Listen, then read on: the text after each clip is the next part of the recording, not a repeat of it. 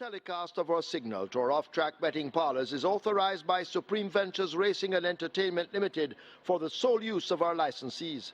Any reception, interception, retransmission, redistribution, or other use of the signal without the express written consent of Supreme Ventures Racing and Entertainment Limited is strictly prohibited and will be the subject of criminal prosecution and civil action.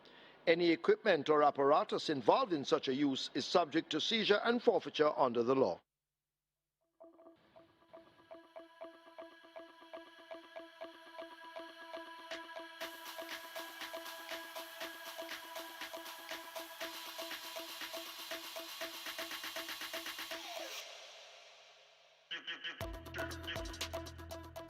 Starter now looks to be ready. They're off for the first. Almost perfect start. Big LA gets a good one. Native Flyer is there. Bubbling War on the outside. Total Velocity now making ground on the inside rail. Slam Sharp right on the heels. Just about 5 lengths separates that bunch as they race past the 5. Good Conscience a further 2 lengths back in behind that group. Costa Living on the rail. My Eclipse out wide. Chublu now asked to get going. And Secret Sensation last of the pack as they've left the half mile and run passing the 7th, 16th.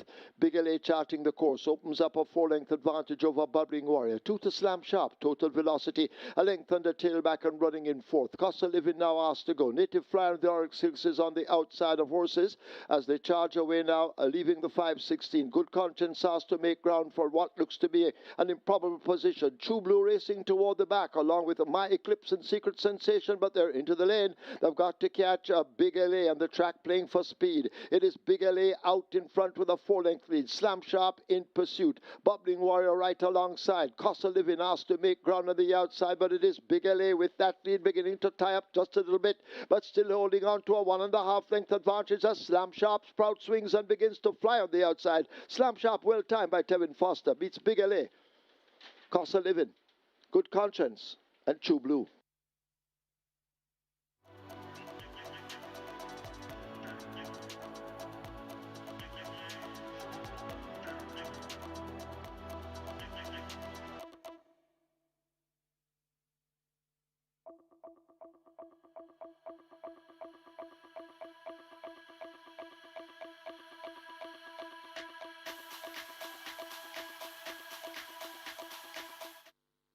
And now they're off and racing.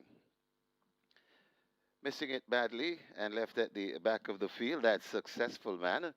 Wanting that lead, that's a Titan Tempo. So Titan Tempo brings them coming toward the 6. Titan Tempo right there too. That's Hickory Slim. Design Diva watches them from 3rd, just behind Design Diva and coupling up on the rail.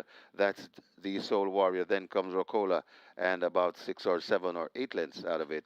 That Successful Man. They go past the 5, and Hickory Slim now goes on to take it. Hickory Slim in front, run the inside. That's the Soul Warrior right there too. In between horses, Titan Tempo just on the outside. Design Diva about 4 or 5 lengths to Rocola on another 6 to Successful Man as they head toward the 3 furlong point. Hickory Slim in the slot this afternoon, about 3 lengths in front. Design Diva going down threateningly on the outside and also coming on the inside. That's the Soul Warrior still in between horses. That's Titan Tempo and the trailing pair of Successful Man and Rocola. They're at the top of the lane in the slop, and it's Hickory Slim in front and traveling well. Titan Tempo trying to come back. It's Hickory Slim just about a furlong and a half to travel. Titan Tempo. These two are matching stride. Hickory Slim and Titan Tempo. Design Diva out wide. Hickory Slim, Titan Tempo. Titan Tempo looks to be traveling the better. Hickory Slim is not giving in an inch. It's Titan Tempo in front. Hickory Slim still fighting on. Titan Tempo. Hickory Slim. Titan Tempo. Titan Tempo. Hard-fought victory over Hickory Slim. Then comes Rocola back in 4th. That's Successful Man.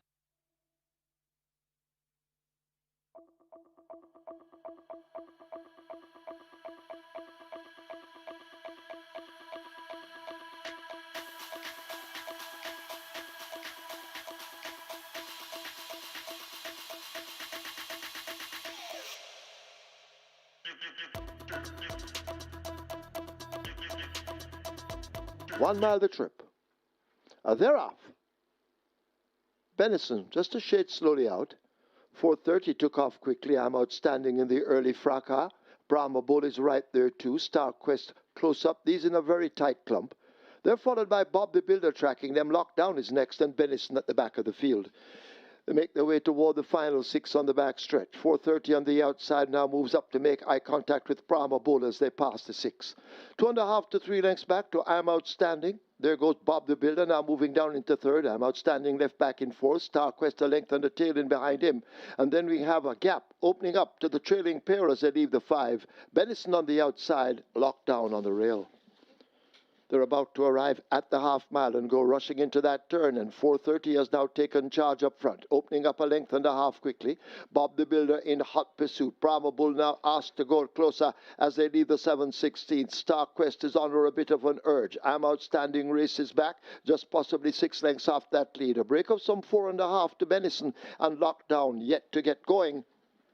They're passing the 5/16th and coming into the lane. 4:30 attacked now by Brahma Bull, who hugs the inside. And Brahma Bull and 4:30 are the first to turn in. Star Quest is in the center. Bob the Builder will take the widest route. Lockdown now beginning to make a late kick, but it is Brahma Bull continuing to show them his rear end as they're about to arrive at the furlong pole. Brahma Bull with the lead. Here is Benison now set alight in the center.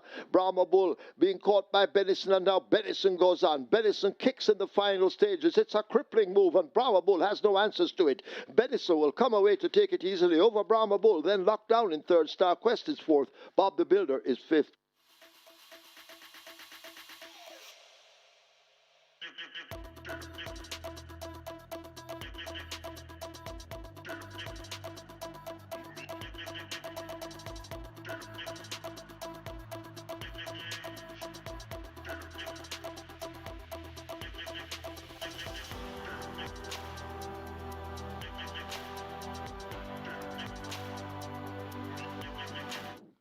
And now he sends them on their way.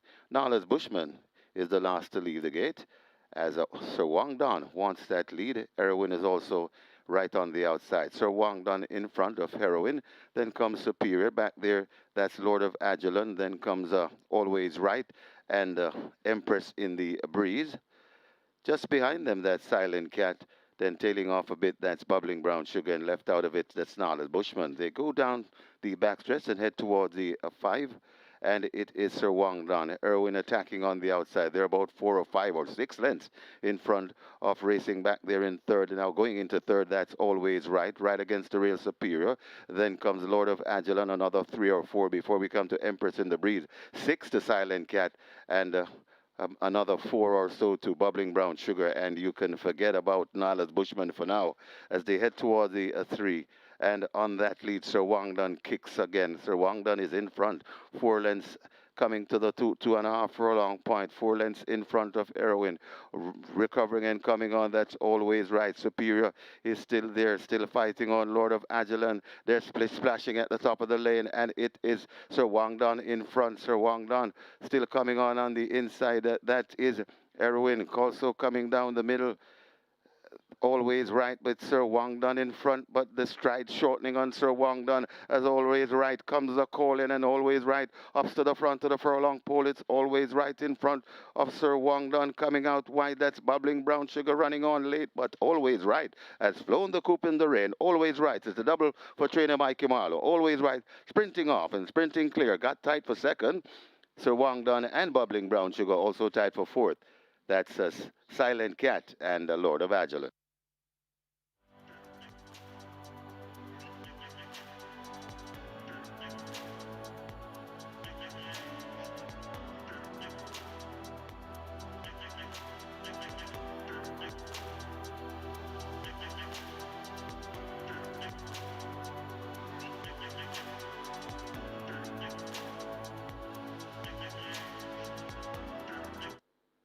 They're off. Fort Haldane gets a good start. So too a Plum in the early exchanges. Oh My Gosh is racing near the stand fence. But they race away now. They've covered just about the first furlong. Speed on Wheels the Grey begins to tack toward the center. Fort Haldane is in a handy spot. Don't tell Lulu close enough if good enough. The Queen's Bee racing nearer to us in the light blue silks as they make their way now toward the final quarter. They're coming out of the chute. A Plum is traveling powerfully. So too the Queen's Bee. Fort Haldane, though, looks to have the overall advantage. Speed on wheels on the far side. Way over on the far side, that's a Lucky Pepper. And right against the rail, that's a Body Move. But they come thundering down the stretch. Fort Haldane, just that leader. Don't Tell Lulu now putting in a challenge with Speed on wheels. Lucky Pepper is also on the premises. Dark Matter under the stand fence. It's Don't Tell Lulu and Fort Haldane going at it. Don't Tell Lulu now begins to come away in the end. And Don't Tell Lulu wins by a length or more. Fort Haldane second. Undeclared War is third. Speed on wheels is fourth. Lucky Pepper is fifth.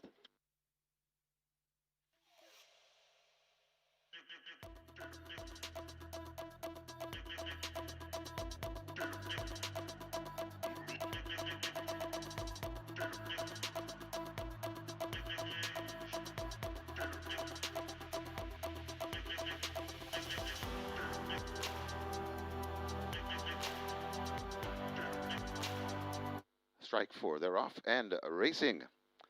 Missing the break badly. That's a wonderful vision. Racing at the back of the field. As Social Storm wants that lead, mixing it up with Dark Authority on that lead. Right against the fence, that Swashbuckler out there in the middle. Sonador is right up with the group. Also coming on, that's El Capitan as they make their way passing the three. It is a Social Storm blazing the trail on that lead, about 3 or 4 lengths in front of racing in second. Sonador right against the rail. And coming on, that's Dark Authority. They're at the top of the lane, out wide to that I Love Birdie, but it is Social Storm splashing the mud at them. Coming to the furlong pole, it's Social Storm in front. Dark Authority has no answer. I Love Birdie running on encouragingly, but this Social Storm is not messing around and loving the slop this afternoon. Social Storm sprinting clear. Social Storm and the Clive Lynch landing this one. I Love Birdie second. Then comes Dark Authority. Sonador is fourth. Back in fifth, Swashbuckler.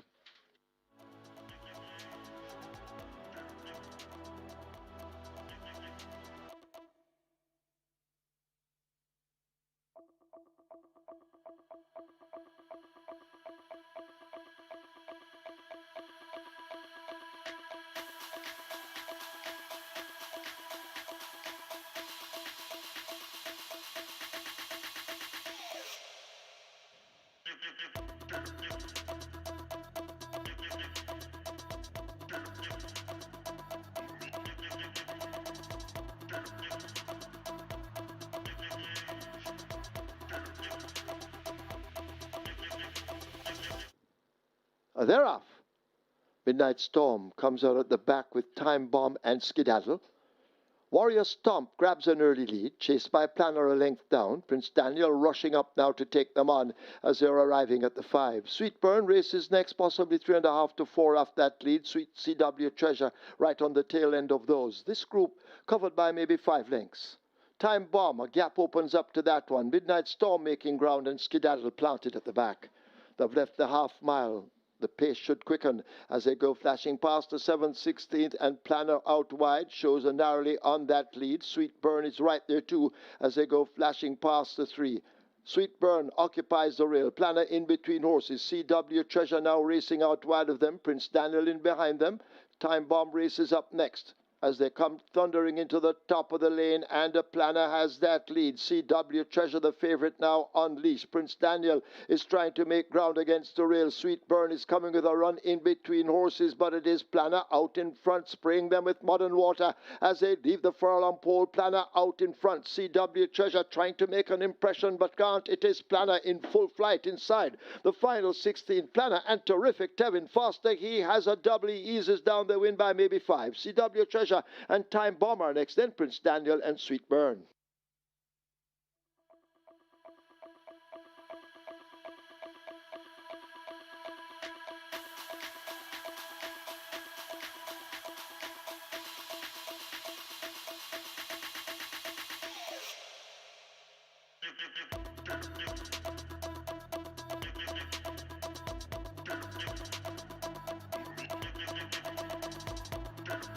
Start holding this field. Now he lets them go.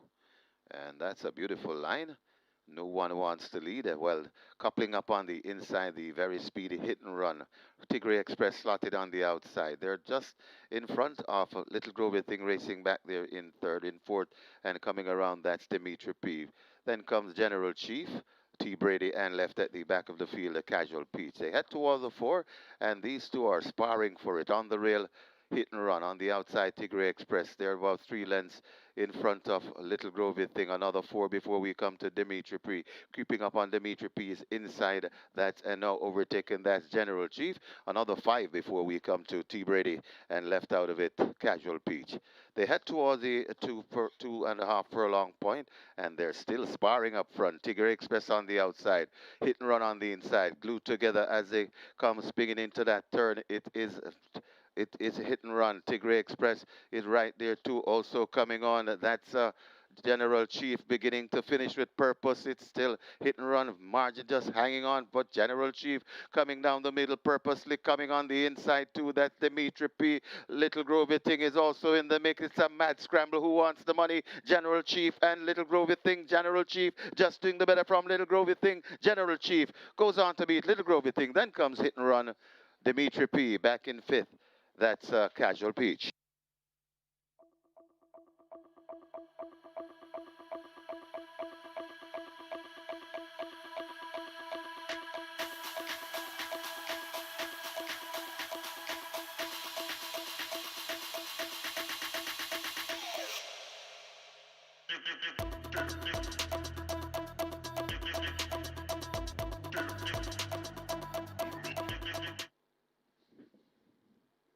And they're off for the King's Plate.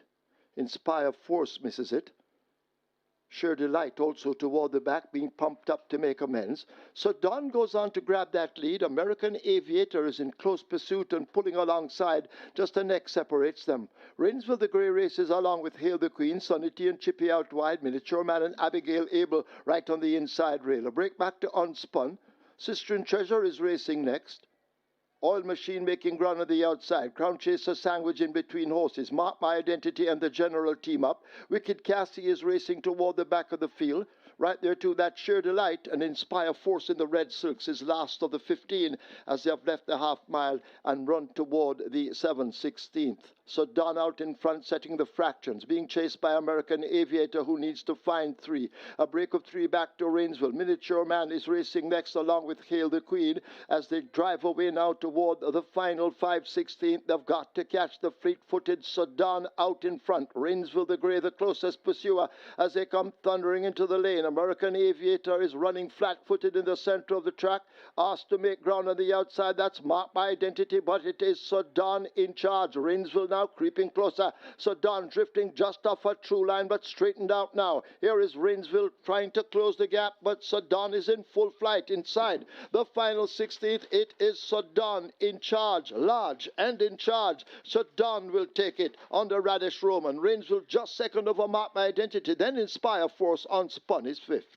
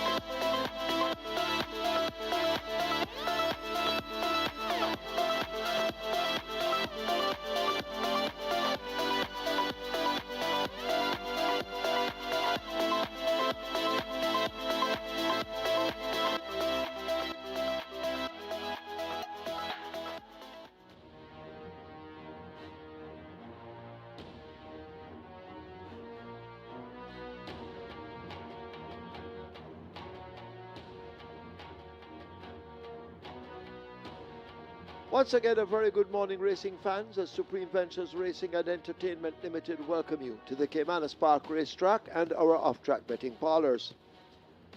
Today's first event offers wagering on High Five and a Reggae 6 Reggae 6 has a single winner bonus in excess of $18.8 million. Race 2, that's where the Catch 9 mandatory payout begins. Single winner bonus becoming a carryover in excess of $3.8 million. Race 3, play spot 8 and quick 4. Play spot 8 has a single winner bonus in excess of 609,000 plus a carryover of almost 500,000. The quick 4 has a single winner in excess of 553,000. Race 4, that's where the early 5-star begins, single winner bonus in excess of 977,000. Scratch number 2, he's sensational. He's sensational is sick. Race 4, scratch 2, he's sensational, sick. Race 5, high 5 wagering on the start of the Twilight 6. In race 5, take out 7, Silent American injured. Race 5, scratch 7, Silent American is injured. Race 6, high 5 wagering on the start of the late 5-star. Race 7, that's where the strike 4 begins. It starts anew. Race 8, the late triple begins race 8. Race 9 offers high 5 wagering. So too race 10, and race 10 is the LINVAL MCFARLANE Trophy. I'll be back with you later on, along with Kevin, when the real action begins. It's now time to go over to our racing analyst, Mr. Michael Kane, as he will try to assist you with your selections, hence allowing you to leave here with a bag of cash. Stand by for Michael.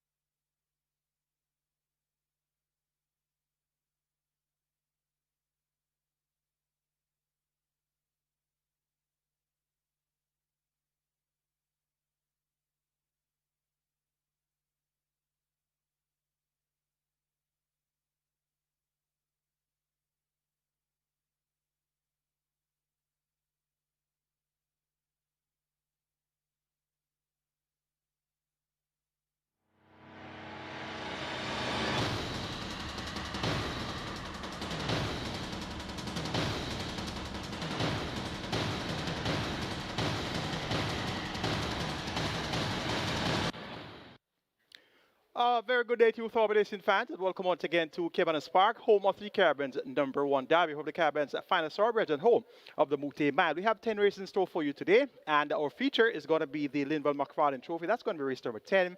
Over the allowance horses, a maximum field of 16 will go 1,300 meters or 6.5 furlongs of purse here, 1.25 million, and that's a restricted over allowance contest for horses who have not won an overnight race lifetime. We have mandatory payout on the card, and the jackpot is now over 3.8 million, so that's going to be a must-bet item. Catch 9 begins at race number 2, and you heard the non-runners earlier. Race 4, number 2, he's sensational, and race number 5, number 7, Silent American. So it appears to be an interesting Catch 9 sequence. And once you can find 2 or 3 bankers, 3 bankers would be the perfect scenario to convert that Catch 9 to a $5 per play pick 6. So that's going to be the must-bet item on the card. And remember, the mandatory period for the Reggae 6 is on for Easter Monday. That's got to be a couple of days' time, and we have another 10 race card in store for you on Easter Monday. And right now we're at over 18.8 million in the jackpot for the Reggae 6. So indications are, once nobody hits a jackpot today, we'll be looking forward to some 20 million or more in that jackpot. Converted your carryover, and the last time we had a mandatory period with a $20 million jackpot, we realized a net pool of over 42.7 million. Actually, that was a record net pool in the Reggae 6, 42.7 million plus. So looking forward to that once again. Today, the aim, of course, is going to be to go after the jackpot on the Reggae 6 the day before mandatory period day and see how lucky you can get. And if not, we brace ourselves for mandatory mania on Easter Monday. Race number 1, we are 44 minutes to go to post for the opening contest. So Let's get right to it. The first event is for the claiming level, 700,000 down to 600,000, and native bred 5 years and up, 6 years and up. Importees, none of 4 can run without a tag, and so can importees 5 years and up, non-winners of 3. The purse is 820,000. They go 1,400 meters or 7 furlongs. Early favorite at 2 to 5 is number 9, rather number 8, and that's Battle Angel. Then you get 7 to 2 for number 5, Lucy in the Sky. And after those, you're drifting out to 8 to 1 for number 4, Conundrum, 8 to 1 as well for number 7, Nakamura. And after that, you go into double-digit odds, 11 to 1 for number 6, Brompton Alex, 12 to 1, number 2, Colorado Ranger. And the longest shot on the board is at 20 to 1. So that's indicative of a fair support for all 9 runners. My idea of the best 4 includes 4 Conundrum, 6 Brompton Alex, 7 Nakamura, and 8 Battle Angel, 4, 6, 7, and 8. That's where I'm going in race number 1. Number 7 is Nakamura. This one has been fairly consistent, has been thereabouts most of the last 10 races. Last time off 4x4 and going 7.5 followed behind Storm.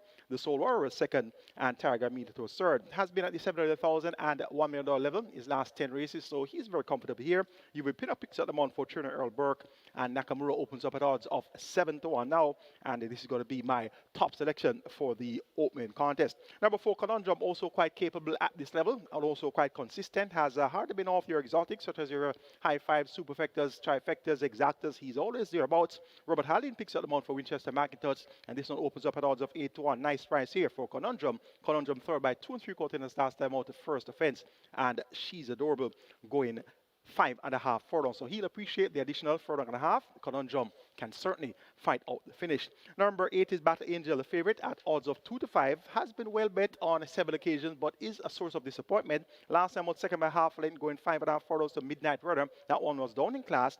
Earlier, went off at 3 to 5, 4 to 5, and 2 to 1. And did not get the job done. So opens up a short price today at 2 to 5.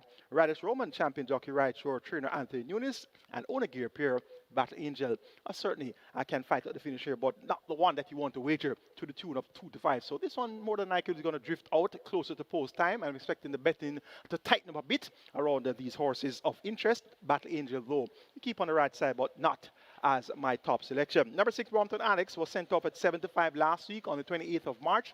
Only able to muster 5th, going 5.5 furlongs in that same Midnight Runner Battle Angel event. So gets a furlong and a half longer to travel. Not the best suited to the additional real estate, but based on the stable confidence in the chances of Brompton Alex reporting first of the claim for trainer Dale Murphy, and Javidian Patterson maintains about quick turnaround here for Brompton Alex. We'll keep Brompton Alex on the right side, and this week he's getting a much better price. He's now at 10 to 1, so chances are Brompton Alex could deliver on expectations from last weekend. An open looking first event on the Saturday card. Make the numbers in order of preference 7, 4, 8, and 6, and that's Nakamura, currently at odds of 7 to 1 to get the better of Conundrum, currently at 7 to 1 as well. Then the favorite Battle Angel at 2 to 5, and number 6 Brompton Alex at odds of 10 to 1. So we have some price horses right there going around the favorite Battle Angel. Let's hope that we can get off to a pricey start for the Reggae 6 the day before mandatory payout day. Let's take a look at my Reggae 6 ticket for the 10 race card. Starting off in race number 1 with the aforementioned quartet of interest, 4, 6, 7, and 8. 4 Conundrum, 6 Brompton Alex, 7 Nakamura, and 8 Battle Angel. Race number 2, make it 3, 4, and 6. Never, Fort Haldane, and Bubbling Brown Sugar. Race number 3, taking a match race 1 and 2, Play Fair versus Indestructible. Race number 4, kindly note that number 2, He's Sensational, is out. Scratch number 2, He's Sensational. Make the numbers here, 3, 4, 6, and 7. Nebuchadnezzar, My Eclipse, Cost of Living, and Good Conscience. Race number 5, scratch number 7, Silent American. We're down to a field of 8. Originally it had Silent American as one of my selections there. Now we're going to, we don't have to make a substitution here. We should be able to get the job done with numbers 1, 3, 4, 5, and 6. But actually, let's do a substitution for the sake of the numbers, taking number 9, Cherry Blossom, in place of number 7, Silent American. So Silent American is out, so we're going to use number 9, Cherry Blossom, instead. So make it 1, 3, 4, 5, 6, and 9. 1, Another Mission. 3, Radam. 4, Solace. 5, Yorkist. 6, Pope's Lady. And 9, Cherry Blossom. 1, 3, 4, 5, 6, and 9. And race number 6, cash out leg of the Reggae 6. We're going to bank on number 13, Phoenix Risen. So banking number 13, Phoenix Risen, on the cash out leg of the Reggae 6. 5,760. We'll get to my Reggae 6 ticket. Best of luck wager on Reggae 6 the day before mandatory payout date. Race number 2 will kick off the catch line. The mandatory payout catch line over $3.8 million in the jackpot converted to a carryover. So it's all going to be paid out today. Plus, of course, new money wager. Looking forward to a very sizable net pool after wager is complete for the catch line. Race 2 is a restricted allowance. 5 for nature bred 5 years and up, nuns of 2, and imported 5 years and up maidens. They go 7.5 furlongs or 1,500 meters. The purse is 720,000. My best 4 includes 1, oh my gosh, 3, never, 4, Fort Haldane, and 6, bubbling brown sugar. 1, 3, 4, and 6. That's where we'll go in the second event. Never came off the break on the 15th of March and ran prominently for a long way. Went up for 3-2 on the Tevin Foster, riding for trainer Patrick Lynch. It's now Anthony Annie that picks up the mount. And this one chased the long-time leader Fort Haldane for a long way before Wheaton to finish 4th by 7 3/4 lengths. Is in a rematch with Fort Haldane. Fort Haldane is here, drawn post 4. Fort Haldane will certainly be responsible for the early fractions. Led for 6 furlongs in that same event and finished second at 26-1. Fort Haldane returned to go over 5 furlongs straight next in town and was second by a length and a quarter to Don't Tell Lulu. Richie 6 maintains the mount for the third consecutive occasion, riding for trader Michael Marlowe. Michael Marlowe had a big day on Sunday, had a triple on Sunday, so he's looking to continue the good form onto the Saturday card. He has now refitted the tongue tie and figure 8, so Fort Haldane will be in front, most certainly will be in front. And with the milder pace at 7.5 furlongs versus that swift pace going 5 furlongs straight, we should see Fort Haldane being the one to catch. And Bubbling Brown Sugar ran second among 350 claimants. That was at the open level at 350. Second behind All Is Right, running on from off the pace on a sloppy track. Road of Page, also known as Yellow, maintains the mount for trainer Randabi. Randabi has 2 entries here, Bubbling Brown Sugar and Oh My Gosh. Look forward to these 2 horses to be in the thick of things throughout. Oh My Gosh appears to be the type that will be more forward placed than Bubbling Brown Sugar, but Oh My Gosh, unproven at distances in excess of a 5 furlong straight. And as such, not giving this one a serious edge here. But with champion apprentice Tamara Williams aboard, he should be able to ration the speed of Oh My Gosh and get her to earn her keep here in a field of 6. Make it 3, 4, 6, 1 in race number 2 to kick off the mandatory period catch time. And that's never over Fort Haldane, Bubbling Brown Sugar, and Oh My Gosh. Let's now take a look at my mandatory period catch time ticket. Remember, the jackpot is 3.8 million plus, converted to a carryover, and we have a minimum guarantee period of about $500,000. Started off the catch line with numbers 3, 4, and 6. Those horses, Never, Fort Haldane, and Bubbling Brown Sugar. Race number 3, take it a chance and single number 1, Play Fair. Race number 4, please note that number 2, He's Sensational as a non-runner. Make it 3, 4, 6, and 7. Nebuchadnezzar, My Eclipse, Cost of Living, and Good Conscience. Race number 5, scratch number 7, Silent American. Do a substitution here using number 9, Cherry Blossom instead. So it's going to be 1, 3, 4, 5, 6, and 9 going wide on this 5th event. This race looks quite naughty. 1 on the mission, 3 Radam, 4 Solace, 5 Yorkist, 6 Pope's Lady, and 9 Cherry Blossom. Race number 6, banking number 13, Phoenix Risen. Race number 7, taking a chance in banking on number 2, Aladdin, trained by Winston Fanak with its OD, looking for his first career win as a trainer. Race number 8, make it 2 and 6, Danka versus Rico Rico Rico. Race number 9, the penultimate, going 3, 4, and 10. Awesome Emma, City of Dreams, and Eye of the Tiger. And race number 10, the LINVAL McFarlane Trophy or feature, make it 3, 8, and 16.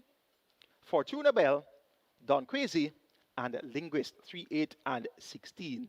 6,480 will get you my mandatory period catch line ticket. That's my idea of a live catch line ticket. We have 3 bankers, races 3, 6, and 7. Race 3, number 1, Play Fair. Race 6, number 13, Phoenix Risen. And race 7, number 2, Aladdin. Once those 3 bankers come through, we should be in the driving seat to encash a winning catch 9 ticket on mandatory period catch 9 day. Best of luck wagering or catch 9 on the Saturday card. On to race number 3, which kicks off the play spot 8. There's a carryover in the play spot 8, 472,000 plus, minimum guarantee period of $250,000. And the quick 4 has a jackpot which is approaching 600,000, and the minimum guarantee period for your quick 4 is 250,000. The field of 6, the go posters, they go 1,100 meters or 5.5 furlongs. Race number 3 is a restricted allowance, 3 for nature bred, 5 years and up, nuns of 4, and importees 5 years and up. Non-runners of 3, the purse here is 800,000. My best 4 includes 1 Play Fair, 2 Indestructible, 3 Al Kebelan, and 5 Bushfire, 1, 2, 3, 5.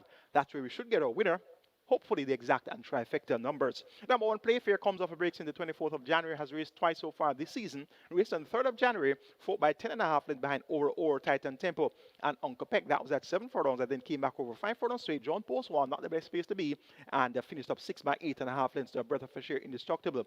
And My Sunshine has worked well for his return on the 22nd of March, went 3 furlongs round the bend in 36.2, and then came back on the 29th of March, going 35 3/5 of a second for 3 furlongs around the bend, beating stablemate For My Love. So that's good enough workout for this group, and Playfair is the one I'm expecting to come out on top. Not the speediest of racers, but has a good late turn of foot, and he appears to be sharp enough to be close enough at the top of the lane, and he should make his way home thereafter. Indestructible, last time out, fought by length and 3/4, going 5 furlongs straight. John Post 1, never the best place to be in a 5 straight contest or any straight contest, particularly if it's a sizable field. So the Indestructible did well in a field of 11 to be just a length and 3/4 away in 4th. That effort came behind Blood Moon, Titan Tempo, and Princess Catalea.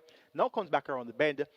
John Post 2, Radish Roman knows him well. He rides for trainer Philip Edet, also known as Jugo, and owner Son and Florida. Look for this Indestructible to be back in contention throughout. Alkebelan should be the speed of the speed here. He's going to be the one to catch, not very resolute when coming around the bend. Demar William, the champion apprentice, has the assignment to keep him going, and he rides there for trainer Errol Burke and owner Bash. And number 5 is Bushfire, should also be forward to place. Strategic Coup picks up the mount for trainer Anthony Smith, and owner Paul Lumsden. Bushfire has 3 to 4 runs on his belt now, 4 runs for the season, and as such we're expecting a decent enough effort here from Bushfire. Small but competitive looking third event. I'm going 1, 2, 5, and 3 as my order of preference, and that's Playfair to get the better of Indestructible, then Bushfire and Ankebelan. 1, 2, 5, 3 in race number 3 to kick off the play spot 8 and quick 4. On to race number 4, which kicks off for early 5-star. Early 5-star jackpot approaches $1 million. Minimum guarantee period is 300,000. The feed of 7 will go 1,600 meters, 8 furlongs over a mile. It's a restricted allowance 5 for native bred 4 years and up, nuns of 2, and importees 4 years and up maidens. The purse is 750,000. My best 4 in the field of 7 includes 3 Nebuchadnezzar, 4 My Eclipse, 6 Cost of Living, and 7 Good Conscience. 3, 4, 6, and 7. And once again, kindly note that number 2, He's Sensational, is an unrudder, so down to a field of 6. Top selection goes to number 3, Nebuchadnezzar, has been runner-up in his last 3 appearances. Second by 3 lengths, going 5 straight behind altogether in 59.2. Second by letter 3/4, going a mile behind Papi Uso in 144.4. And second by neck behind last position, going 7 furlongs in 131 and 3/5 of a second. Knocking at the door, and the door could very well open now. Back at a mile, Nebuchadnezzar gets a vote here in race number 4. Number 6 is Cost of Living. This one ran 3rd, sprinted at 6 furlongs last time out behind Stamp Sharp and Big LA. 2 started back, going 7 furlongs, was served by 2 lengths to last position. And Nebuchadnezzar look for Cost of Living to be in the thick of things short as well. And number 7 is Good Conscience. Tipped this one last time out. Only able to muster 4th by 4 1/4 lengths behind Stamp Sharp, Big LA, and Cost of Living. Not proven at distances in excess of 6 furlongs. So really and truly, at a mile, is going to be left to be seen whether or not Good Conscience can actually get the job done. Was second going 7.5 furlongs to He's Sensational some time ago. That was on the 28th of September last season. So indications are he should be prominent for a long way. The visor has now been refitted by trainer Robert Pearson, and Tevin Foster picks up the mount. Number 4 is My Eclipse. Had iron trouble on the 29th of March. That was on Sunday. Lost iron there. 9 by 15 lengths behind Slam Sharp, Big LA, and Cost of Living. Went off at odds of 9 to 1, so got fair support in the market, and now has more real estate to work with, unproven at a distance of a mile. Christopher Manty made it about for Alfred Brown. Look for My Eclipse to run a fairly encouraging race here in race number 4. Going 3, 6, 7, 4 as my order of preference. Nebuchadnezzar to get the better of Cost of Living, Good Conscience, and My Eclipse. On to race number 5, which kicks off the Twilight 6. Minimum guarantee period for Twilight 6 is 3.5 million. We have a field of 9 declared to go postwards. There's a non-runner. That's number 7, Silent American. Take on number 7, Silent American. We're down to a field of 8. It's a restricted allowance for native bred 5 years and up, nuns of 3, and importees 5 years and up, nuns of 2. The purse is 750,000. My best 4 includes 1, Honorable Mission, 3, Radam, 6, Pope's Lady, and the other horse is going to be number 4, Solace. So 3 from 1, 6, and 4 in race number 5. Number 3 is Radam. Runner-up 2 starter back going 5 furlongs straight behind Ballistic Missile in 101.3. A similar effort will see him being the one to stave off in deep stretch. We have another good run which came on the 28th of March last week, Saturday. And this Radam was served by a length and 3/4, running on behind Princess Fiani and Chief Dissident. So he's quite fit and ready. Ryder Showman picks up the mount for trainer Anthony Nunes and owner yard is stable. Look for Radam to be coming on strong from out the pace. Number 1 is Another Mission, was fought by 2 lengths in that same Princess Fiani Chief Dissident Radam event. Came from way off the pace, 13 by 16 at the half mile, 13 by 13 at the quarter pole, and made up a lot of ground to finish 4th by just 2 lengths. So that's a big effort from Another Mission. John Post 1, going 5 furlongs straight, never the best place to be. Dane Dawkins picks up the mount for Oral Hayden. Another Mission should be able to tack across and make her presence well felt. Number 4 is Solace. This one, 9 by 7.5 lengths in that same Princess Fiani Chief Dissident event. And the Solace does her best running coming from off the pace. Emilia McLean picks up the mount for trainer Barrington Bernard. Look for Solace to be coming on in deep stretch as well. Post Lady, she left us in 2024 and didn't come back until 2026. So 2-year break there, basically a 2-year break. And since coming back, she has been quietly fancied on 2 occasions, well fancied on her first outing from the 2-year break at 3-2. Trailed 6 by 21.5 lengths, then came back and was significantly closer, 7 by 6.5 lengths to Lucy on the Go, Alkebelan, and Tornado Steel. But last time out, going 5 straight, was 9 by 24 lengths, faded badly. So not exactly sure what to expect here from Pope's Lady, but she has a back class. That win in 2024 in 59.3, beating Irish Wish and Pineapple. That type of effort will see her being back in contention throughout. Visor now fitted, Figure It now refitted by trainer Stephen Todd. Stephen Todd originally had 3 entries: Pope's Lady, Silent American, and Also Smart. Silent American is out. Pope's Lady also owned by Black Brothers, so this Pope's Lady indications are that she will be the one to carry the flag from the Stephen Todd barn. Also Smart failed to finish when last out in May 2025, so that one most likely will need an outing or 2 to strip fitter. So indications are we'll see a much improved effort from Pope's Lady. Number 4 is Solace. This one is a late running sort, not proven over 5 furlongs straight, but if the pace goes too fast, too early, Solace could be in striking distance where it matters most. So we'll keep Solace on the right side. At number 5, My Charge is Yorkis. He has been hitting the proverbial brick wall in his last 3 races, and not encouraging at all. Have removed the tongue tie, now reverts to the straight. Jaheim Addison, my favorite apprentice, he's aboard, had 3 wins for me last year, Jaheim Addison. So hoping that the synergy can continue. He has had 1 win for me this year so far, that was aboard Restoration. So hoping that the synergy can continue here with Yorkis. Yorkis has speed, and I'm expecting him to be in front for at least the first 3 furlongs. So catch Yorkis thereafter if you can. An open-looking 5th event to kick off the Twilight 6. As you can see, I went wide on my catch sign, wide on my Twilight 6, wide on my Reggae 6 in this race. So I'm hoping that one of the price horses can come out on top here. Going 3-1-6-4, Radam over Another Mission, Pope's Lady, and Solace. Let's now take a look at my Twilight 6 ticket for the LINVAL McFarlane card. Starting off in race number 5, with numbers 1, 3, 4, 5, 6, and 9. So doing a substitution here in the absence of number 7, Silent American, making a substitution using number 9. Cherry Blossom, 1, 3, 4, 5, 6, and 9. And this is the type of race that you can easily just hit the odd button. 1, Another Mission. 3, Radam. 4, Solace. 5, Yorkis. 6, Pope's Lady. And 9, Cherry Blossom. Race number 6, banking number 13, Phoenix Risen. Race number 7, make it 2, 3, and 5, Aladdin, Black Ringo, and Control Aggression. Race number 8, Danka number 2 versus number 6, Rico, Rico, Rico. Race number 9, the penultimate, make numbers 2, 3, 4, and 10, Joe Boxer, Awesome Emma, City of Dreams, and Eye of the Tiger. All 4 horses are first-time starters. And race number 10, the LINVAL McFarlane Trophy. LINVAL McFarlane, more popularly known as Pickens, make the numbers 3, 8, 15, and 16, Fortuna Bell, Don Crazy, Sensational Soul, and Linguist. 5,760 will get you my Twilight 6 ticket, and that's my day of a live Twilight 6 ticket. 1 banker, and that's Phoenix Risen in race number 6. And once the banker comes through, we should be right in the other 5 legs to get the priced horses to come through in preparation, of course, for our mandatory payout Reggae 6 on Easter Monday. So the idea today, catch the Reggae 6 today, catch the mandatory period, catch 9 today, and catch the Twilight 6 today, and have your arsenal well and fully loaded for mandatory period on Easter Monday. That's going to be, of course, mandatory mania on the Reggae 6 on Easter Monday. Looking forward to at least 45 million in that net pool when wages is complete.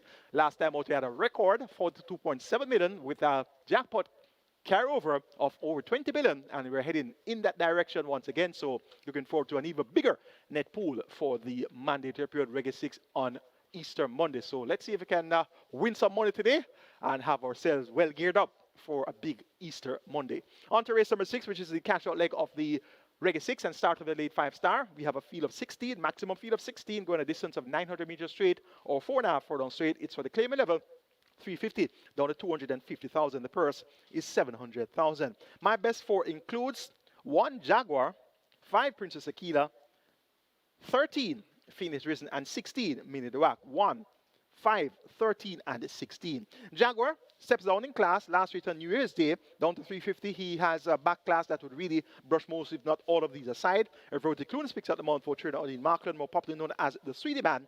John Post 1 in a field of 16. Never a place you want to be. As a matter of fact, the 1 draw in any straight race, never the place you want to be, especially in a large field. When the field is smaller, you can get away from coming out of that 1 draw, not too far away from the extreme outside horse. So, for example, in a field of maybe 8 or 7, not too much of a disadvantage, but indeed somewhat of a disadvantage when you're drawn post 1 over the straight. And this large field of 16, Jaguar has the speed to come across, but the time that it will be taken to come across, Phoenix Risen should already flown the coop. So I'm working with number 13, Phoenix Risen. This one has been reclaimed by Ryan Darby. And Ryan Darby notably has had past success with Phoenix Risen. He teamed up with Paul Francis to win the Phoenix Risen on the 1st of January 2025. Won by 4.5 lengths easily at the 500,000 level, beating Basilicus and Sniperman. And prior to that, he also had some good results with Phoenix Risen. So back in the barn of trainer Ryan Darby, always a good indicator when a trainer that knows a horse reclaims said horse. And I'm looking to reclaim Restoration sometime soon. So always a good indicator when you have a horse that you know how to get him running, and you go back for that horse. So that's the case here with Phoenix Risen and Ryan Darby. And as such, I'm expecting Phoenix Risen to get the job done. Second, the last 2 appearances behind Restoration. And really, Restoration has proven to be a better horse than Phoenix Risen. And indeed, a better horse than the average 350 claimer. And he came back to win with 57 kilos next in town. So Restoration easily better than 350 claimers. So Phoenix Risen, nothing of the caliber of Restoration to contend with here. Going for Phoenix Risen to get the job done quite convincingly. Princess Akila, John Post 5, Radish Roman Ryan to Ricardo Blonde, blinkers off, figured off, so the customary equipment removed. She's racing the tongue tie only. Last time out of served by 3 3/4 lengths, so he stands alone and bad investment. Another encouraging enough effort here is expected from Princess Akila. And towards the wide outside is number 16, Mini Duac. Stripped fitter for her last 2 appearances in March, the 7th of March and the 21st of March. 5th by 10.5 to Restoration, Phoenix Risen and Bossy going 5 furlong straight. And 7th by 13.5 going 5.5 furlongs to Principal Tiffany, who was a 6 3/4 winner. Reverse to the straight, Dave Dawkins picks up the mount for Trader Marlon Pusey. Look for Mini Duac to be in the thick of things throughout. Make it 13, 5, 1, 16 in race number 6. The cash out leg of the Reggae 6. Phoenix Risen over Princess Akila, Jaguar, and Mini Duac. On to race number 7, which begins our strike 4. Minimum guarantee paid $500,000. We have a fresh single winner jackpot, which begins today. We had a mandatory period last race day in the strike 4. A field of 8 maidens declared to go posters. They go a distance of 1,500 meters or 7.5 furlongs. It's a maiden condition race for native bred 4 years and up. The purse is 730,000. 1, 2, 3, and 5. That's my best 4. Round the twist, Aladdin, Black Ringo, and Control Aggression. Of that quartet, round the twist, just threw this one in based on the 4 by 33 lengths of Das. Had to look very hard to find a 4th choice. So Aladdin, Black Ringo, and Control Aggression, they appear to be the best 3. And Control Aggression of that trio, based on the market signals on debut, 5-2, going a mile. The car riding for Donovan Russell. So this one clearly had a great deal of stable confidence. It doesn't take an average thoroughbred to win at distances such at a mile on debut. So to see Control Aggression, a 4-year-old running for the first time at a mile with Car in the saddle, going off at 5-2, you know that this one was really seriously thought of. So Radish Roman picks up the mount, replacing Car, visor on, cheek pieces taken off. Look for Control Aggression to at least step up on that 6x11 and a quarter lengths on debut. The runner-up in that event was Great Magnum. That one has come back to win. And Black Ringo was third. Black Ringo is present, John Post 3. That was a brave effort by Black Ringo, stepping up to a mile. And I was really questioning the stamina of Black Ringo based on the first attempt at a mile, which came on the 23rd of November, 10th by 73 and a quarter lengths, trailed throughout behind Joe for Surprise, Cusby, and Secret Sensation. So when I saw him coming back at a mile in March, I said, well, based on that first effort, doesn't appear to want a mile any time at all. So that run on the 14th of March, going a mile, second by 2 1/4 and a half miles, second by 3 at the quarter pole, second by 4 lengths at the front on pole, and finished up third by 3 3/4 lengths behind Smoking Tom and Great Magnum. That's a big run. Figure now fitted by Barrington Dawes. Tevin Foster maintains the mount. The trip now 7.5 furlongs. Black Ringo most certainly can get the job done. And Aladdin was second by a short head last time out, going off at the 7-5 favorite. Second behind Raging River, who was a long shot winner. The time was 103 and a fifth, not most encouraging of a time. Now gets 2.5 furlongs longer to travel, is unproven at distances in excess of 6 furlongs. Went 6.5 furlongs once and was prominent for 5 furlongs before weakening badly to finish 9th by 17 and a quarter against the Jodie's Fund, Baby Gray, and Lauren Secret. So Amina McLean maintains the mount for Winston Fanna Griffith's OD, looking for his first career win. And this Aladdin is where I'm going to go in this 7th event, though unproven over distances in excess of 6 furlongs. Number 2, Aladdin, to get the better of number 5, Control Aggression. Then number 3, Black Ringo. And of the others, it's a grab bag. And I've grabbed number 1, Round the Twist, to finish a distant 4th. 2, 5, 3, 1. In race number 7. On to race number 8, which begins the late triple. Minimum guarantee paid 400,000. We have a field of 6 declared to go postwards. It's a restricted stakes event for importees, 3 years and up, nuns of 3, and native bred 3 years and 4 years, nuns of 4. The purse 1.19 million. My best 4 includes 1 feed-in free, 2 Danka, 5 Ralph's Treasure, and 6 Rico, 1, 2, 5, and 6. That's where we're going in race number 8. Rico, 4 by 10 and a quarter lengths last time out to stablemate the teacher. Has 2 stablemates present in this lineup, and those horses are Star Aurora and Prince Roy. And I seriously doubt if any of those 2 stablemates will be able to run in front of Rico. Star Aurora showing improvement, but cuts back to 5 furlongs straight, unproven over the straight. It's actually going to be her first attempt over the straight, so she could run an improved race. And we have Prince Roy, who is void of early pace and speed, and he'll be tailing off at the back, so I doubt if any of these 2 horses can finish ahead of Rico. And as such, I've made Rico my top selection. Shaheem Gordon, he's riding well. Had a double again recently, so he's banging form. And the rider, Jason Acosta, look for Rico to take some beating here. Worked extremely well. Going into his last race on the 28th of March. At exercise on the 21st of March, did 46 flat by 59 flat over the straight. So Rico will have 54 kilos, compliments of Shaheem Gordon's 3 kilo claim. Gets the outside post in a small field of 6, going 5 furlongs straight. Rico gets the vote. Danka was a winner at this level on the 18th of February, but was disqualified for causing interference to Miss Grove, disqualified and placed second. Came back on the 15th of March, going 5.5 furlongs, went up the Eve Money favorite, only able to muster 6 by 4 1/4 lengths to Miss Moneypenny, Big Buzz, and Ralph's Treasure. Reverts to the straight. Tajisiku picks at the mount. He'll chip off 2 kilos of the allotted 51.5 kilo weight. So it should be 49.5 kilos here for Danka, and Danka most certainly should rebound to competitive ways here. Number 1, feed-in free, upset winner last time out, going 5 straight. John Post 2 ran on a sloppy track, beating Strong Mind and Margarita. Stepped up in class, John Post 1. It's a field of 6, not necessarily as bad of a situation in a field of 6 versus a field of 16. So feed-in free should be able to tack across, and he is a good finisher, so look for him to be finishing well once again. Number 5 is Ralph's Treasure. This one has top weight 57 kilos. Shane Richardson picks up the mount. He's aboard for now the 8th consecutive occasion. So he's sticking to Ralph's Treasure as if glued. And Ralph's Treasure is fit and ready at this point in time. But allowing lumps of weight all around may not necessarily be the best scenario for Ralph's Treasure. But his usual honest effort should see him earning his keep. Going 6-2-1-5 in race number 8 to kick off the late triple. Rico over Danka, feed-in free, and Ralph's Treasure. The 9th penultimate is next, the beginning of the late double. It's a maiden special event for native bred 3-0s. We have a purse of 1,050,000. It's a field of 11, and they go 1,000 meters straight or 5 furlongs straight. We have quite a few unknown quantities. We have quite a few debutants.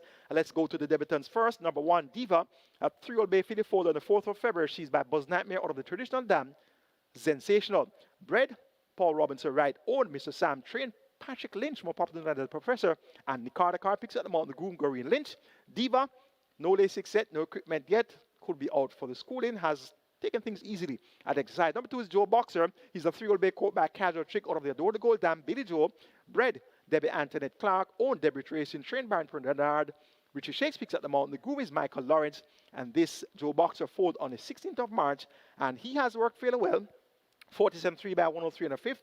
On the 28th of March, that was over the straight, has tongue tie and LASIK for the debut. Look for Joe Boxer to acquit himself fairly well. Number 3 is also Emma. She's a 3-year-old chestnut filly foaled on the 5th of February. She's by Bernard Identity out of the Midshipman Dam, Salty Talk. Bred champion breeder Karen Prasad, own PJK team, trained Peter Don Prasad, Rain Lewis picks at the mountain. The groom is Kenneth Capel. First time LASIK so also Emma. And she has also shown some zest at exercise when 47.3 for 4 furlongs straight by 102.4 on the 28th of March. So she's expected to acquit herself fairly well. Number 4 is City of Dreams, a 3-year-old Bay colt. He's by Take Charge Indy out of the Liam's Map Dam, Goes to Direction. Foaled on the 10th of April, bred Landmark Farms, own Everton Campbell, DL Fernando, Karen Prasad, trained Peter Bassard, Omar Walker picks at the mound. The groom is Kobe Anthony, and this City of Dreams will have first time LASIK for the debut. Has shaped on the exercise also, 48 flat by 102 flat over the straight on the 28th of March. Number 7, Tom Strong. He's a 3-year-old Bay colt by Bernard Identity out of the Stormcraft Dam, Get Storm, Brent Dakin in the Banks, and Clark Akila Otti. Owned Mr. Sam, trained Patrick Lynch, and Yubi Pinnock picks at the mount. So Mr. Sam also owns Diva number 1, and Tom Strong is groomed by Goreen Lynch. Goreen Lynch, also the groom of Diva. And this Tom Strong, not really seen doing much at exercise.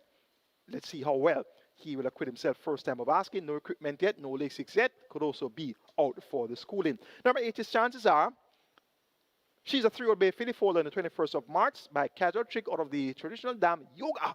Bred and owned by Owen Solomon Sharp, trained Owen Sharp. Tamara Williams, the champion apprentice, picks up the mount. Tongue tie and LASIK for the debut. Chances are it's groomed by Neville Butler, and this one had an intended debut of the 1st of March, but was a late scratch deemed injured prior to race time. Has looked well at exercise on the 23rd of March when 35.3 for 3 furlongs straight. So she is of good ability and appears to have a lot of speed. So chances are one to keep on the right side. And the other debutant is number 10, Eye of the Tiger. He's a 3-year-old Bay colt, foaled on the 30th of May. He's by Avenue Melkino out of the He's Had Enough Dam, Full Moon's Enough. Bred Orange Valley Estates Limited, owned Elizabeth Acosta, trained Jason Acosta, Tevin Foster picks up the mount. The groom is Warren Thompson. First time LASIK, so Eye of the Tiger. And he has the most attractive exercise gallop coming into this on the 28th of March when 46 1/5 of a second by 1 minute and 2/5 over the straight course. So in comparison to the exercise reports of all the other horses, this Eye of the Tiger is most impressive. Prior to his 46 1/5 by 102, make that 1 minute and 2/5, he worked 5.5 furlongs on the 21st of March, went 110 flat for the 5.5 furlong distance, and on the 7th of March went 49.2 for 4 furlongs round, and on the 28th of February went 36 flat for 3 furlongs round. So by far, he has the most appealing exercise reports, and based on that, Eye of the Tiger is my top selection. So I'm going 10, 4, 3, and 2, all first-time starters to fill the top 4 spots based on the performances we have seen from the others that have raced. It's not much to recommend, so I'm going for all first-time starters here in the 9th penultimate.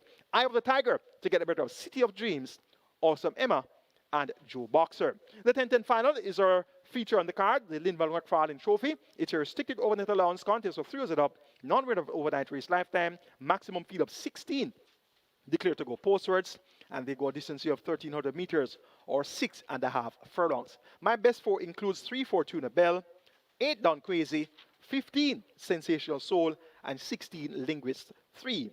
8, 15, and 16. Number 8, Don Crazy, has shaped well in his 2 attempts at overnight allowance, and that was among open overnight allowance company. This race is among non-winners of an overnight race lifetime. His first attempt came in the Ashwin Trophy, where he led for 5 furlongs in a 6.5 furlong contest, which was won by Wall Street Trader over All Machine. Don Crazy came to the quarter pole 2.5 lengths clear, came to the furlong pole Well, they came to the quarter pole, 2.5 lengths clear, and he was clear by 2.5 man as well. Came to the front pole second by neck, and then held on for third by 3 3/4 lengths behind Wall Street Trader. Raced again at overnight on the 7th of March. Led for a long way, going 9 furlongs and 25 yards, and finished up second by 2 1/4 lengths, a strong second behind Neil Star. And he was some 6.5 lengths clear of the second runner-up, Brenda Boy. Cuts back in distance now from 9 furlongs and 25 yards, back at 6.5 furlongs the trip, which was for the Ashrenzy Trophy. And he has Damar Williams chipping off 2 kilos of the allotted 57 kilo weight. So he's down from 57 to 55, and Don Crazy looks the type that should get the job done. Worked well on the 22nd of March, 5 furlongs round in a minute and 2/5 of a second. So he is really on top of his game now, and it gets a vote here in the LINVAL McFarlane Trophy. Number 16, Linguist, last year's Jamaica Oaks winner, runner-up in the 1,000 games behind Burning Hedge. So she has held her form. She last raced on Mute Mile Day, where she was second by 3 3/4 lengths to Fred the Master. Eventually, Fred the Master was disqualified, and Linguist was awarded first place. So she makes her seasonal debut. She's a classic filly. She has worked well on the 22nd of March, when 5 round in a minute, 2 flat. On the 28th of March, when 6 furlongs in 1/14 1/5 of a second. Tyrese Addison picks at the mount for Trina Anthony Nunes. This Linguist should be at 51.5 kilos, and the Linguist most definitely can make a triumphant return. Number 15 is Sensational Soul, last year's Jamaica 2000 Guineas winner. So this Sensational Soul looks quite appealing in this spot. He was a winner at Nonza 4 on the 7th of February, beating Thousand Treasures and Pinshore, stepped up to overnight on the 18th of February. And what I find quite interesting is the fact that Sensational Soul allowed some 6 kilos to Don Crazy on the 18th of February. And that was with 55.5 kilos. And he finished up 4 by 3 3/4 lengths. And Don Crazy, with 49.5 kilos, finished just ahead in front of Sensational Soul. Now, this Sensational Soul at the handicaps is 5 kilos better off to Don Crazy. He now allows just a kilo to Don Crazy, and that's based on a 2 kilo claim of Damar Williams. So 5 kilos better off for a head beaten. That tells us that Sensational Soul can certainly turn the tables on Don Crazy. Dane Dawkins picks up the mount for the 4th consecutive occasion for Gear Sobriety and the Success Farm. And this Sensational Soul was sold by 8.5 lengths last time out to Florindia. And Miss Grove was very early at the half mile, second by a length, and then lost his position, 6th at the quarter pole, and then came back to finish 3rd. So Sensational Soul, on the strength of that 4th by 3 3/4 lengths effort to Wall Street Trader, All Machine, and Don Crazy in the Ashrenzy Trophy, he most certainly can come out on top here with a 5 kilo swing at the scale in his favor. Number 3 is Fortuna Bell. Robert Haldane rides to Jason Acosta. This one reports first time under the care of Jason Acosta. Tongue tie fitted, figure fitted. This is an imported mare. She has been well fancied on both appearances locally. Sent out the favorite on 2 outings actually. 7-5 on our local debut on the 29th of November. Third by 3 3/4 to California Crown and Zulu at the overnight level. Came back at overnight level once again on the 3rd of January and went up the even money favorite. 4 by 7.5 lengths, going 5 furlongs straight to Zulu Warrior and Champion Bubbler. Now, with the tongue tie and figure 8 refitted, reporting from the barn of Jason Acosta and working well, 48.3 for a half mile on the 21st of March, and on the 28th of March, went 5.5 at 108.4 by 103 1/5 of a second. Fortuna Bell most certainly can fight out the finish here, running among non-winners of an overnight race lifetime. And she's nicely off at the scale, allotted 52 kilos. The collections have opted to go 1.5 kilos overweight for the services of Robert Haldane. So they must be very serious about getting the job done here with Fortuna Bell. It's a very competitive LINVAL McFarlane Trophy. I'm going for number 8, Don Crazy. Just over number 16, Linguist and in turn, only just over number 3, Fortuna Bell, followed by Sensational Soul, who has just as good a chance as Don Crazy. So this could be a blanket finish for the LINVAL McFarlane Trophy. LINVAL McFarlane, more popularly known as Pickens, and he hails from the Jason Acosta camp. And Jason Acosta has 2 runners here, and that's Fortuna Bell and Brenda Boy. So most certainly, the champion trainer would take some pride in winning the LINVAL McFarlane Trophy. And of his 2 runners, Fortuna Bell appears to be the one that's most likely to carry the flag. That's going to be the handicapping seminar for you today. I sincerely hope that analysis would have been a good enough guide for you. You saw my tickets, Reggae 6, Catch 9. It's a mandatory period Catch 9 ticket. And you also saw my Twilight 6 ticket. So hopefully you can make some adjustments, add the horses you like, risk it and take off the ones you don't. Those are the ones that always wins. And whatever you do at the end of today's wagering, right here at Caymanas Park, and all our OTBs added right, and also on the SP Games app, wagering through Embed, and also for overseas betting fans, wagering on Express Bet, Narrow Bets, the Woodbine mobile betting platform, and also on FanDuel, wherever you are, wagering Caymanas Park Racing. Have a great day.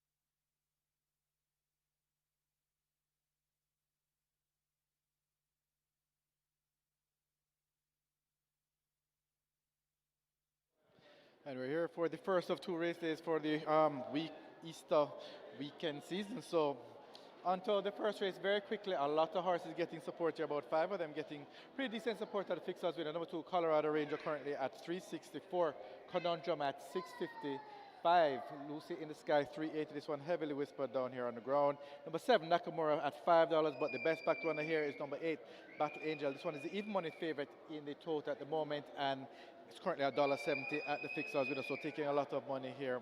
That's number 8 Battle Angel in race number 1, currently at $1.70, your best back runner here. Looking a little later down the program, a couple of horses are getting very well bet from early. How about in race 6, Golden Syrup open at $21, bet down to about $9.50 at the moment, so good support for that one in race 6 from early. In race 7, Black Ringo opened at $2.80, down to $1.90. That one, good support for that one coming in as well. In race 8, Rico, $2.50 into $1.90, and in the ninth race, Eye of the Tiger, 220 into about $1.60. Now this one very, very well bet. Eye of the Tiger, 220 into $1.60 in the ninth race. So that's one taking the bulk of the earthly support there. So back to race number 1, it's Battle Angel at $1.70. That's the best back runner, and it's also the favorite in the tote. So good luck for race number 1.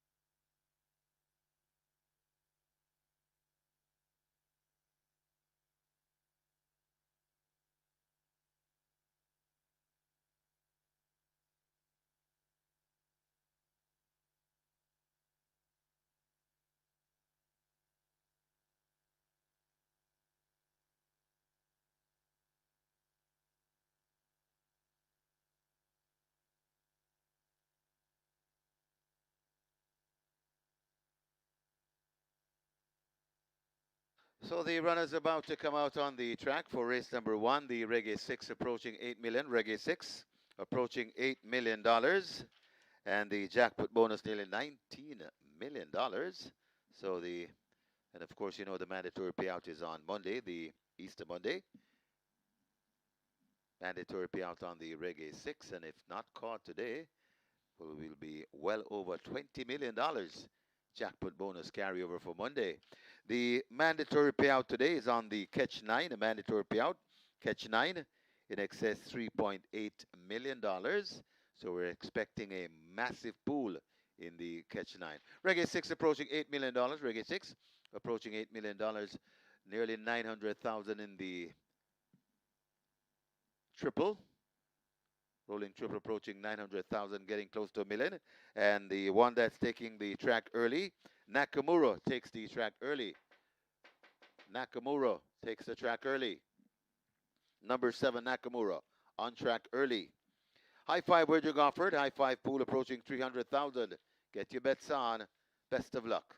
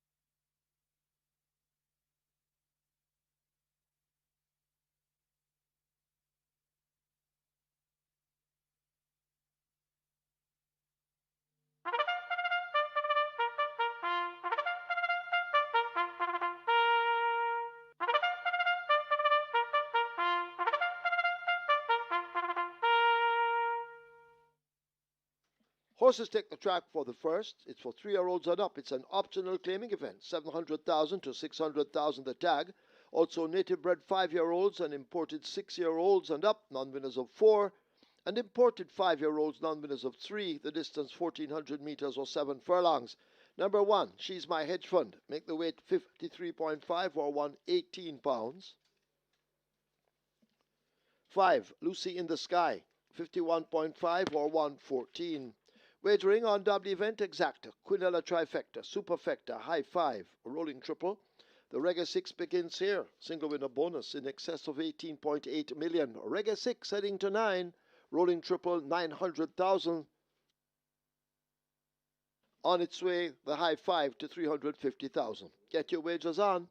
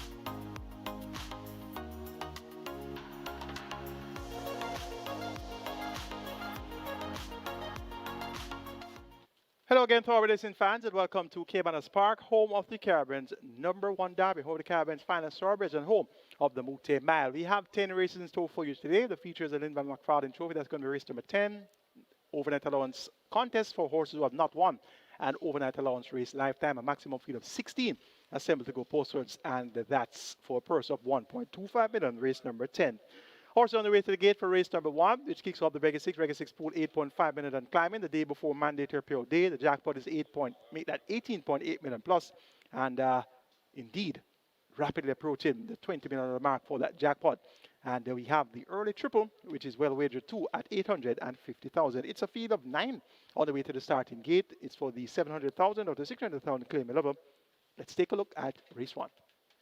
Top choice goes to number 7. Nakamura has been somewhat of a model of consistency. Doesn't win as often as one would like, but always gives that honest effort, which usually sees him earning his keep. Fourth last time out to Storm, the Soul Warrior, and Tiger meet at 7.5 furlongs.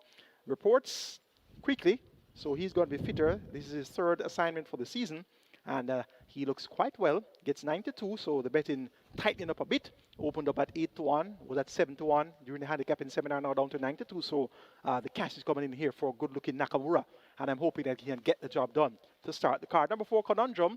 This one also quite consistent, though not winning as often as backwards would like. Robert Hadley picks it out for Winchester McIntosh. Conundrum, the third last time out, the first offense, and she's adorable when sprinting at 5.5 furlongs. Steps up to 700,000, but has the back class to fight out the finish. Conundrum at 8-1 could prove to be a mild upsetter to start the card. Number 8 is the favorite at even money, Battle Angel. No stranger to being well bet. She's somewhat of a highly strung filly. Can be a bit temperamental at times, so you never really know what to expect from this Battle Angel. Hasn't won a race in quite a few months, but she has been second or third on a couple of occasions. She ran second last time, or prior to that she had 2 sixth-place finishes, and then 4 starts back she was second. So she does not normally put together back-to-back major efforts. So to see her at even money is not very encouraging. So I'm now at 4-5. So I'm not a great fan of this Battle Angel, and chances are she's going to be disappointing a lot of her backers once again today. But at the same time, chances are she may very well win. But for Reggae 6 wagering purposes, I hope she doesn't. Hoping for one of the price horses to come through. Number 6 is Brompton Alex. He went off at 7-5 last week. 5th by 5 lengths to Midnight Runner and Battle Angel. So he was sent off the favorite, while Battle Angel was sent off at 3-1. So today, Battle Angel is the favorite, and you're getting 6-1 for Brompton Alex. The thing with Brompton Alex, though, he hasn't really been proven at distances in excess of 6 furlongs. But the fashion in which he won on the 27th of April, coming well up the pace, going 6 furlongs, suggests that he should be able to get 7 furlongs easily. So 6-1 for Brompton Alex versus his 7-5 price last week makes it that much more appealing. So he's going to be one of the top contenders as well, and he would be a great start for the Reggae 6. Make it 7, 4, 8, and 6 in race number 1. Nakamura to get the better of Conundrum, then Battle Angel and Brompton Alex. Reggae 6 pool approaches 10 million. It's at 9.5 million. Your triple is at $1 million. Best of luck.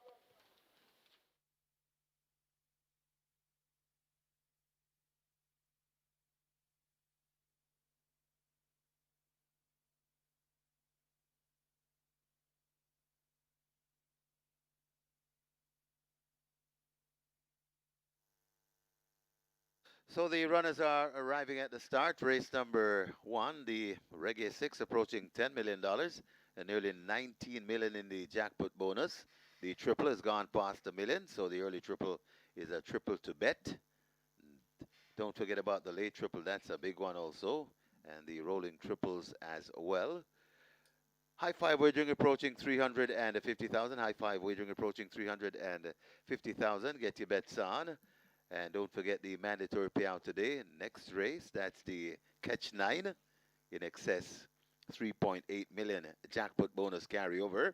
And we have a whopper for you on Easter Monday. Reggae 6 mandatory payout on the Reggae 6. If not caught, we should be well in excess of 20 million.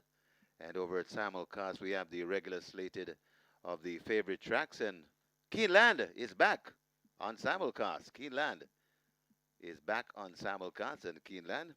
Interesting races at Keeneland. The big jocks are there. So we should get massive, big pools at Keeneland as well. So not in store at simulcast. We always have something good at simulcast. And here at Caymanas Park, big pools, very good betting contest. This is the first. Get your wagers on. Best of luck with all your wagers.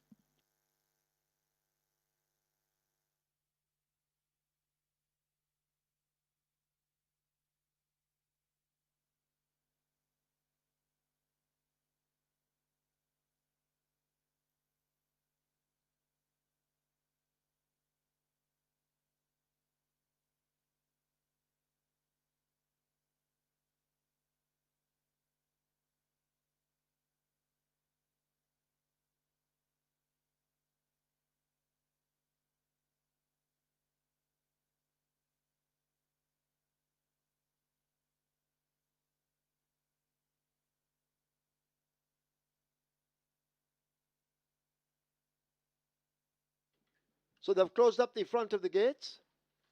Reggae 6, almost at 10 million. Rolling Triple has arrived at 1 million, and the High Five moving towards $400,000. You need to hurry now. Get your wagers in. Runners about to load.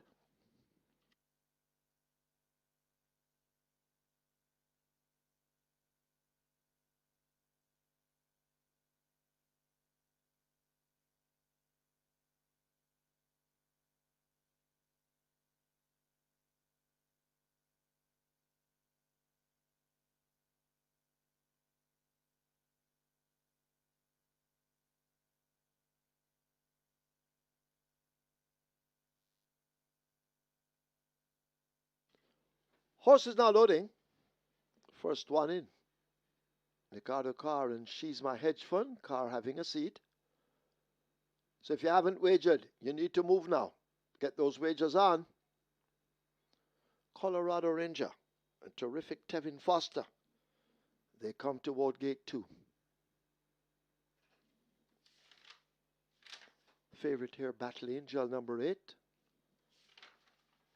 Coming from the Anthony Nunes stable with the champion jock Radish Roman riding. Conundrum in the pink coming into 4. Lucy in the Sky coming into 5.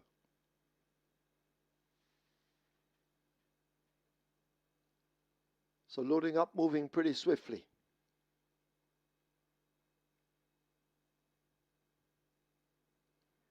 Nakamura will load at 7. So Nakamura is in.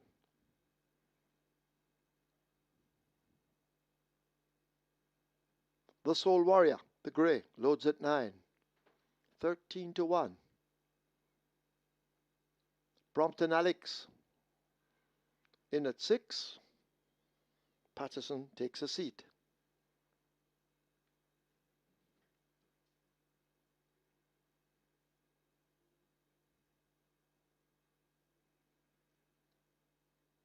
Two to load, Sensational Gold, and the favorite Battle Angel riderless. So Battle Angel is in, up goes the rider. Here comes Sensational Gold to load at 3. Sensational Gold coming into 3. Field in line for the first of 10. Starter ready.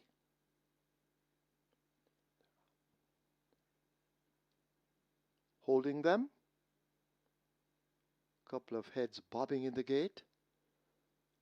They look to have settled off now. Well, riders standing in the gate, Nakamura and Brompton Alex, both riders in the gate standing. So that's where the problem lies.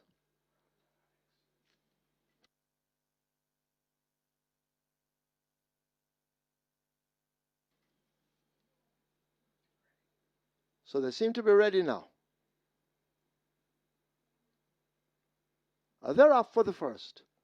Conundrum. She's My Hedge Fund, the slowest to leave, along with Colorado Ranger, now asked to play catch-up as Sensational Gold goes on to grab an early lead narrowly. Lucy in the Sky is a half a length down as they flash past the 6. 2 lengths back to Nakamura. The Soul Warrior is on the outside. Colorado Ranger now making amends for the slow start. Brompton Alex emerging between horses and now goes down into third. Battle Angel racing toward the back of the field as they leave the 5. Conundrum is 2 lengths in behind, and the gap opens up to the other slow starter. She's My Hedge Fund. They're about to arrive at the half mile and go spinning into that turn. Sensational Gold battles Lucy in the Sky. They're separated by a head. Sensational Gold just Lucy in the Sky pulling alongside. Now these two make eye contact and the charge past the final 3. The Soul Warrior needs to find some 3 lengths to get to them. Brompton Alex is shaken up in the grey silks as they arrive at the 5:16. Battle Angel and Nakamura race as a team. In behind them, that's a Colorado Ranger Conundrum on the outside, and She's My Hedge Fund has improved 1 place as they come into the top of the lane. Lucy in the Sky attacked now by the grey. The Soul Warrior on the outside. These two battle. Watch Brompton Alex now asked to bubble to the boil. Battle Angel, the favourite, now making ground and positioned against the fence as they flash past the furlong pole. It's 4 almost in the line. The Soul Warrior and Lucy in the Sky rubbing shoulders. Brompton Alex between them. Battle Angel now asked to close vigorously over against the rail. They drive to the line and Battle Angel, well time gets there. It's tight. Could be the Soul Warrior over Lucy in the Sky and Brompton Alex. Back in 5th, maybe She's My Hedge Fund.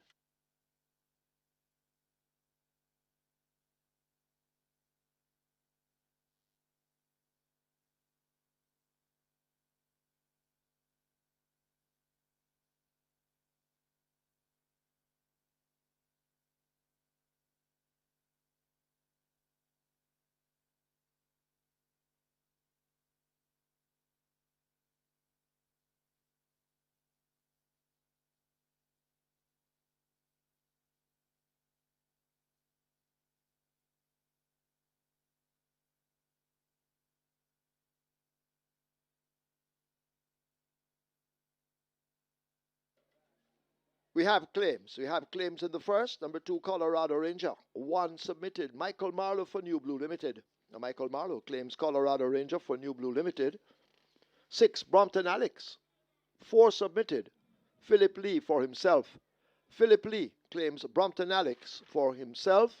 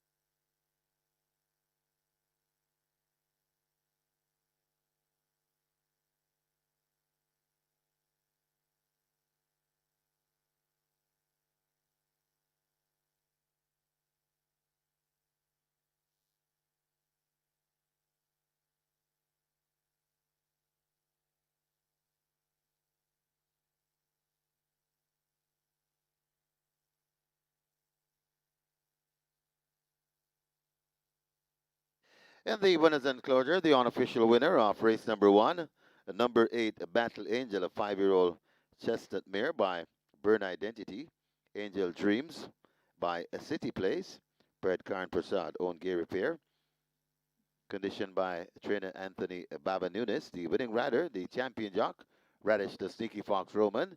And of course, Radish is powered by True Shake Nutrition Shake. The groom Omar Hewitt second. Number 9, the Soul Warrior.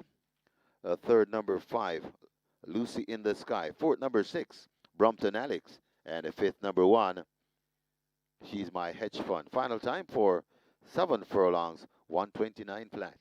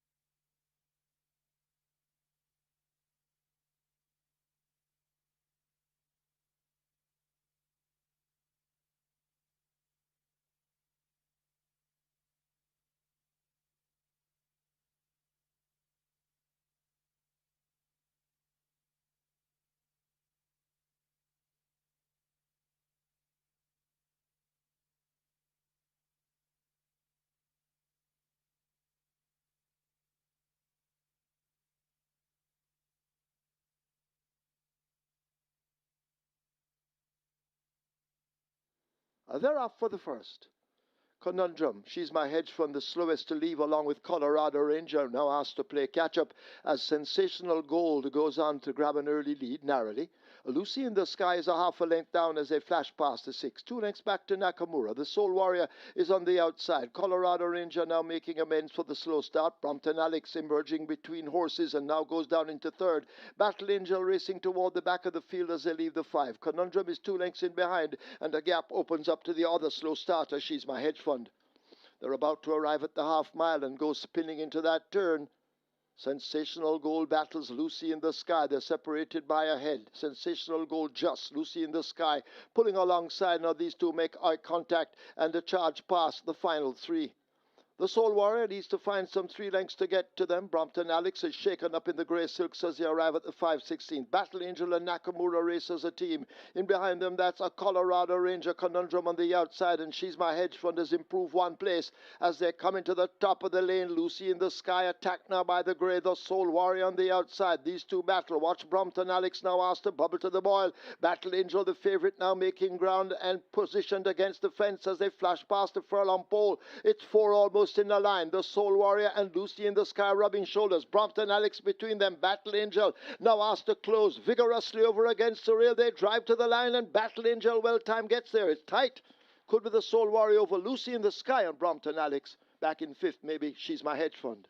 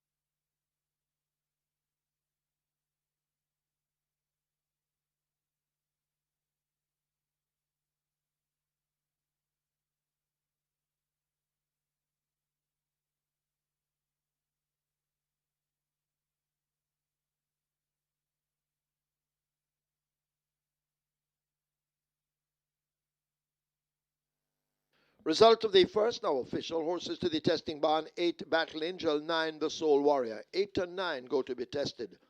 The splits are 24-2, 48-2, 115. They raced 7 furlongs in 129. The margins are half by a short head.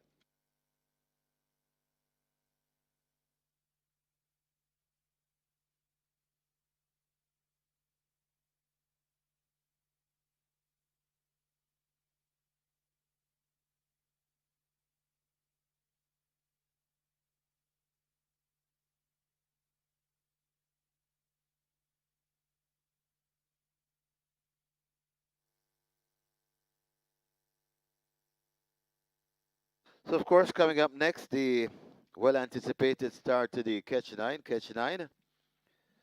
Jackpot bonus carryover in excess 3.8 million. It's a mandatory payout today on the Catch 9. And it starts now, coming up in race number 2. Jackpot bonus carryover in excess 3.8 million.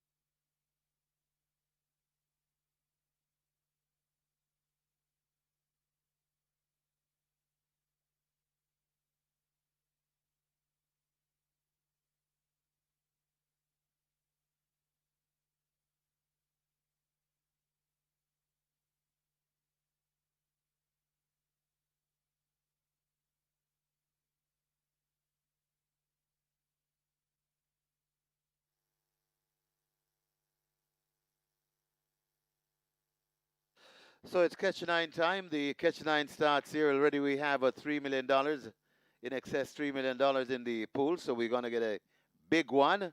And remember the unit price on the catch nine, the unit bet, only $5. And already we are in excess at $3 million, heading to 3.5 million. Jackpot bonus carryover in excess 3.8 million. So expecting a massive pool, and it's gonna be a big payout if you can catch the catch nine today. Get your wagers on.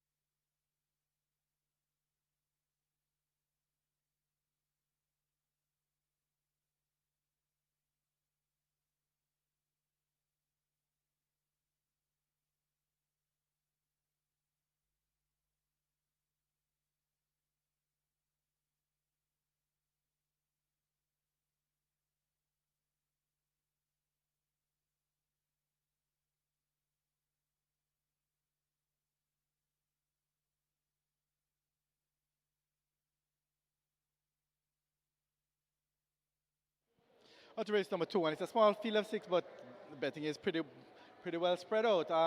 Number 3, Never 220, 4, Fort Haldane 240. How is number 5, Have a Joy at 320. This is the biggest mover at the fixers winners, about $6 into 320. Some good support really coming in for Have a Joy not too long ago. Number 6, Bubbling Brown Sugar, that one well supported at 3-1 as well. So the big mover here is number 5, Have a Joy, $6 into 320. This one is at 92 in the tote, so not getting the amount of flood of money in the tote as he is at the fixers winner, but very well backed at the fixers winners. Number 5, Have a Joy, is actually the best backed runner currently at 320, but good support for all others. Very competitive betting race here despite the small field of 6. So good luck for race number 2.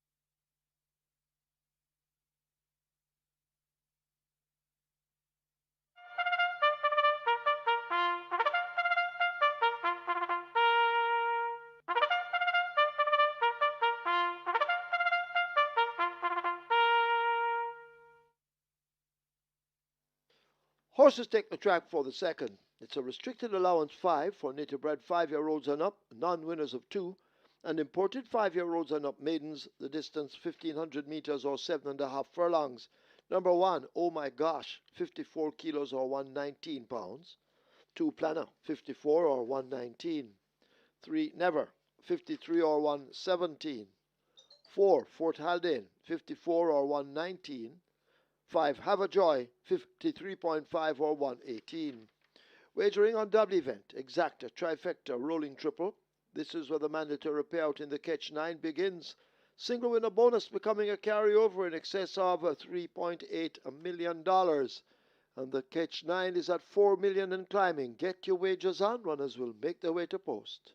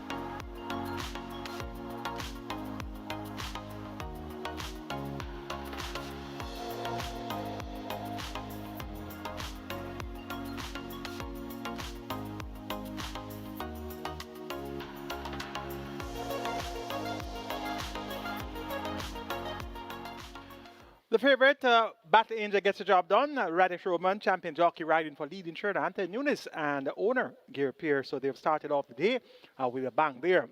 Battle Angel pulled out all the stops to get the job done in deep stretch. Live ticket count on the regular 6 started off at 4,454 with over 7.2 million in that net pool. It's now on to race number 2. The mandatory period catch stand begins here. We have 3.8 million in the jackpot converted to a carryover and already over $4.5 million wagered. The field of 6 will go 1,500 meters or 7.5 furlong. It's a restricted allowance 5 for native bred 5 years and up nuns of 2 and imported 5 years and up maidens. Top choice goes to number 3, Never. Anthony Allen rides for trainer Patrick Lynch. This one reports for the second assignment this season. Showed good speed on the 15th of March when chasing the long-time leader Fort Haldane. Finished up 4 by 7 and 3/4 reports fitter. Anthony Allen replaces Stephen Foster. Never is your 75 favorite and looks ready to give a capital effort. Number 4 is Fort Haldane, led for a long way in that same 7 furlong contest where Golden Lawyer won. And Fort Haldane went off at 26-1 that day, came back over 5 furlong straight, went off at 5-1, led for the first 4 furlong before being overawed by Don't Tell Lulu. Tongue tie and figure refitted. Distance increased to 7.5 furlongs. British Stakes maintains the mount for the 3rd consecutive occasion, riding for trainer Michael Marlowe. Michael Marlowe had a big day on Sunday with a triple, so he's looking to continue the good form. Catch Fort Haldane if you can. At number 6, Bubbling Brown Sugar. Ran second at the open level among 350 claimers on the 29th of March. That was last Sunday. Came from off the pace on a sloppy track. Rudolph Page maintains the mount for trainer Ryan Darby. Another positive effort is expected here from this Bubbling Brown Sugar. Bubbling Brown Sugar is the lone importee in the lineup. And oh my gosh, stablemate of Bubbling Brown Sugar. This one should be for the place throughout, but is not proven over distances such as 7.5 furlongs. Make it 3, 4, 6, 1 in race number 2. Never to get the better of Fort Haldane, Bubbling Brown Sugar, and oh my gosh. Mandatory period catch 9 pool is approaching 5 million. And remember, the jackpot is over 3.8 million. You have limited wagering time remaining. It's catch 9 mandatory period time. Best of luck.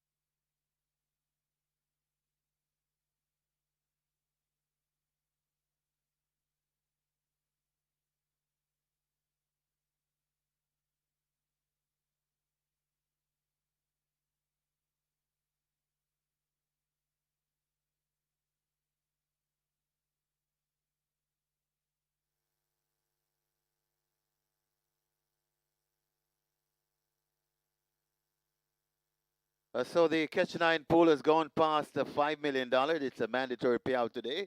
Catch 9 approaching 5.5 million. That's the pool. The jackpot bonus carryover in excess 3.8 million, and it's well worth your wager. One of the must bet on today's card, the Catch 9. Get your wagers on. It's a mandatory payout today. We can't make it any easier for you though. All you have to do is get those 9 winners, and we'll give you the money. Locking up for the loading process. Get your wagers on. They're closing the front of the gate. Sketch 9 pool approaching 5.5 million. Loading up about to start. In excess 3.8 million. That's the jackpot bonus carryover. Get your bets on.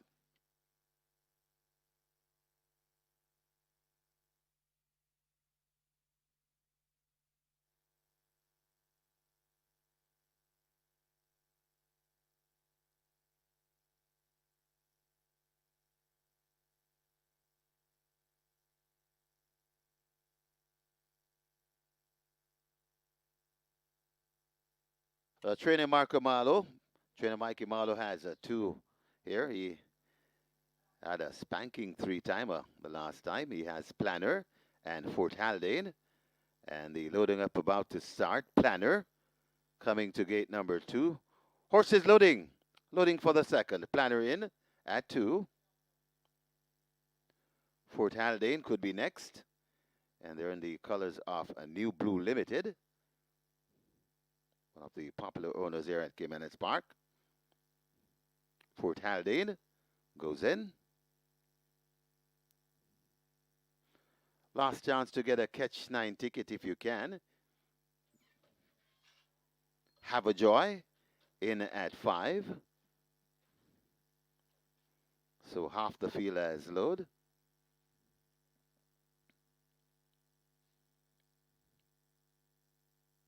Never could be next. Gate 4 turning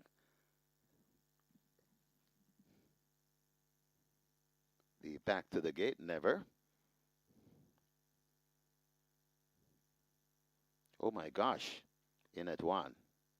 So 2 to load. Bubbling Brown Sugar, the other one from the Ryan Darby stable. Yes, oh my gosh. Never goes in. A Bubbling Brown Sugar to complete the line. 7.5 furlong the trip. A Bubbling Brown Sugar is in. And we're ready. Ready for race number 2. Started Dwayne Timmel is ready.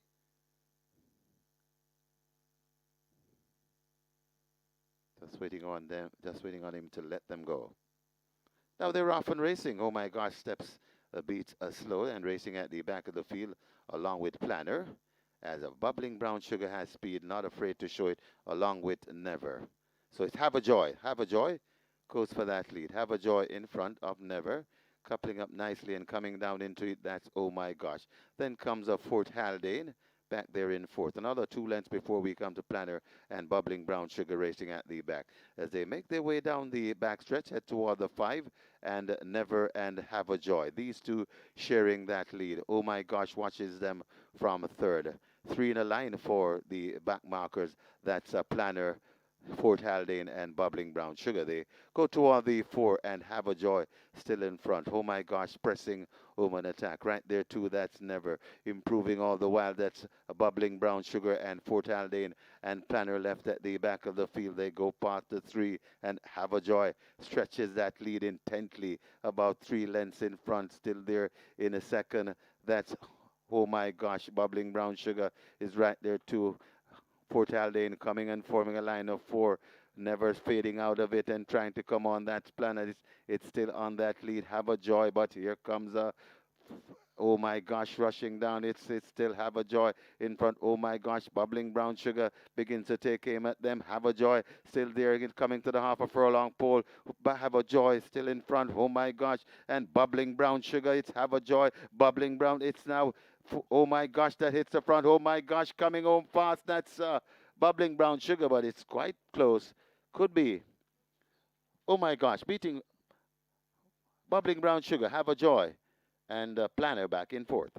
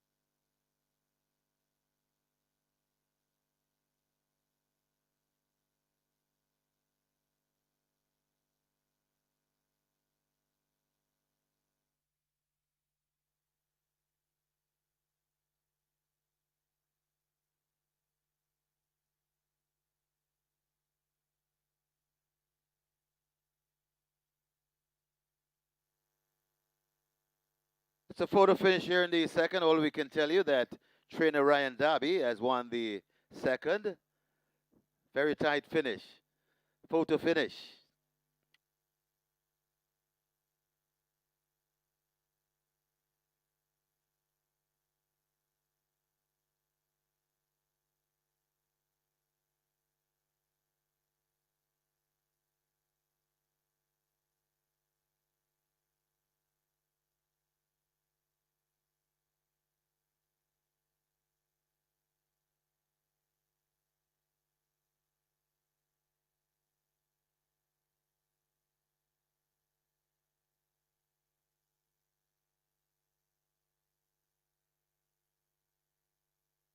It's a dead heat for first.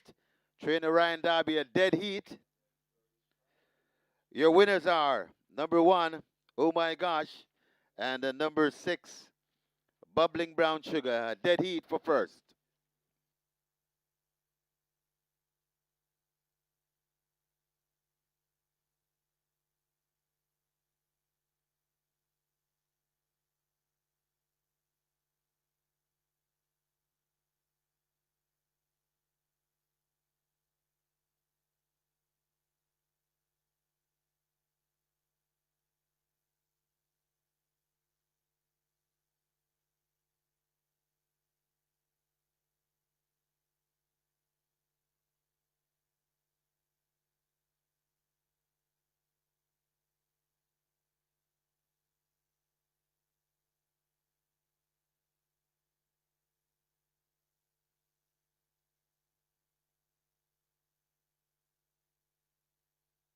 In the winners enclosure, the unofficial winners of race number 2.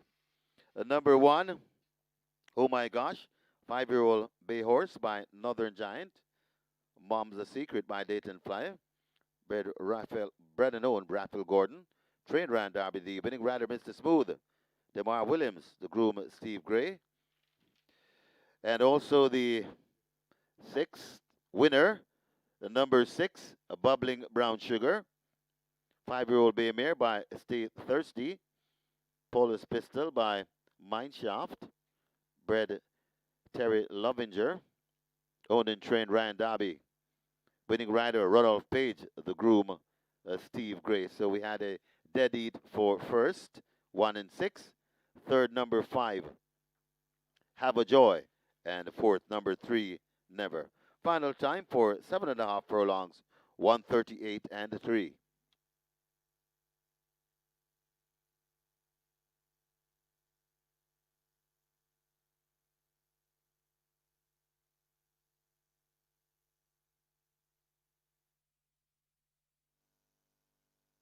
The photograph for the win. The placing jugs, unable to split them. A dead heat for first. Number 6, Bubbling Brown Sugar. Number 1, Oh My Gosh. A dead heat for the win in race number 2.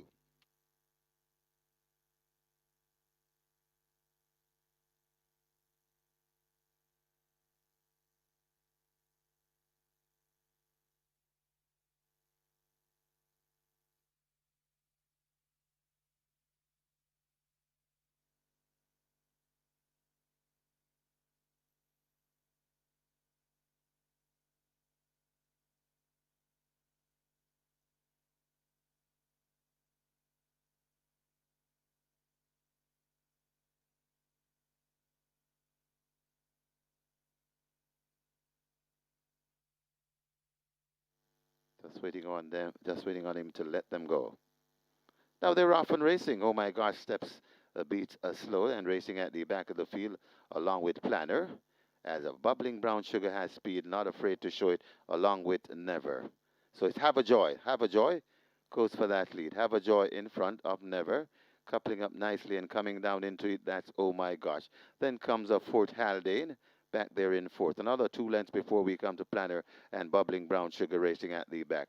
As they make their way down the back stretch, head toward the 5 and Never and Have a Joy. These two sharing that lead. Oh My Gosh watches them from third.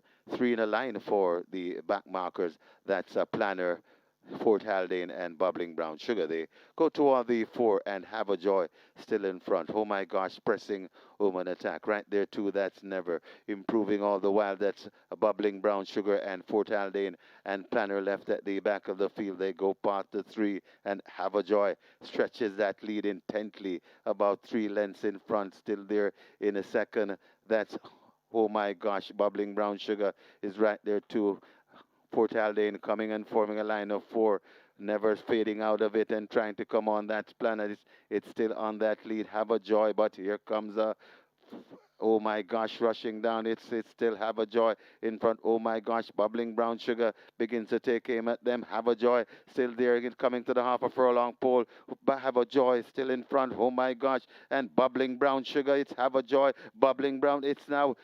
Oh my gosh, that hits the front. Oh my gosh, coming home fast. That's Bubbling Brown Sugar, but it's quite close. Could be. Oh my gosh, beating Bubbling Brown Sugar. Have a Joy, and Planner back in fourth.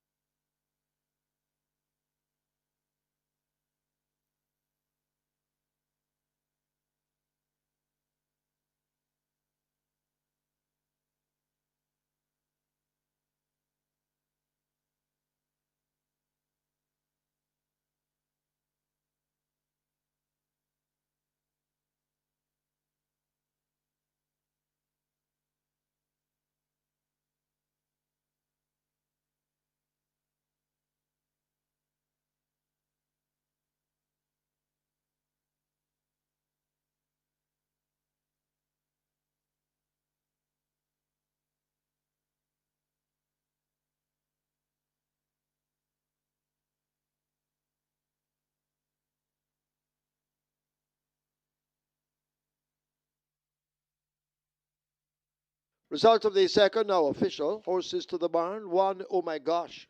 3, Never. 6, Bubbling Brown Sugar. 1, 3, and 6 go to be tested. Splits 25-3, 50 and 1, 117-3. 7.5 furlongs raced in 138-3. The margins a dead heat by a half a length.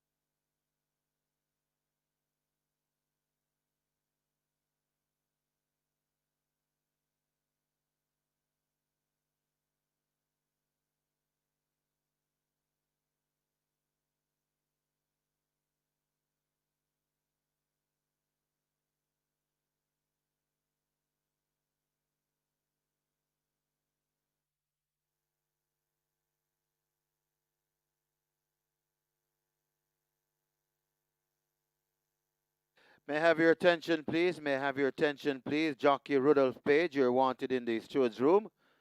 Jockey Rudolph Page, please go now to the steward's room.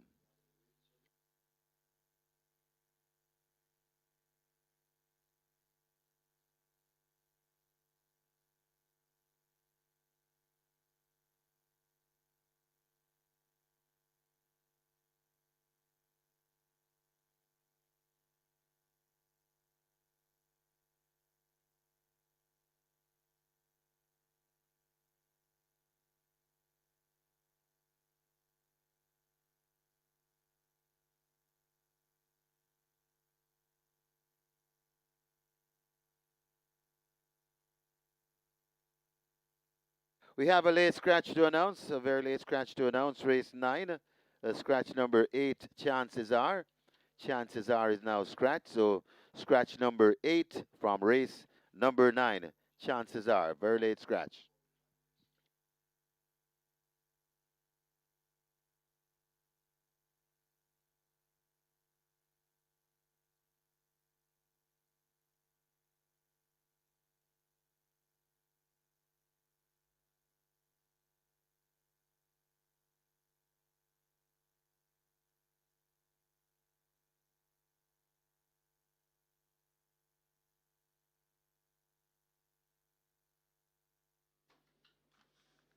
So once again, just reminding you that race 2 was a dead heat. 1, oh my gosh, 6 bubbling brown sugar both won. So a dead heat, race 2. Result of the second now official. Horses to the barn. 1, oh my gosh. 3, never. 6, bubbling brown sugar. 1, 3, and 6 go to be tested. Splits 25-3, 50 and 1, 117-3. Final time, 7.5 furlongs, 138.3. The margins a dead heat by a half a length.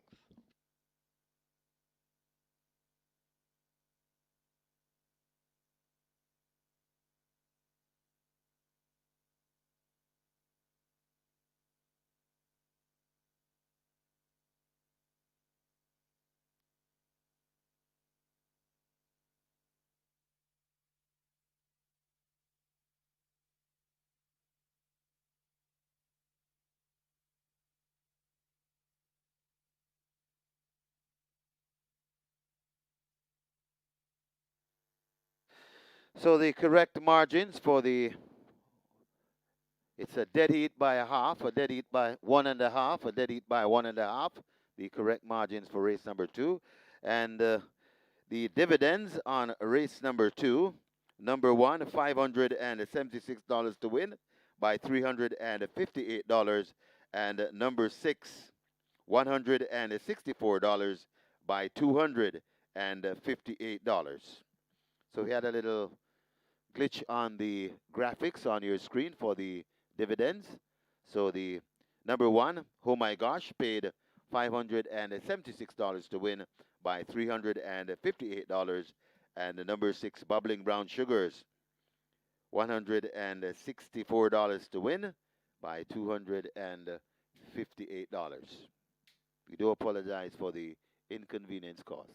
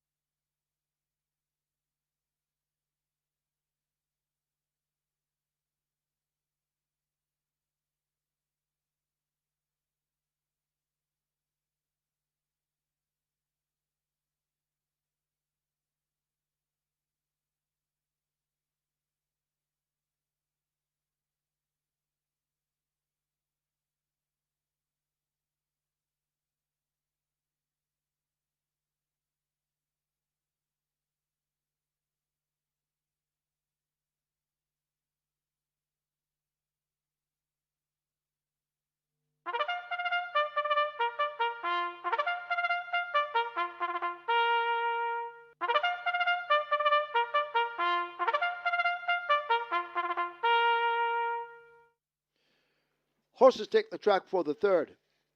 It's a restricted allowance 3 for native bred 5-year-olds and up, non-winners of 4, and imported 5-year-olds and up, non-winners of 3. The distance 1100 meters or 5.5 furlongs. Number 1, Play Fair. Make the weight 53.5 kilos or 118 pounds. Number 2, Indestructible, 53.5 or 118. 4, Princess Catalea, 51.5 or 114. 5, Bushfire, 50.5 or 111. 6, Ballistic Missile, 51.5 or 114. Wagering offered on W event, exact trifecta rolling triple. Play Spot 8 and Quick 4, they both begin here. Play Spot 8 has a single winner bonus in excess of 609,000, also a carryover in excess of 472,000. The Quick 4 has a single winner bonus in excess of 553,000. Quick 4 heading for 500,000, Play Spot 8, 950,000 and climbing. Get your wagers on.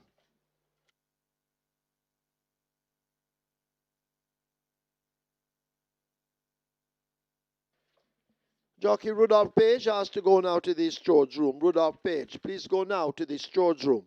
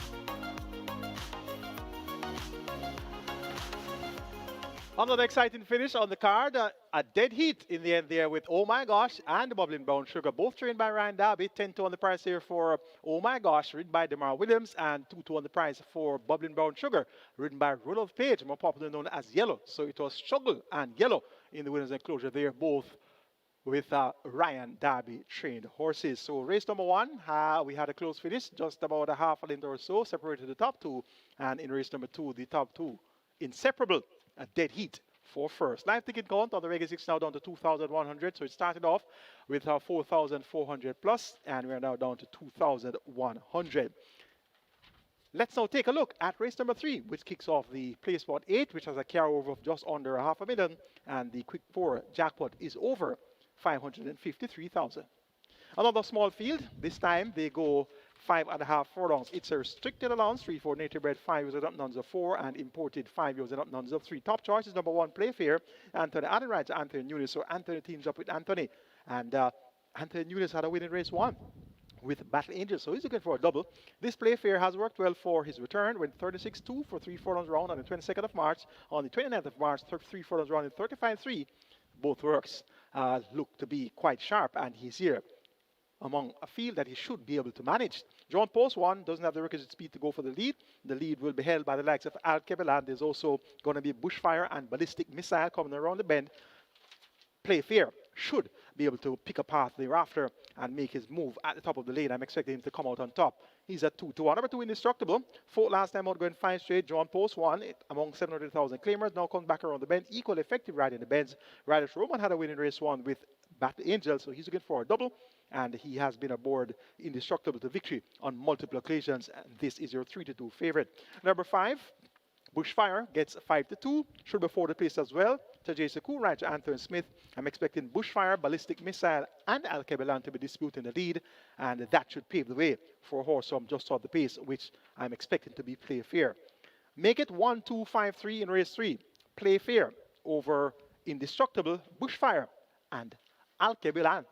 Place for that pool is 1.2 million and climbing. Your quick form is at 500,000 and climbing. Front of a gate being closed. You have limited wagering time remaining. Best of luck.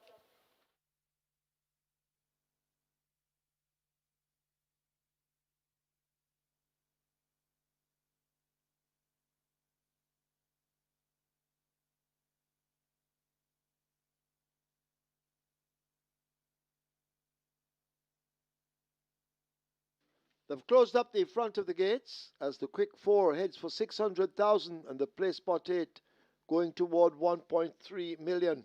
Remember, the place spot 8 has a carryover in excess of $472,000. Certainly worth a wager. Hurry, make your bets. Any moment now, they will begin to load.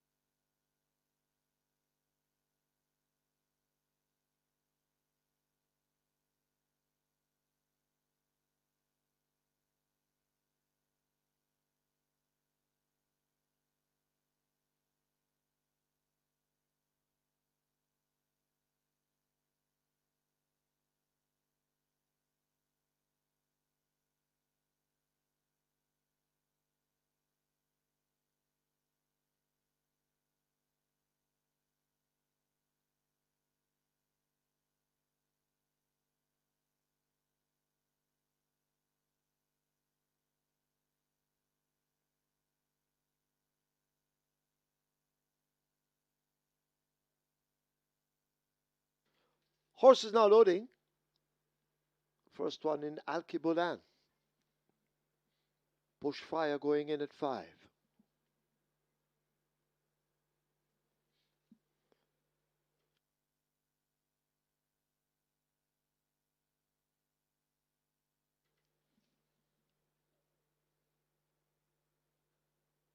So Alkebelan and Bushfire are in. 4 to load.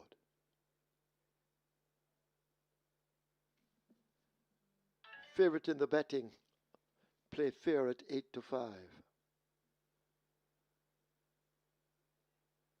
Indestructible fitted in the blindfold. So to Princess Catalea. And she walks to 4. Princess Catalea in, Playfair. The favorite goes in at 1.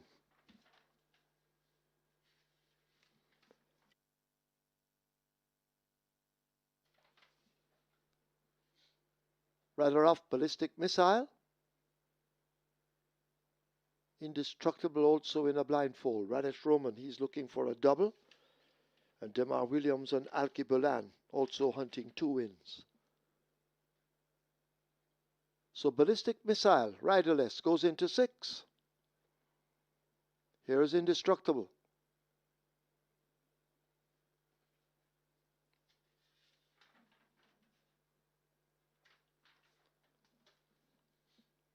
to load at 2.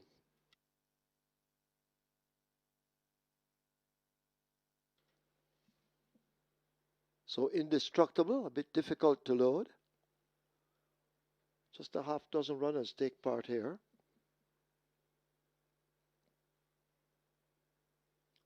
Indestructible, problematic. Spun around and pushed. Halfway into gate 2, now all the way. Field in line for the third, 5.5 furlongs. They're off. Fair start. Alkebulan gets a good one with Indestructible. They match strides early as they blast past the 5. Ballistic Missile came out just a bit slow, but now joins the front 2 as they head to the half mile. Playfair is 2 lengths in behind them. Bushfire for company right alongside, and Princess Catalea in the green races at the back. The half a dozen runners arrive at the 7/16th. They've got to catch Alkebulan and Demar Williams as they approach the 3. Indestructible needs to find 3.5 lengths to get to the leader. A Bushfire is a further 2.5 lengths back and racing in third ahead of Playfair as they're stringing out. Ballistic Missile just ahead of the trailer. Princess Catalea as the field come thundering into the top of the lane. It is Alkebulan still under the hand ride. Indestructible now comes a calling on the outside. Alkebulan now the rider becoming busy. Here is Indestructible and Radish Roman. Alkebulan and Demar Williams. These two now match skills as they drive past the furlong pole. Indestructible and narrow leader. Alkebulan trying to fight back under the left-hand stick. They're inside the final 16th. It's Indestructible, just the leader from Alkebulan now crying enough. Indestructible beats Alkebulan. Then Princess Catalea third. Fourth, Bushfire.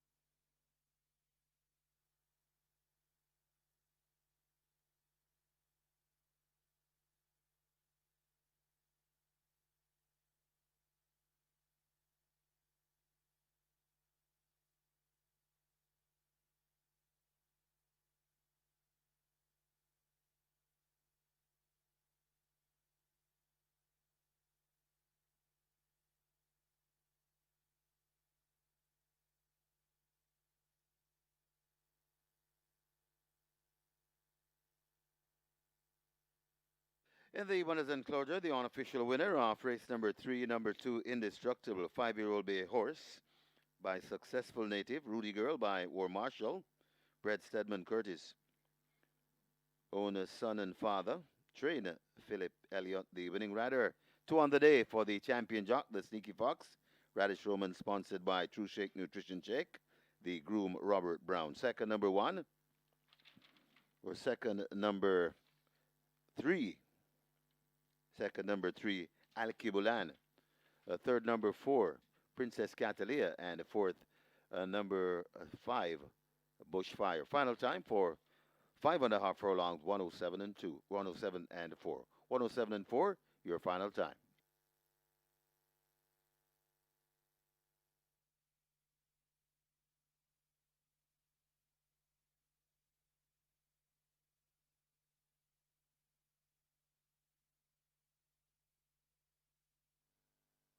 Your attention, please. Your attention, please. The Grooms Association is having a meeting on Thursday, April 9, beginning at 11 a.m. sharp at the Meadowvale Gate Tuck Shop. So, Grooms Association having a meeting on Thursday, the 9th of April, beginning at 11 a.m. sharp. It's at the Meadowvale Gate Tuck Shop.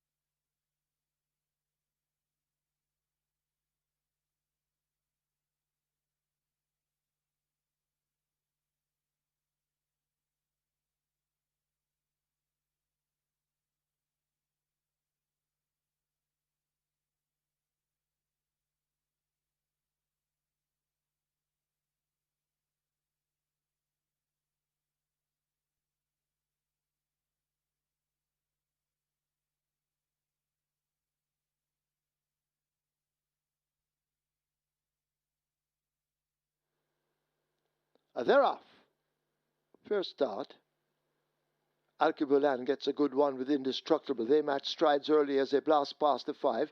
Ballistic Missile came out just a bit slow, but now joins the front 2 as they head to the half mile. Playfair is 2 lengths in behind them. Bushfire for company right alongside, and Princess Catalina in the green races at the back. The half a dozen runners arrive at the 7/16th. They've got to catch Alkebulan and Demar Williams as they approach the 3. Indestructible needs to find 3.5 lengths to get to the leader.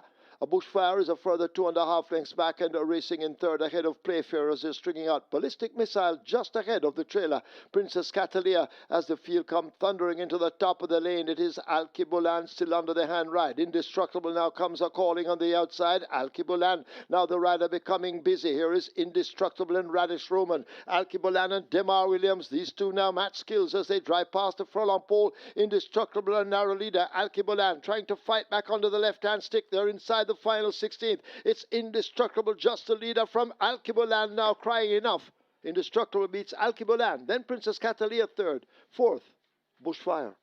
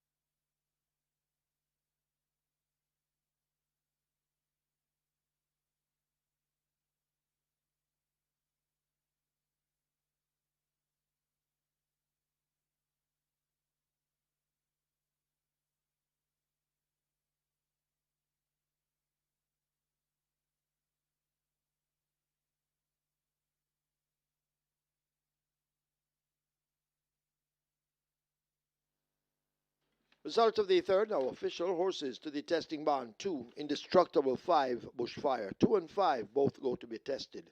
Splits 24, 48-2. Final time, 5.5 furlongs, 107.4.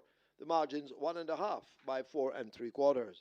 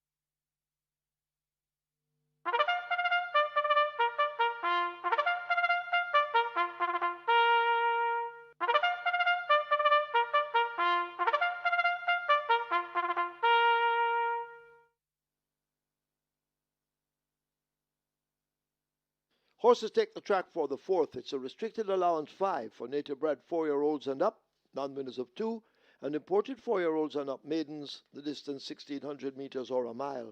Scratch 2, he's sensational, sick. 5, Uncle Harry, 54.5 or 120 pounds. 6, Cost of Living also 54.5 or 120 pounds. Wagering offered on double event, exacta, trifecta, rolling triple, early 5-star begins here, single winner bonus in excess of 977,000. Early 5-star on the way to 400,000, rolling triple heading for 300,000. Get your wagers on.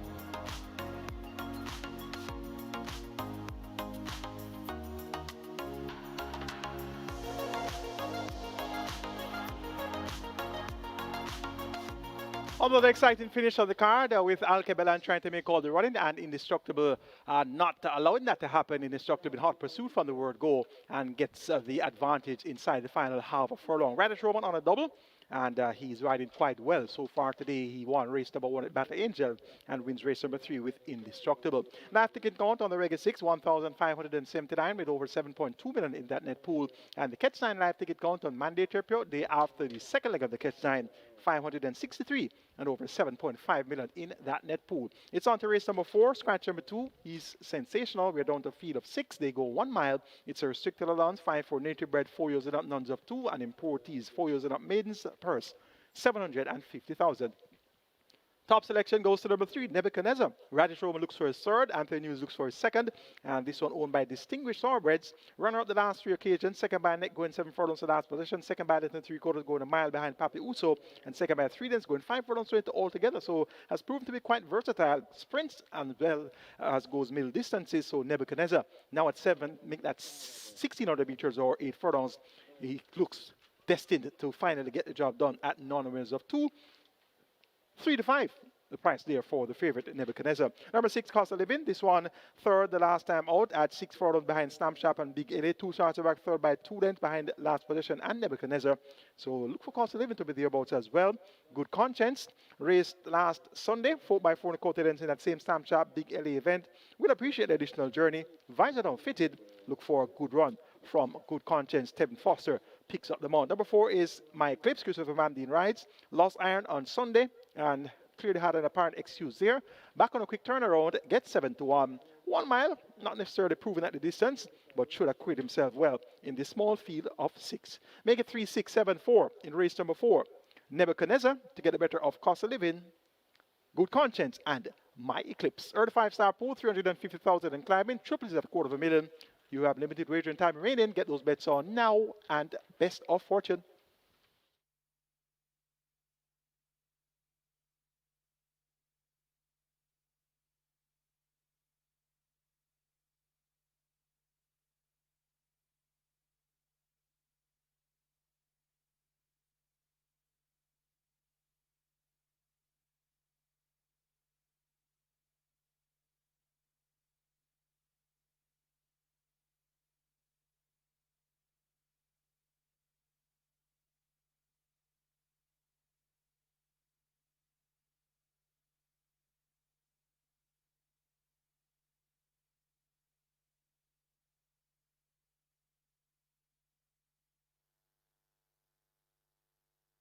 So the runners arriving at the post, race number 4. This is where the early 5-star begins.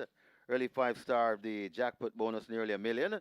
The pool approaching 700,000, and your rolling triple has gone past the $500,000. It's approaching 550,000. Get your bets on here in race number 4. The runners are arriving at the start. They'll be closing the front of the gate shortly, so make sure you have a ticket in hand.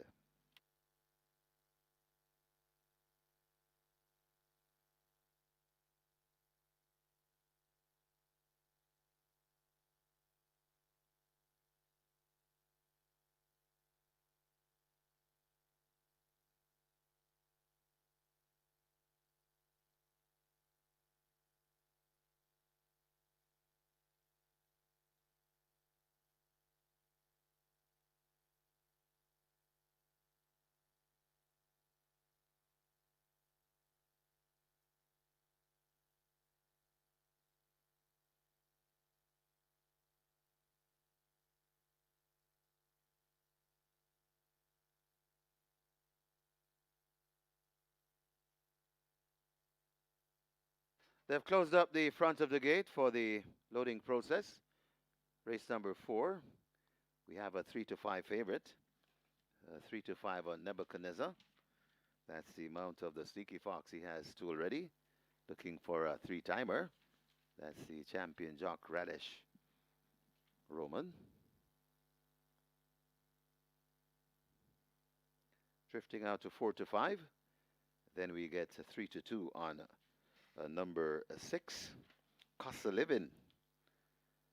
Devastating Dane Dawkins, hovering on a milestone of 500 winners. So let's see if he can get it here. Nice early 5-star pool, nearly 700,000. Jackpot bonus just shy of $1 million. Get your bets on. Laurie, the first one to load. Horses loading. Loading for the 4th. 1 mile the trip. Laurie goes in. Horses loading.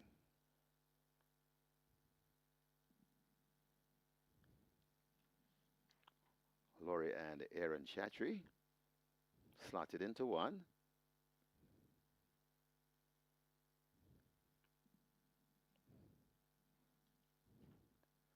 My Eclipse. Gate 4, Chris Mamdine.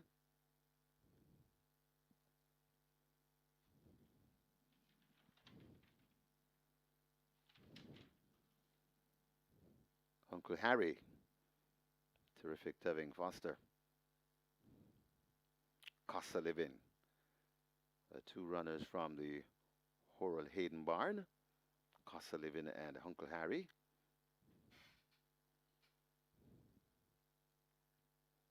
Nebuchadnezzar goes in at 3.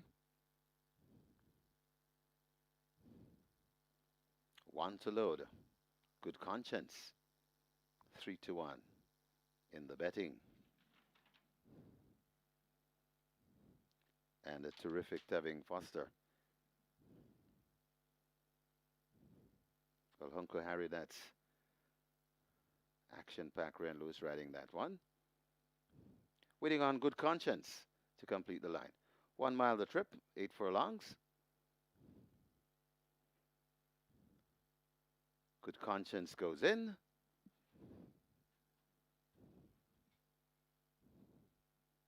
Ready for race number 4. They're off and racing. Laurie misses it and is marginally racing at the back of the field. Good Conscience goes for that lead. Good Conscience from Nebuchadnezzar. Then comes Uncle Harry. Just behind Uncle Harry now joining. That's Costa Living, My Eclipse, and Laurie racing at the back of the field. They make their way coming toward the 6, and Good Conscience bouncing easily on that lead. A length and a tail just in front of Nebuchadnezzar. Then comes Costa Living right there in a third. Creeping down on the inside, that's My Eclipse. Then comes Uncle Harry, and racing at the back of the field, that's Laurie. They go past the 5 and head toward the 4, and it is still Good Conscience, just the leader. From Costa Living now pointing into second. Nebuchadnezzar easing down into third, now overtaken by My Eclipse. Then comes Uncle Harry, and Laurie still racing at the back of the field. They go toward the 3, Good Conscience, leading them pillar to post so far. Good Conscience from My Eclipse creeping down on the outside, watching them from third and ask for more. That's Costa Living. Then comes Nebuchadnezzar right there too, and coming on, that's Laurie, and backing out of it, that's Uncle Harry there at the top of the lane. Good Conscience still in front of My Eclipse, trying to get to Good Conscience. Good Conscience had something in reserve and kicks away. It's Good Conscience in front.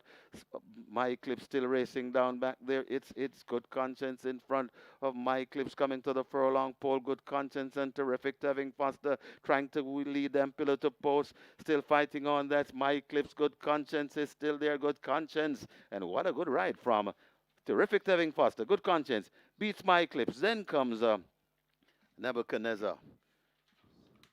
Costa Living back in fourth.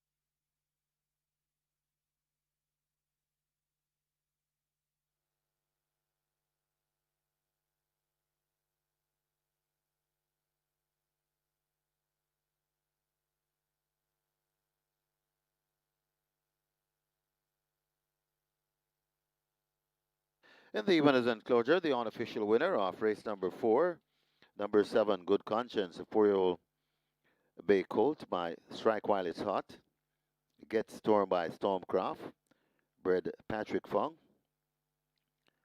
owned Jacqueline Ebanks Clark and Aquila Oti, trained Robert Pearson, the winning rider, terrific Tevin Foster. And of course, Tevin is sponsored by True Shake Nutrition Shake, the groom of Prince Bygrave second, number 4, My Eclipse, third, number 3, Nebuchadnezzar, and fourth, number 6, Costa Living. Final time for 8 furlongs, 1 mile, 1:43 and 4.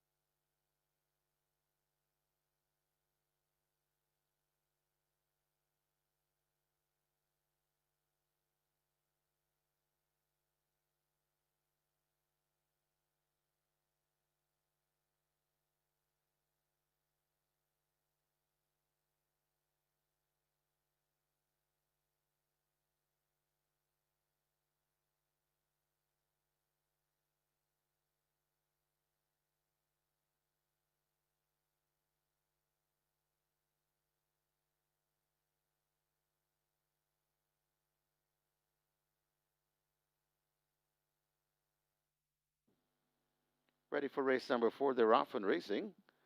Laurie misses it and is marginally racing at the back of the field. Good Conscience goes for that lead. Good Conscience from Nebuchadnezzar. Then comes Uncle Harry.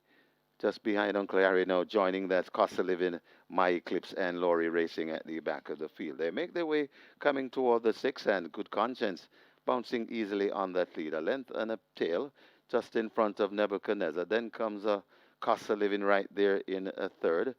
Creeping down on the inside, that's My Eclipse. Then comes Uncle Harry, and racing at the back of the field, that's Laurie. They go past the 5 and head toward the 4, and it is still Good Conscience, just the leader. From Costa Living now pointing into second. Nebuchadnezzar easing down into third, now overtaken by My Eclipse. Then comes Uncle Harry, and Laurie still racing at the back of the field. They go toward the 3, Good Conscience, leading them pillar to post so far. Good Conscience from My Eclipse creeping down on the outside, watching them from third and ask for more.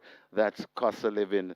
Then comes Nebuchadnezzar right there too, and coming on, that's Laurie, and backing out of it, that's Uncle Harry there at the top of the lane. Good Conscience still in front of My Eclipse, trying to get to Good Conscience. Good Conscience had something in reserve and kicks away. It's Good Conscience in front. My Eclipse still racing down back there. It's Good Conscience in front of My Eclipse coming to the furlong pole. Good Conscience and Terrific Tevin Foster trying to lead them pillar to post. Still fighting on. That's My Eclipse. Good Conscience is still there. Good Conscience. And what a good ride from Terrific Tevin Foster. Good Conscience beats My Eclipse. Then comes Nebuchadnezzar. Costa Living back in fourth.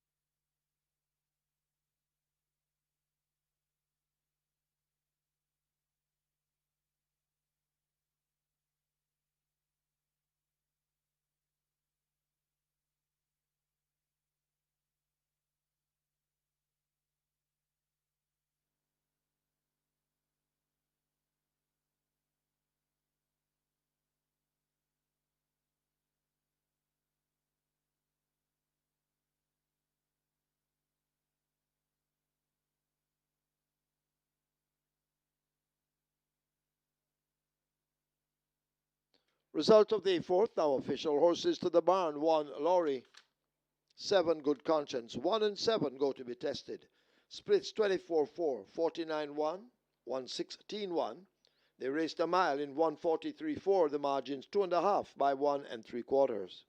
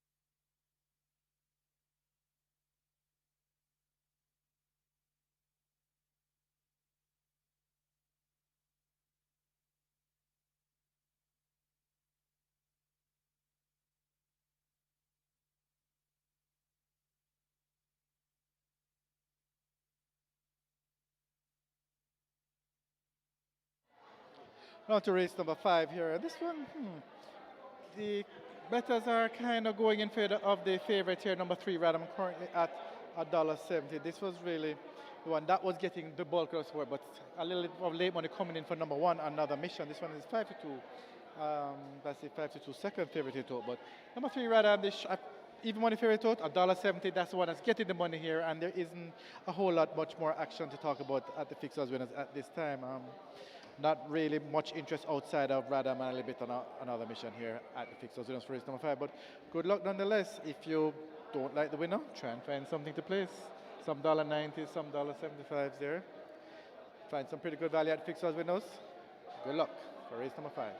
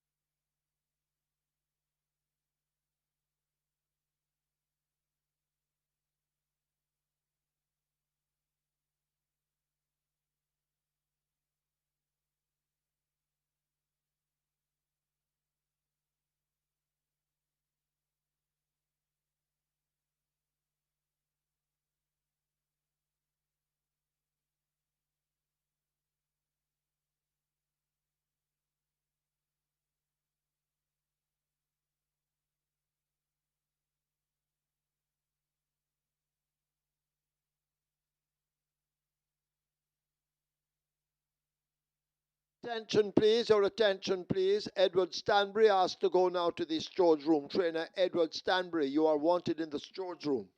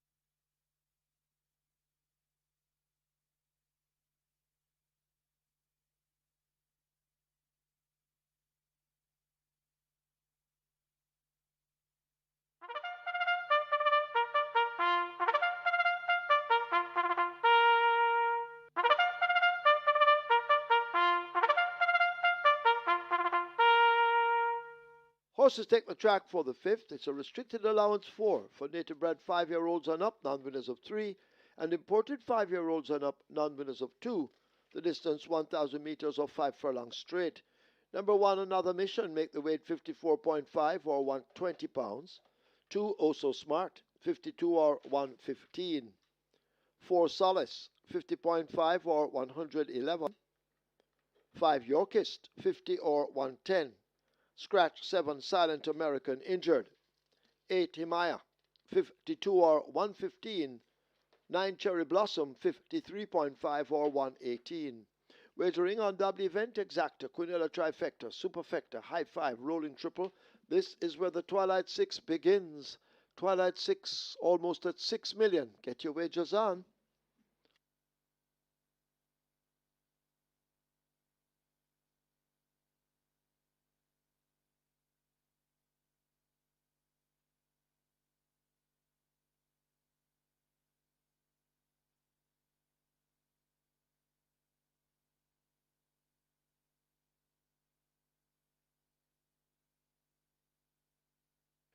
Your attention, please, in the 6th event. Please note number 6, Dancing in the Breeze, ridden by Andre Powell, not Andre Powell.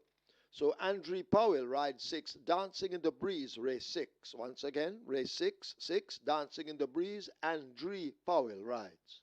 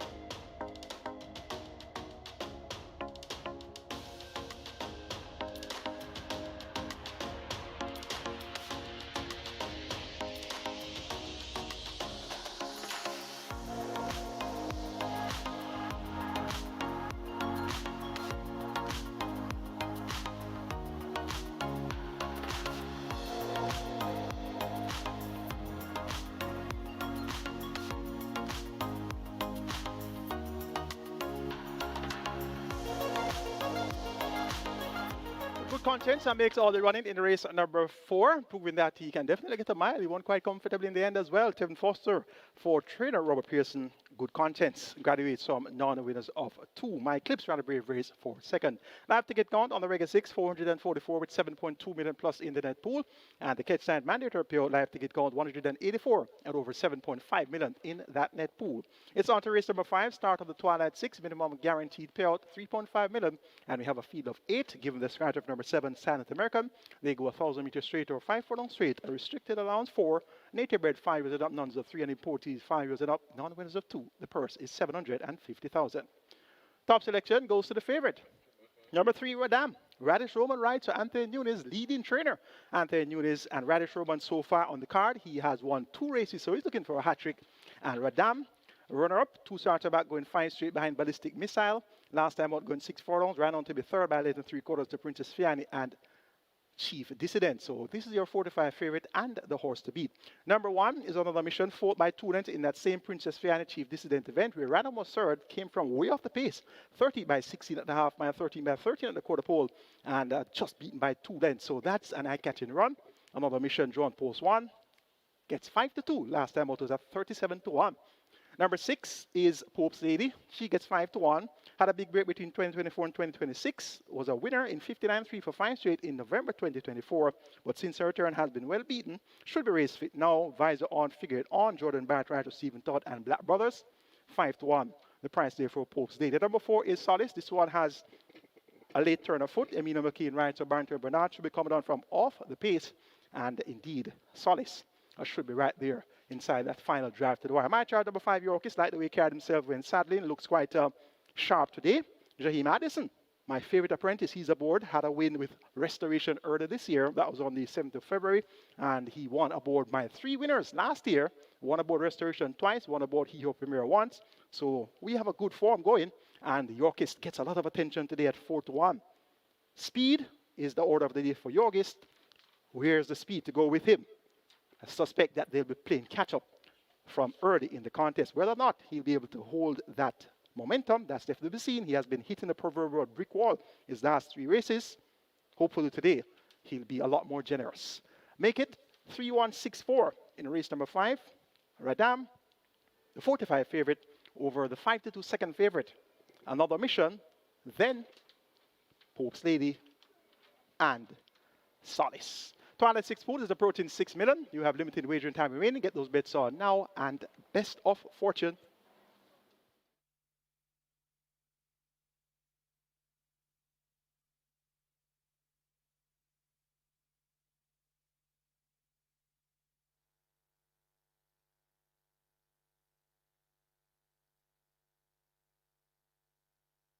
So the runners are arriving at the start. The Twilight 6 has gone past 7 million. It's approaching 7.5 million. Rolling triple on its way to 600,000, and a high 5 wagering offered. That's approaching 250,000. Get your bets on. Twilight 6 approaching 7.5 million. Rolling triple approaching 600,000, and the high 5 on its way to 250,000.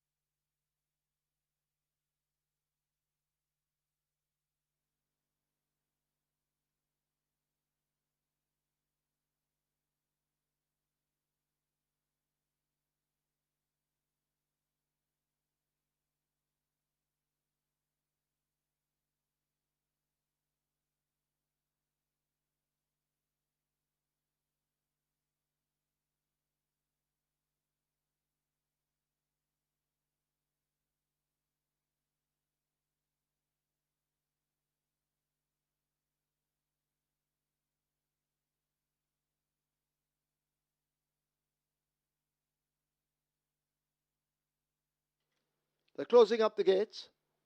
Twilight 6 at 7 million. Rolling triple heading for 600,000. High 5 on its way to 250,000. You need to hurry now. Riders adjusting their goggles. They're getting set to load for this, the 5th event.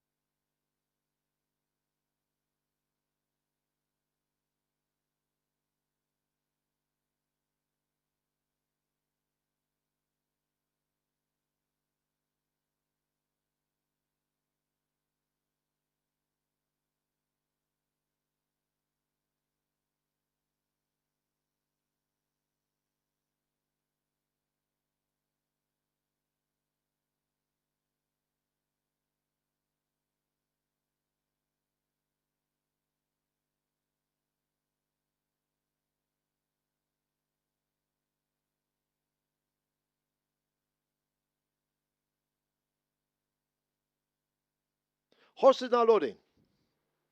Another mission and Dane Dawkins in at 1. Dane on 499 winners. He's looking for win number 500. He's at 3-1 at the moment.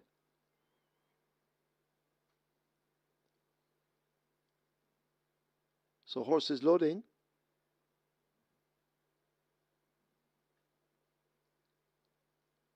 The try with Yorkist at 5 goes in.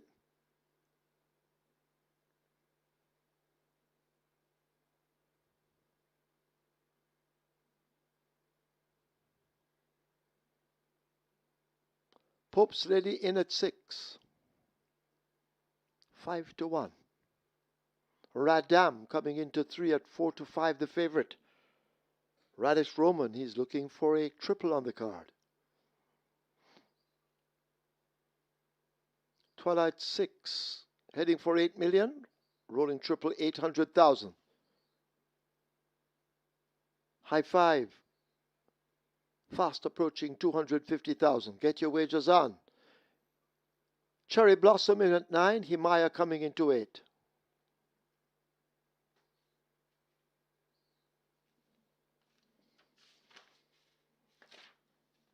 Solace backing away. Himaya also giving problems to load at 8.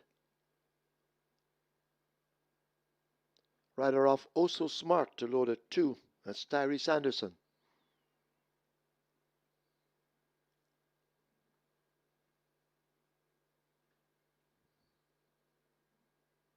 So Himaya proving a handful at the moment.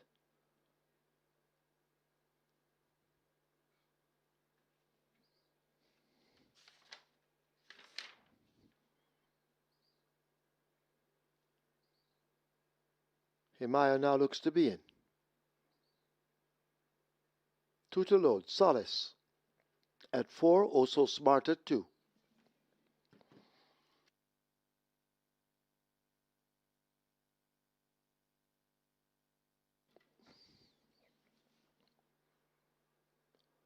Solace is in. Also Smart is in. Tyrese Anderson taking a seat. 5 furlong straight. This is the 5th. We're at the halfway stage. They're off. Another mission gets a fair start. Radam is running strong. Solace right alongside in the early exchanges. They're sorting themselves out and make their way running up toward us. Pope's Lady is also showing some good early dash at this stage. Cherry Blossom has speed and displays it nearest to us. Himaya the Grey racing in behind Cherry Blossom. So Cherry Blossom appears to be the overall leader. Pope's Lady in the center traveling powerfully along with Radam save for the late kick. Another mission is over on the far side. Solace is just in behind the front rank as a Cherry Blossom and Pope's Lady now go at it. It's Cherry Blossom marginally. Pope's Lady right there now beginning to quicken. Radam is also finding top stride in the center. Solace is shaken up for running between horses, but they drive inside the final furlong. It is Cherry Blossom nearest to it. So Radam and Solace now get going. Pope's Lady left in behind, and Radam on the far side now looks to be grabbing a hold of Cherry Blossom. It's Radam on the far side with that lead from Solace and Cherry Blossom. Radam beats possibly Solace over Cherry Blossom. Close in behind could be Himaya over Pope's Lady.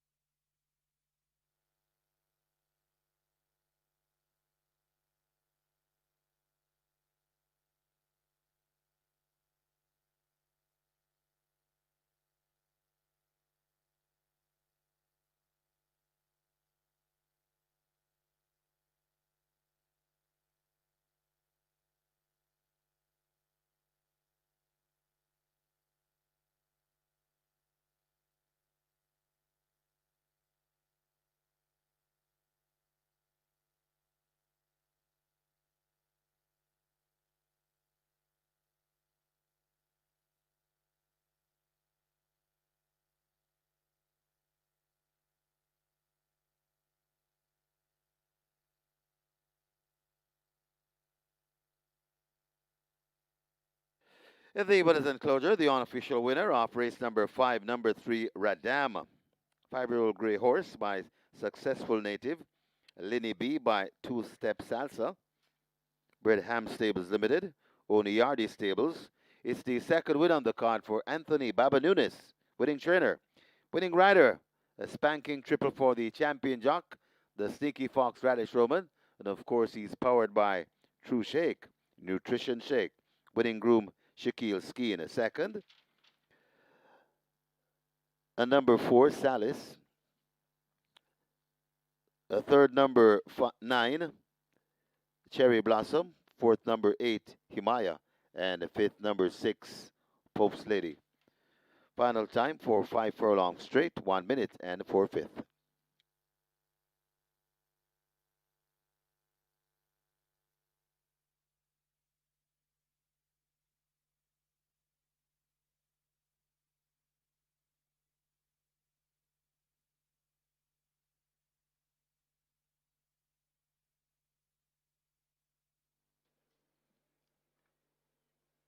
So I guess by now you have all heard the news about the passing of trainer Patrick Fong. Just like to send condolences to his family. And once we have the details,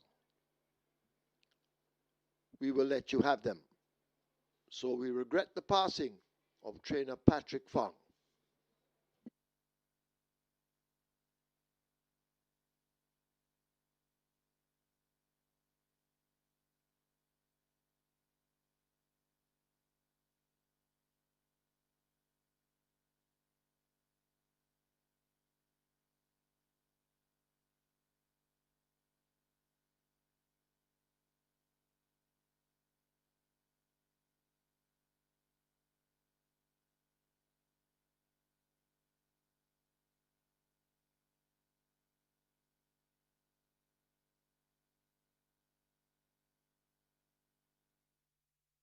Fifth.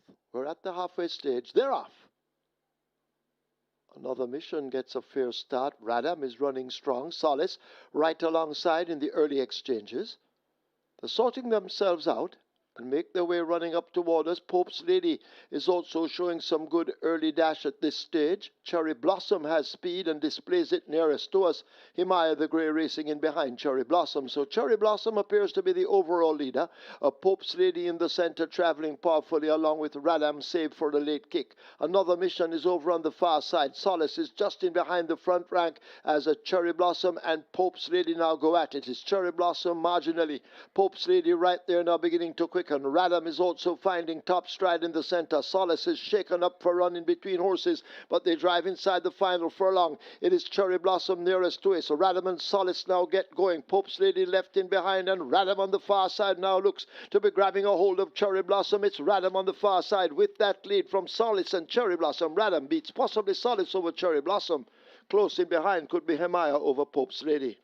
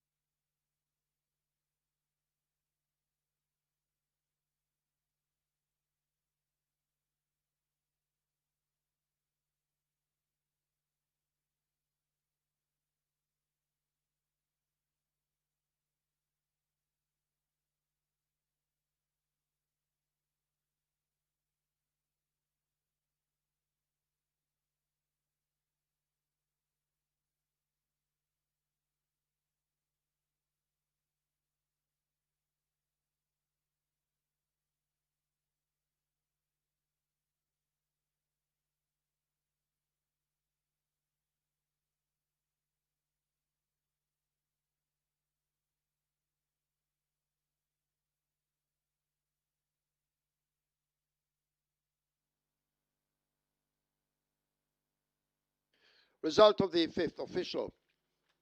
1, another mission. 3, Radam, both go to the testing barn. 1 and 3 go to be tested.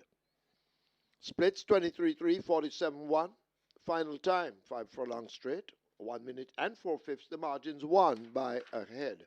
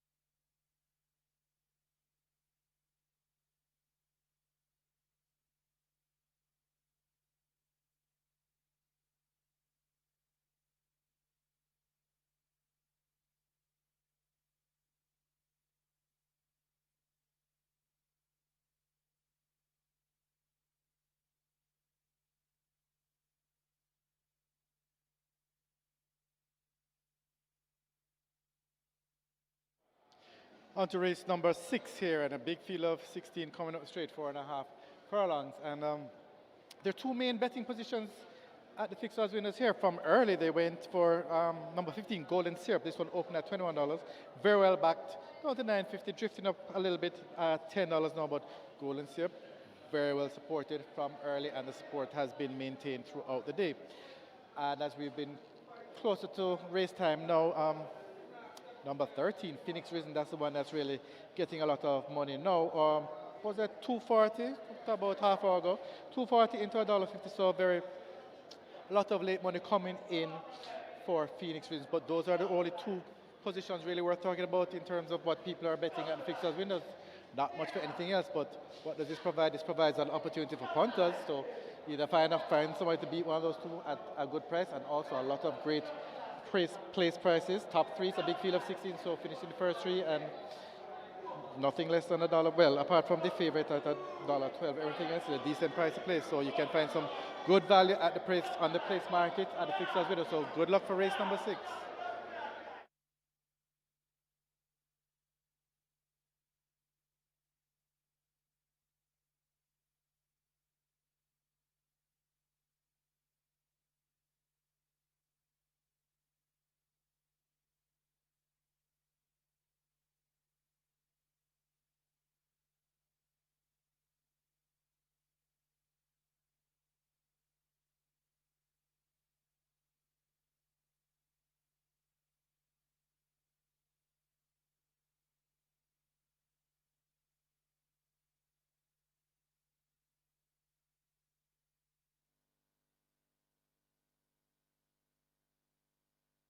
Number 11, the gifted one, takes the track early.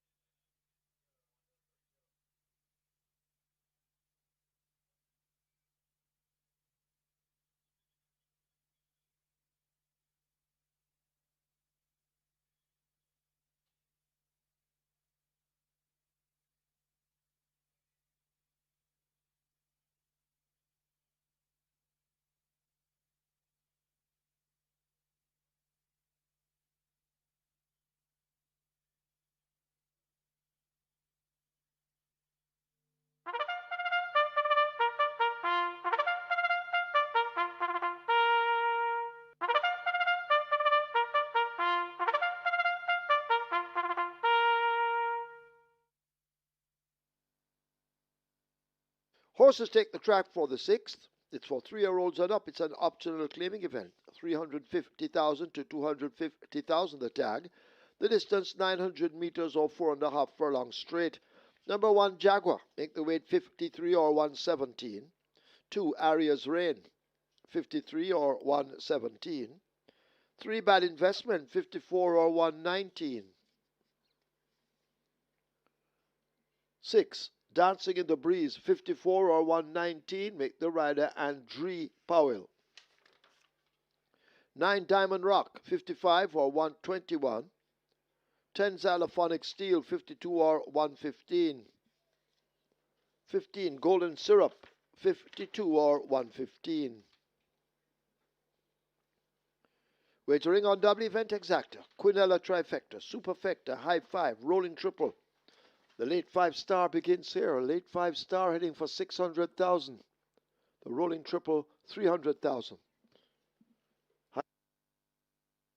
High Five on its way to 200,000. Runners make their way to post. Get your wagers on.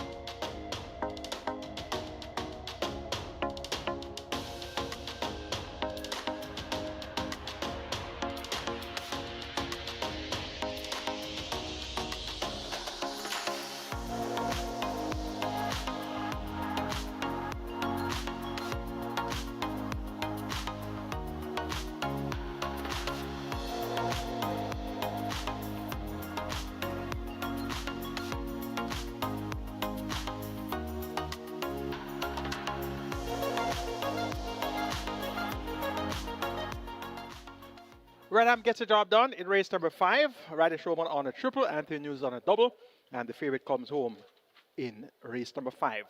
To start, the Twilight 6. Knife ticket count on the Twilight 6, 3,537 with 5.3 billion plus in the net pool there.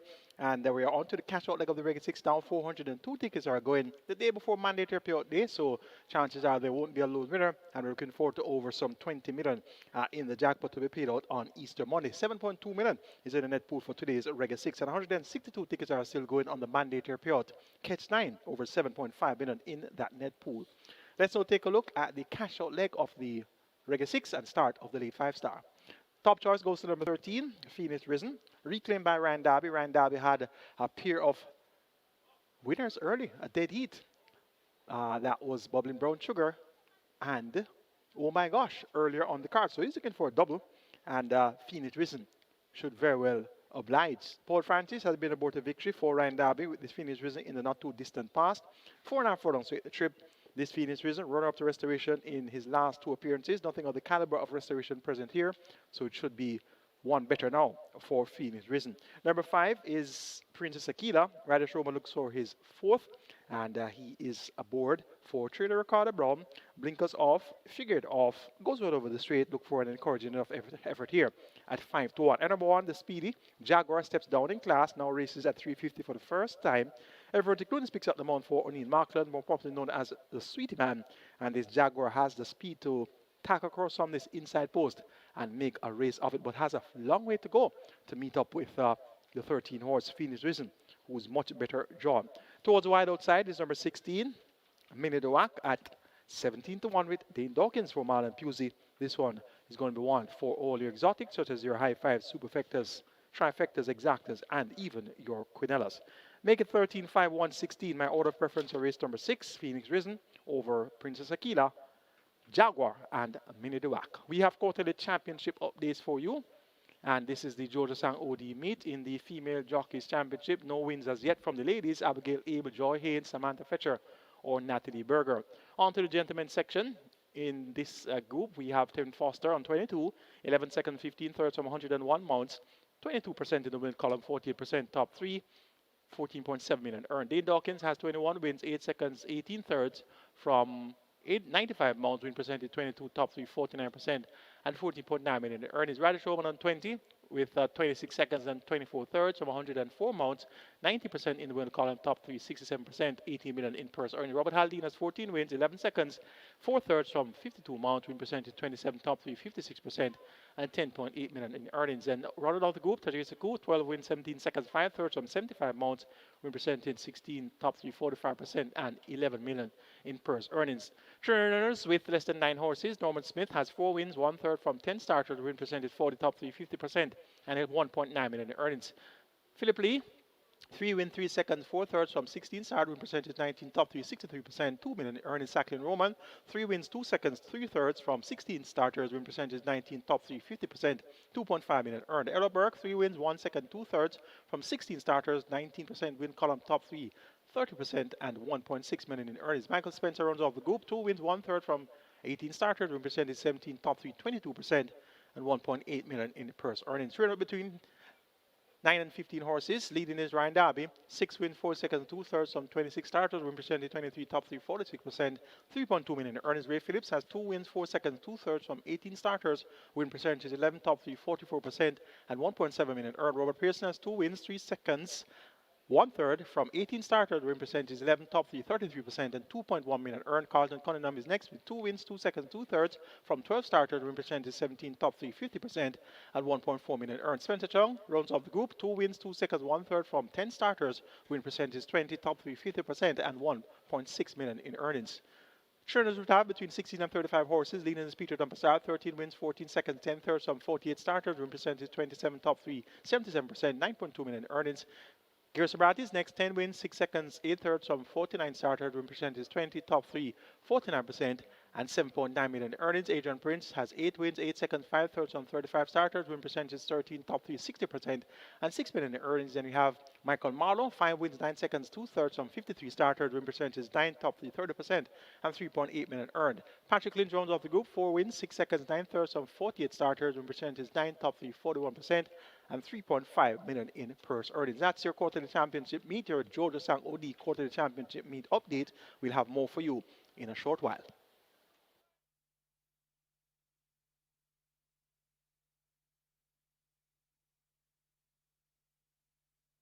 Your attention, please. Trainer Fitznaham Williams wanted in the Strode's room. Fitznaham Williams, you are wanted in the Strode's room. They've closed up the front of the gates. Get your wages on quickly.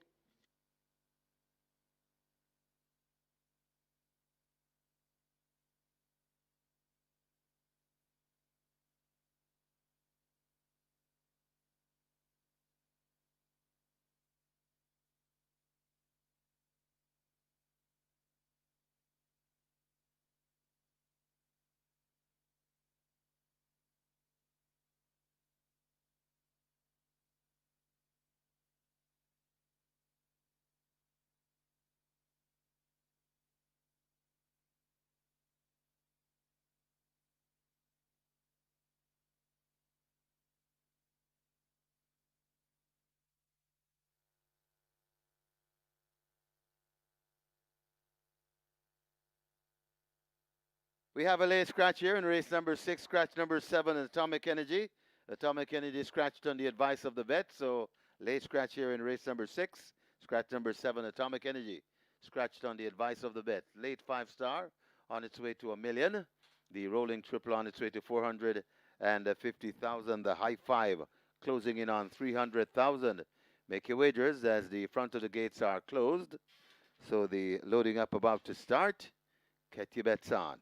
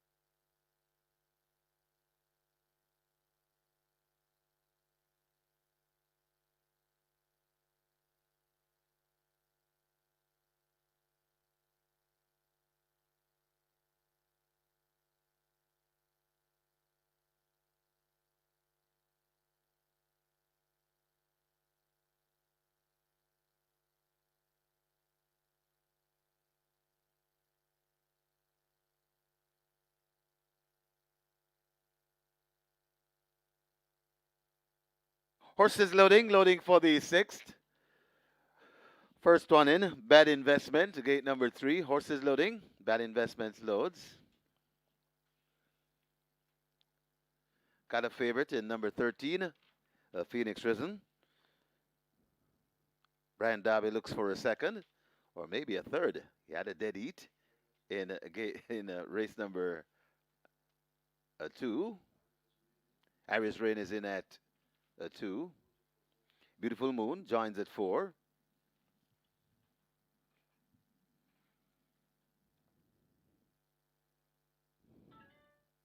So technically, Ryan Darby looks for 3.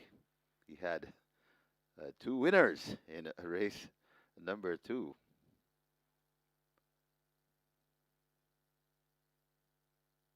The gifted one loads 11.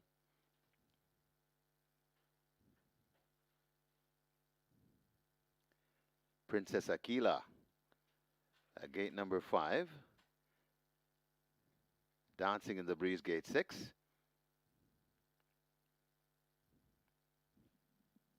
And Dancing in the Breeze, Andrew Powell rides. Rashid comes to gate number 8. Rashid loads. Rider comes down from the 9.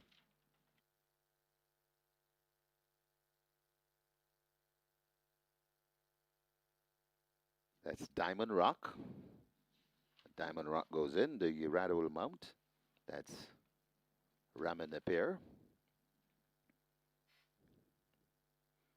Xylophonic Steel in at 10. Briscoe in at 12. Steen, 14. Not many left to be loaded. Minnie the Whack going into gate 16. Devastating Dane Dawkins for 99 wins. Jaguar, gate 1.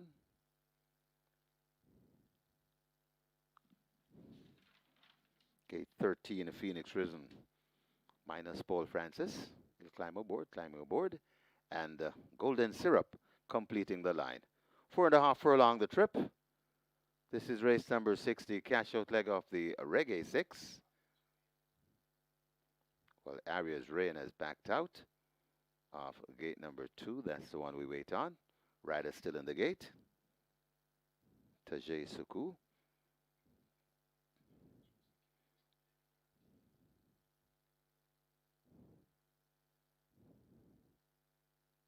Waiting on Arias Rain.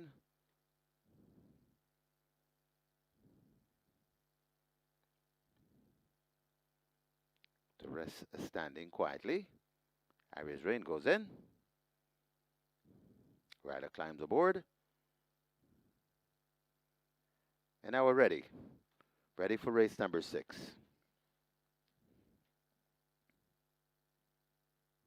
Phoenix Risen, a bit antsy in gate 13. Up on the 4 legs. Once again, Phoenix Risen.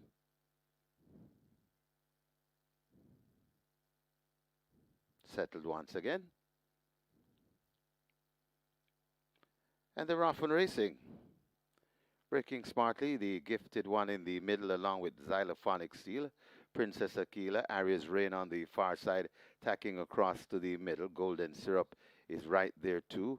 Phoenix Risen is right in the center and traveling powerfully and right under the stand fence. That's Mini de Wax. So Phoenix Risen looks to have the lead as they make their way coming out of the chutes. Phoenix Risen in the over on the far side. Jaguar is really traveling well. Jaguar on the far side along with Arias Rain. Phoenix Risen is right there too. Briscoe coming on into it as they come with just about over a furlong to travel. Jaguar, Phoenix Risen.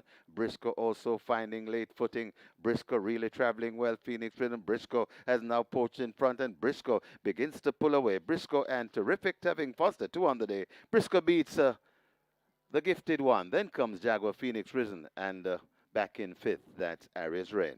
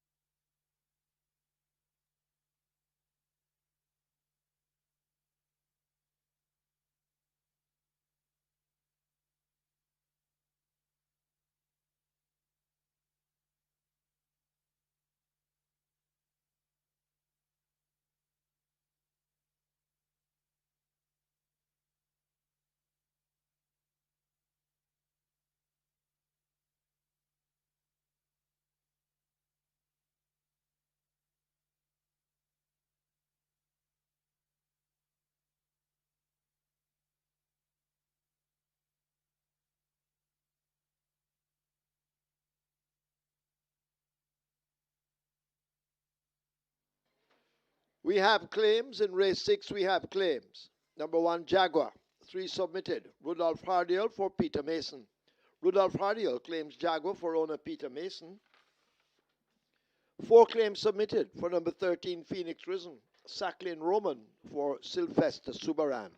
Sacklin Roman claims Phoenix Risen for owner Sylvester Subaran.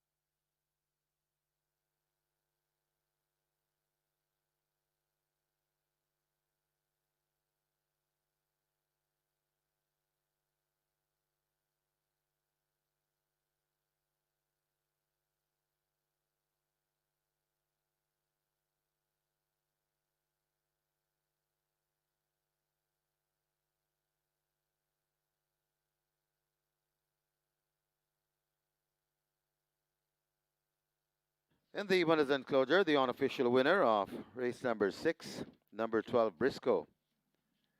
6-year-old chestnut horse by Here Comes Ben. Kiss Me Quick by Nasheed. Bred New Blue Limited, owned Yvette Simpson. Train Andre Adams, the winning rider, 2 on the day for terrific Tevin Foster. And of course, he's sponsored by True Shake Nutrition Shake, the groom Derek Mason. Second, number 11, the gifted one. Third, number 1, Jaguar. Fourth, number 13, Phoenix Risen. And the fifth, number 2, Arias Rain. Final time for 4.5 furlongs, 53 and 3/5.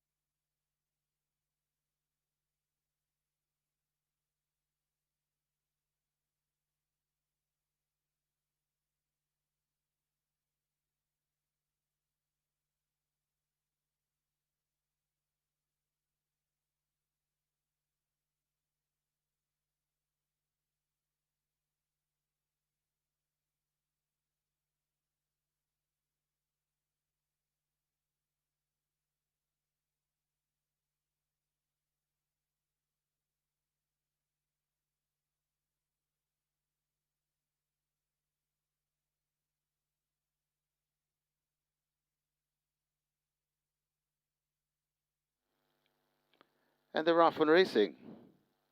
Breaking smartly, the gifted one in the middle along with Xylophonic Steel. Princess Aquila, Arias Rain on the far side, tacking across to the middle. Golden Syrup is right there too.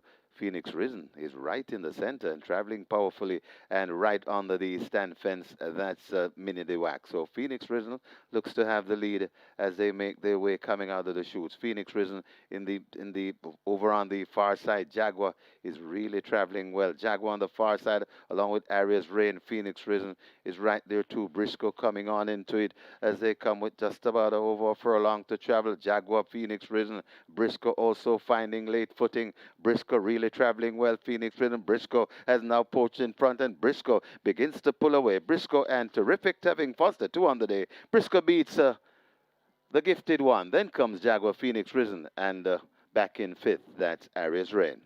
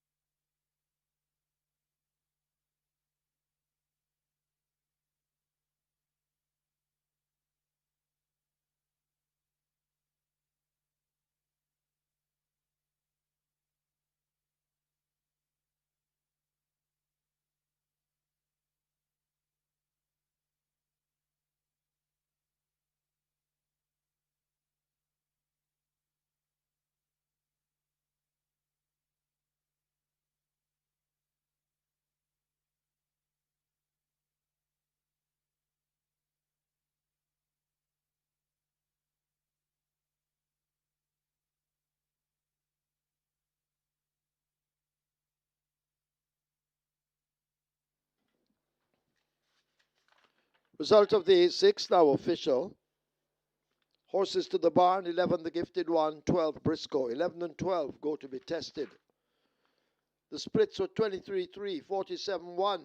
Final time, 900 meters, or 4.5 furlongs straight, 53-3. The margins, 3.5 by 1.25.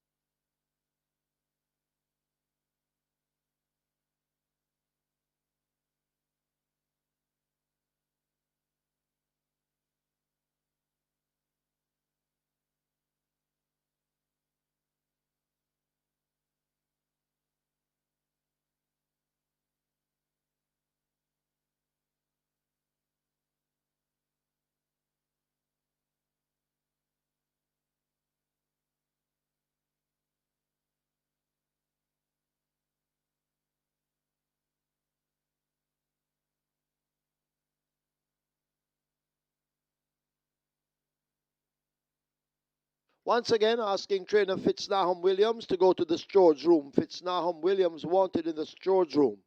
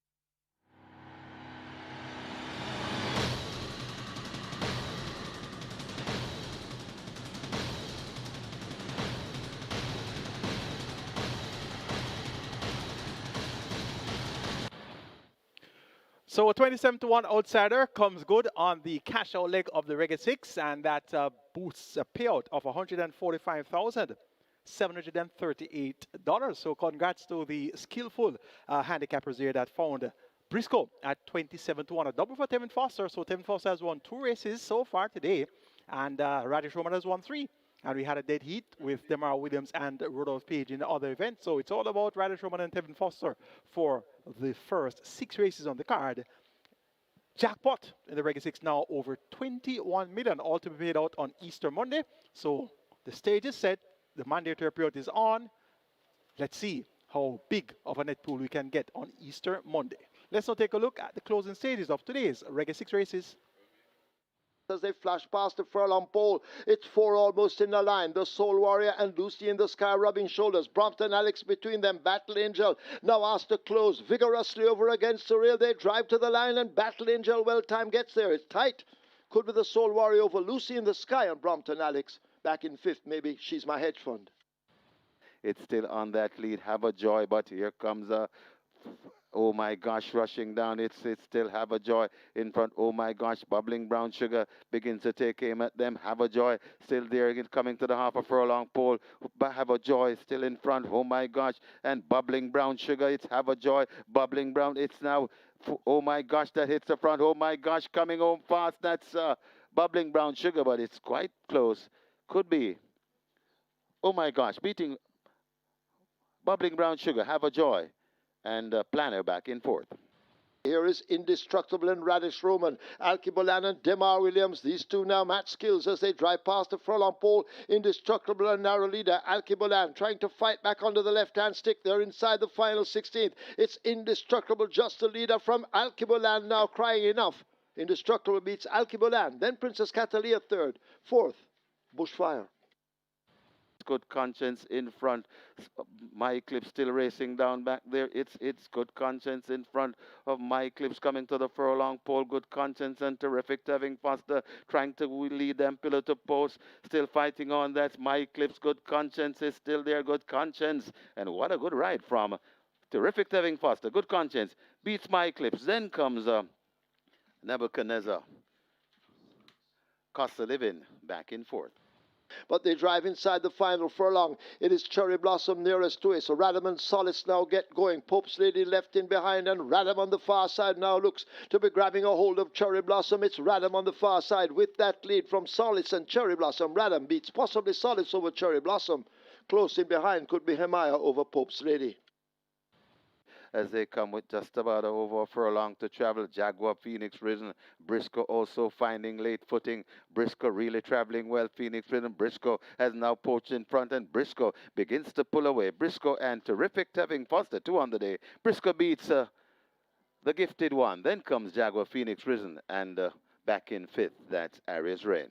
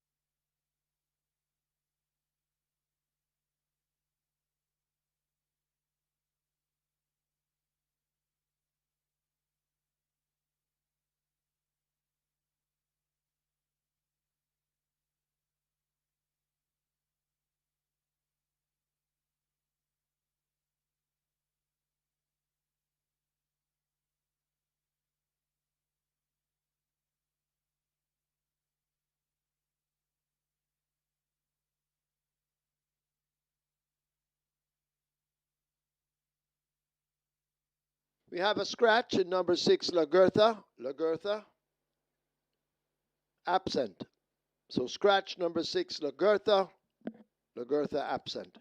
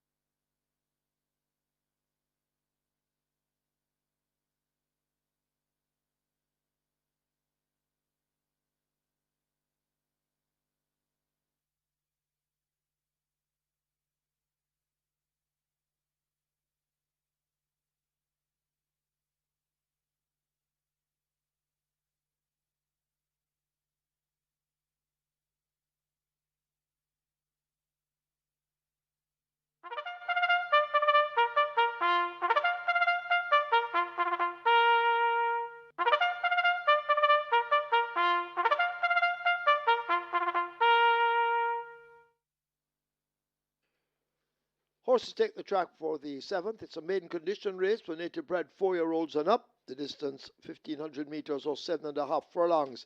Number 2, Aladdin, make the weight 54 kilos or 119 pounds. Scratch 6, Lagertha. 7, Sweet Biscuit, 50 kilos or 110. Wagering offered on double event. Exacta, Quinella Trifecta, Superfecta, Rolling Triple. This is where the strike 4 begins. Rolling Triple on its way to 400,000, strike 4 heading to 1 million.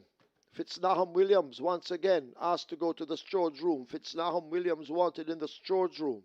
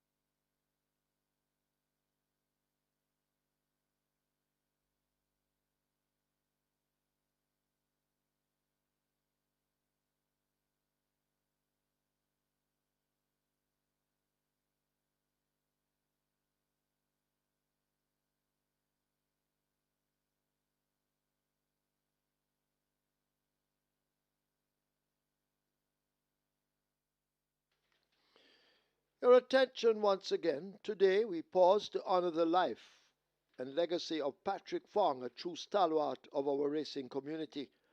Patrick devoted decades to the sport he loved, serving with distinction as a trainer, owner, breeder, groom, and even a swimmer in his early years. First licensed as a groom in the 1970s, his journey through racing was one of passion, perseverance, and deep commitment. Over the years, he saddled 283 winners, a testament not only to his skill, but to his dedication and love for the horses and the people around him. Beyond the track, he gave back selflessly, serving as president of the Grooms Association and as a board member of Caymanas Track Limited. Patrick's impact goes far beyond numbers. He was a mentor, a leader, a respected figure whose presence will be deeply missed. We extend our heartfelt condolences to his family, friends, and all those whose lives he touched. May he rest in peace. And of course, the black flag flying on the infield.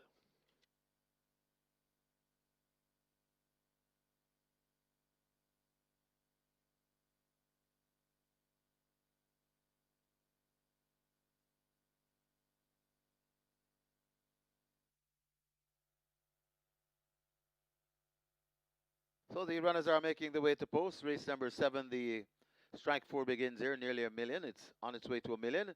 The strike 4 pool. The rolling triple on its way to 400,000, and we can now confirm the jackpot bonus carryover in the Reggae 6 for Easter Monday. Jackpot bonus carryover in excess $21 million, and that's a mandatory payout coming your way. Get your bets on here in race number 7, the Strike 4 on its way to $1 million, close to 900,000 and climbing.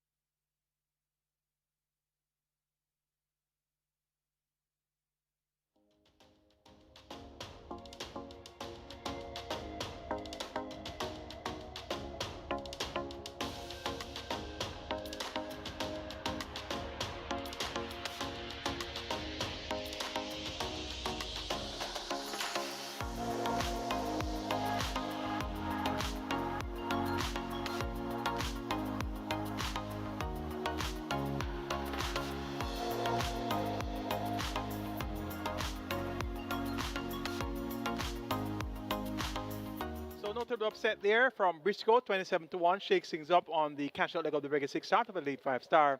And we now have 7 tickets going on the mandatory payout catch 9, 7.5 million in the net pool there. So into some big bucks, whatever happens hereafter for the catch 9. On the Twilight side of things, we're down to 369 live tickets and 5.3 million plus in that net pool.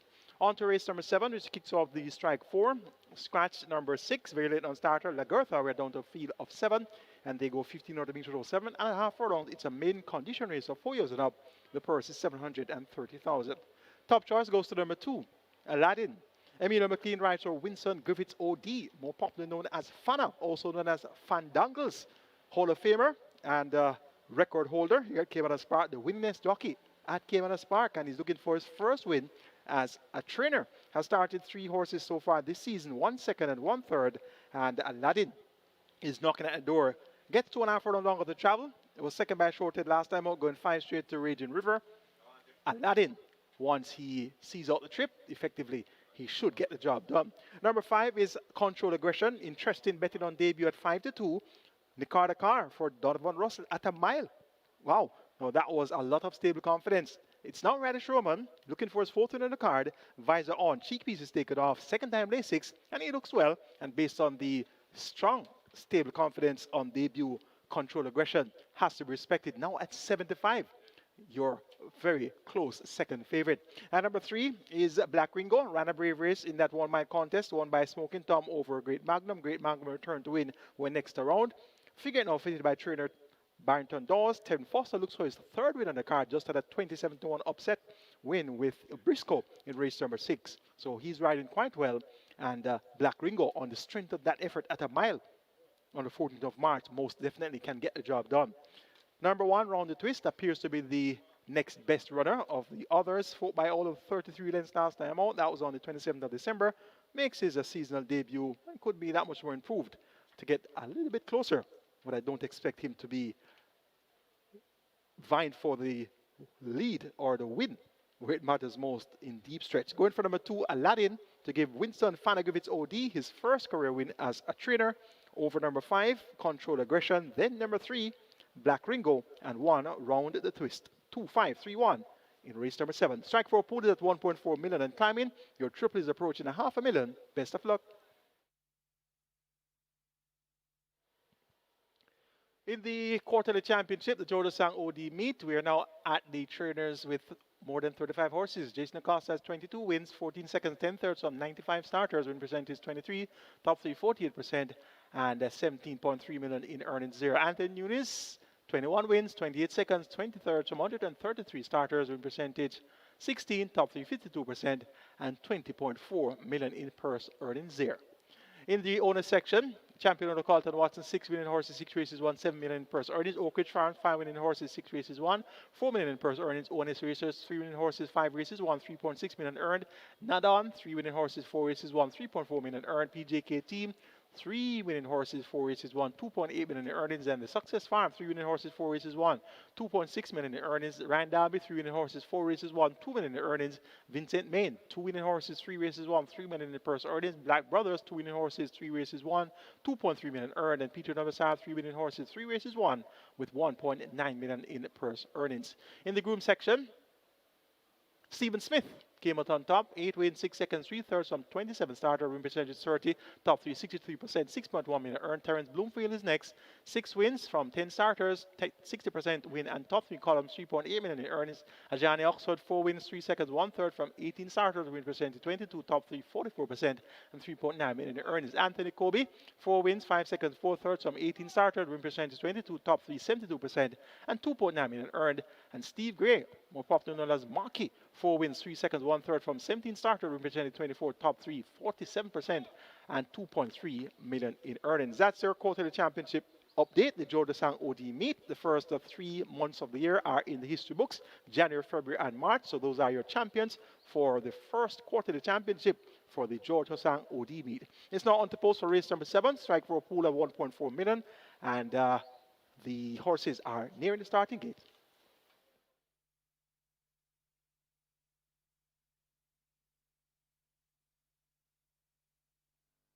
Horses now loading. Horses are loading for this, the 7th. Round the twist is in. Control Aggression at 3-2. In at 5. Sweet Biscuit coming into 7. So loading up, well underway. Rolling Triple heading to 500,000. Strike 4 heading for $1.5 million.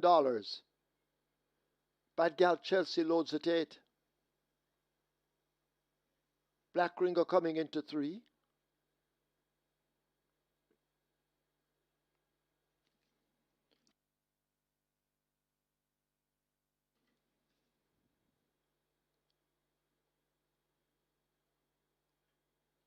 Newbridge loads at 4. Aladdin. Even Money. In at 2. Field in line. Starter ready.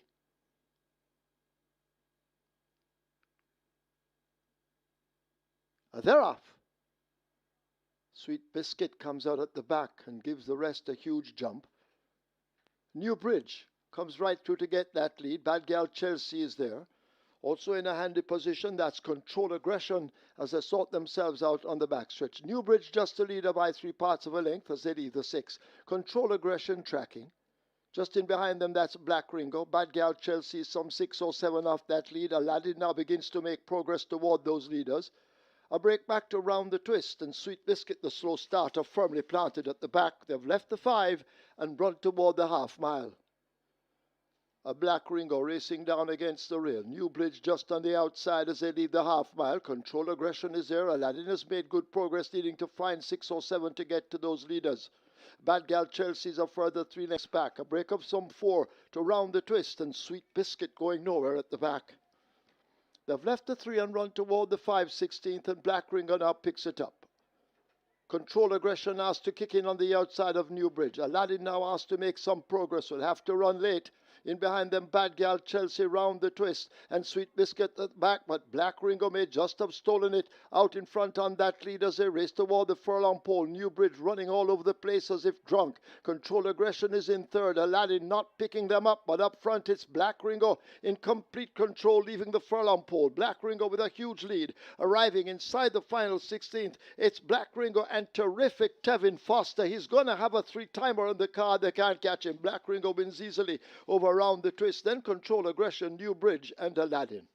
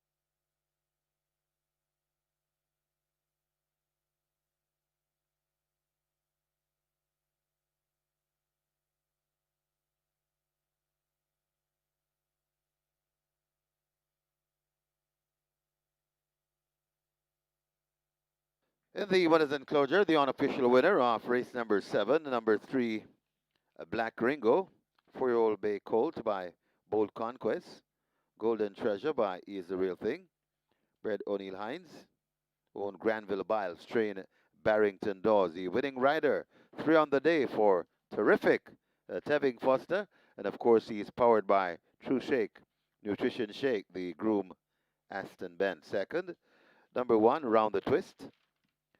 Third, number 5, Control Aggression, and fourth, the number 4, New Bridge. Final time for 7.5 furlongs, 1:38 and 4.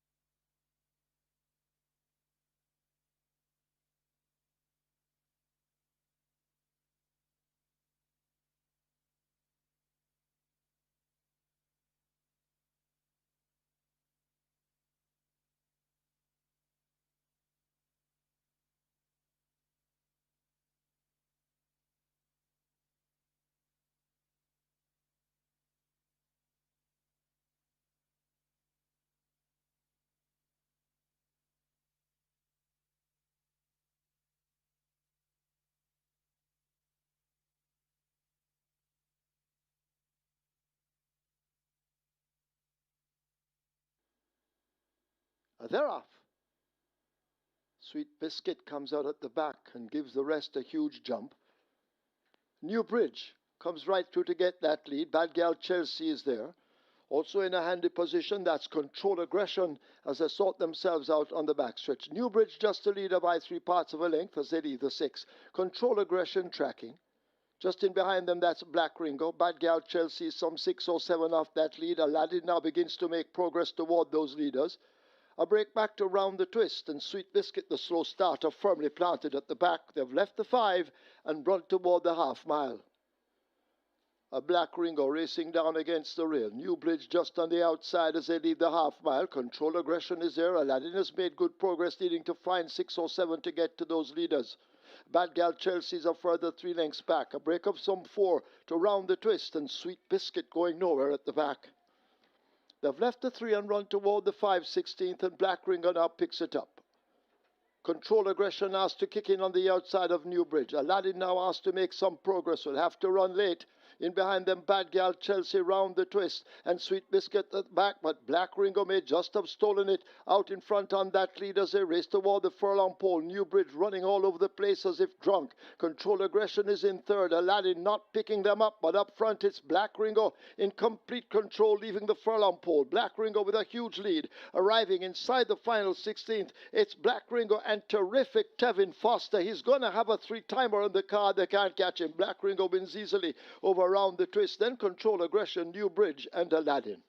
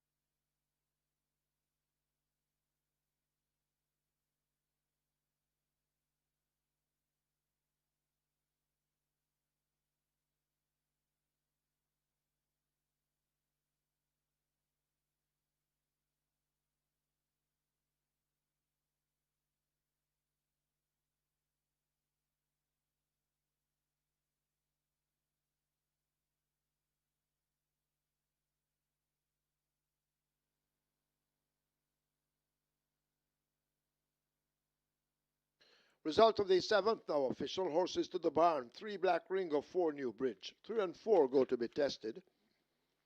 Splits 24-3, 48-4, 116-1. They raced 7.5 furlongs in 138.4. The margin 7.25 by 3 3/4.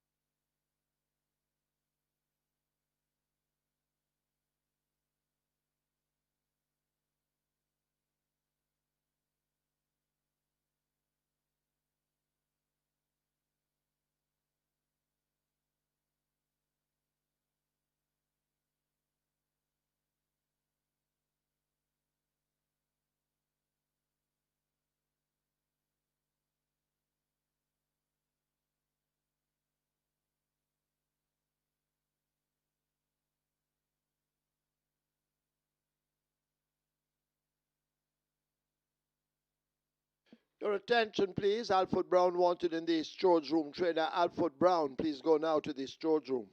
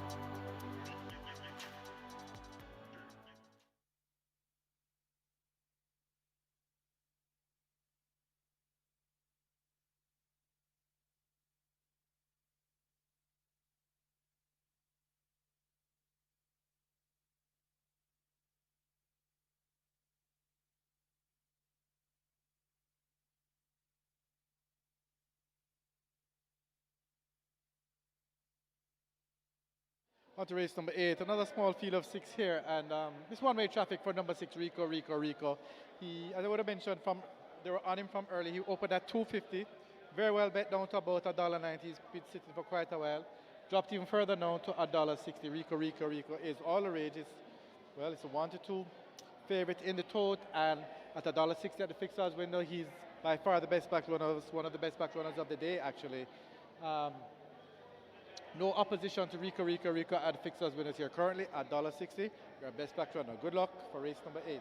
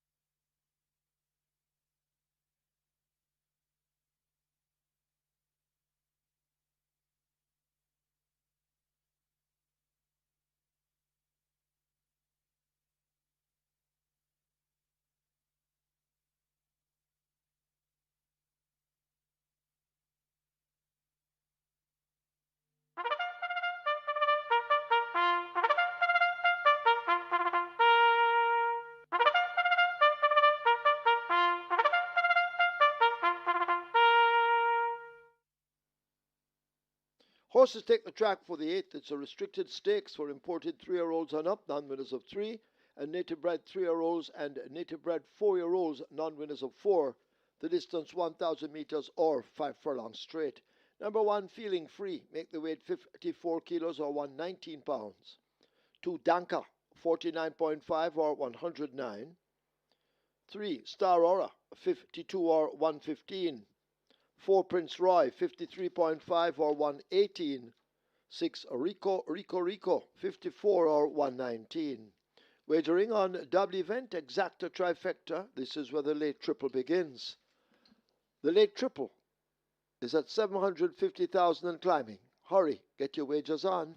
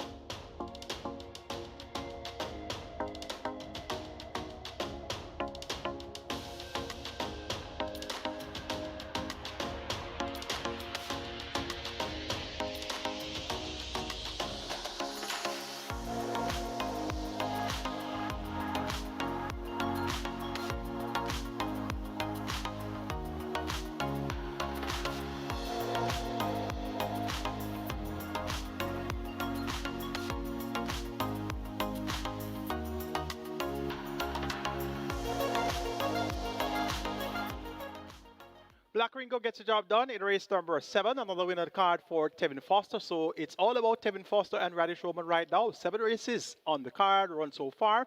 3 wins from Tevin Foster, 3 wins from Radish Roman, and that's reminiscent of the 2024 Jockeys Championship, which went right down to the last day.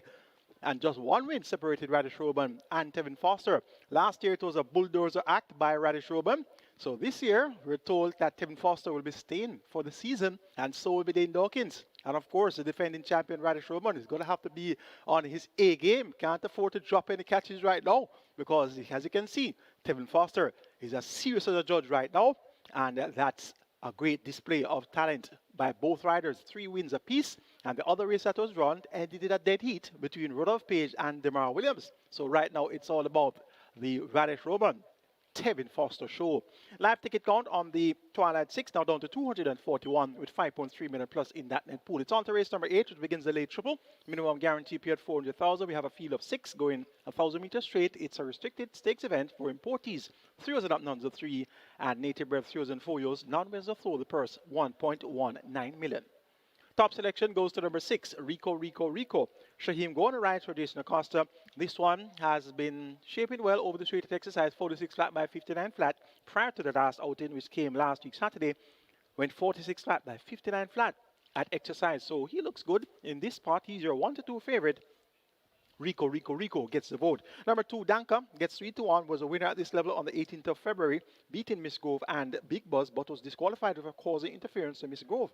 Came back, went around the bend at even money, and unable to justify the favoritism. 6 by 4 1/4 lengths there behind Miss Moneypenny, Big Buzz, and Ralph's Treasure. Reverse to the straight, Tajay Sekou maintains the mount for the 7th consecutive occasion, riding for Hall of Fame trainer Richard Azam and Ola Naya. Danka should bounce back to competitive ways here and may very well push Rico to the limit. Number one, Feeding Free, upset winner last time out among rounds of three. That was last week Saturday. Up in class, John Post won in this field of six over the straight course. Will be coming late and maybe a trifle too late this time around. And number five, Raz Treasure, top weight at 57 kilos. Shane Richardson rides for Gary Sobrati and the Success Farm. Look for his usual honest effort to earn his keep among these. Make it 6-2-1-5 in race number 8 to kick off the late triple. Rico over Danka, Feeding Free, and Ralph's Treasure. Final triple is at 1 million and climb in. Get your wages on now and best of fortune.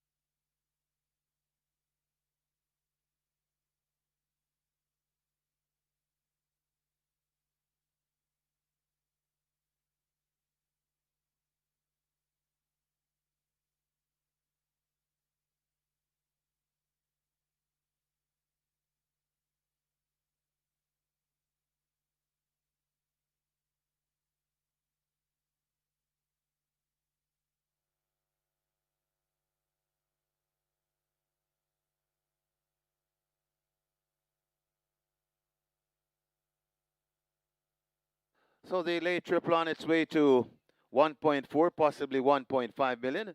Very attractive late triple as per usual.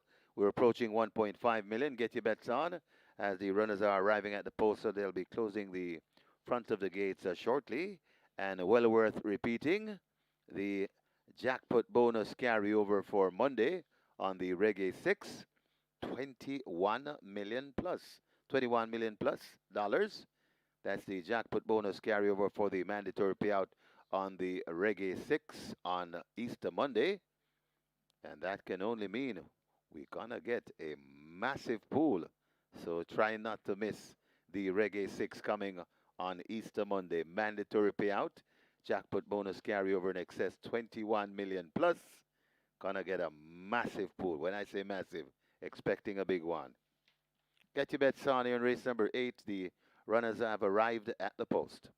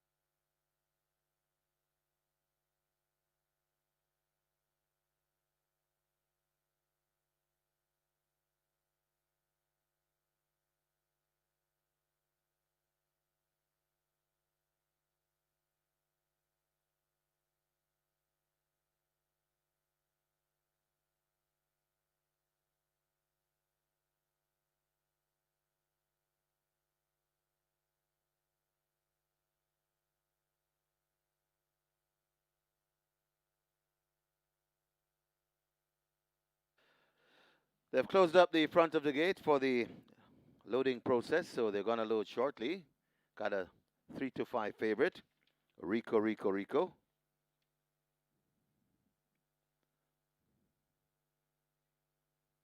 Got 5-2 on the 2, that's Danka. 7-2 on the 1, Feeling Free. Get your bets on. You're running out of wagering time for sure.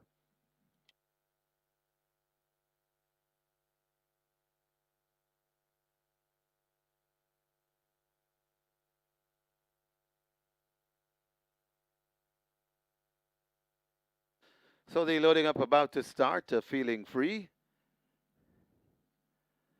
A devastating Dane Dawkins looking for his 500th win. Coming from the camp of the chosen one, Peter John Prasad for PJK team. They've opened gate 1. To coax this one in, it works. Horses loading for the 8th. Now approaching 1.5 million. We've gone past 1.4 in the late triple. Donka lining up for gate number 2. Donka and Tajay Suku. Richard Azan and Naya. Star Aura is next. Gate number 3. Wow, look at that late triple. We're now approaching $1.8 million. A massive one. Star Aura goes in. So half of the field have loaded. Rico, Rico, Rico. 1 to 2 in the betting. Loads at 6. Ralph's Treasure comes to gate number 5. Ralph's Treasure goes in.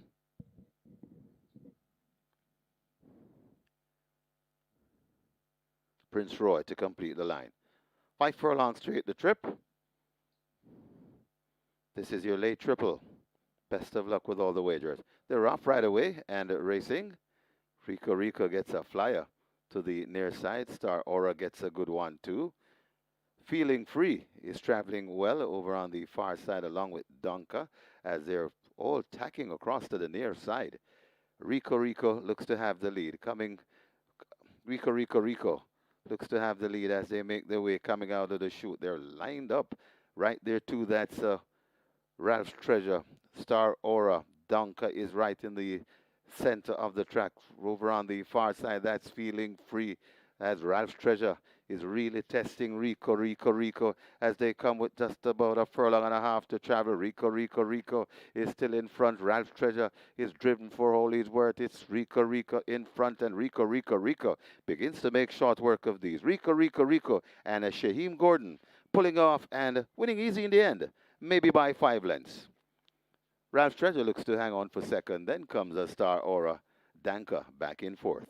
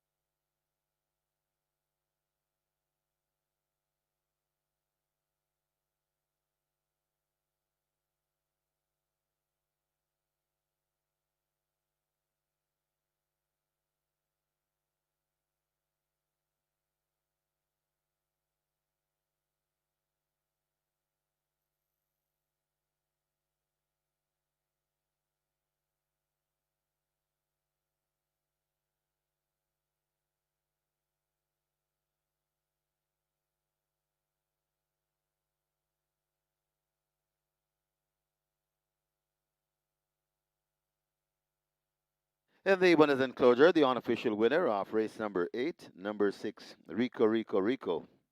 4-year-old Bay Colt by Win Win Win. Frosty Nightmare by City Zip. Bred Sherry Mansfield and Kenneth Davis. Own Solomon Sharp, the winning trainer. Champion trainer Jason DaCosta, the winning rider Shaheem Gordon. The groom Warren Thompson. Second, number 5, Ralph's Treasure. Third, number 3, Star Aura. And fourth, number 2, Danka. Final time for 5 furlong straight, 59 and 57 and 3. Final time, 57-3.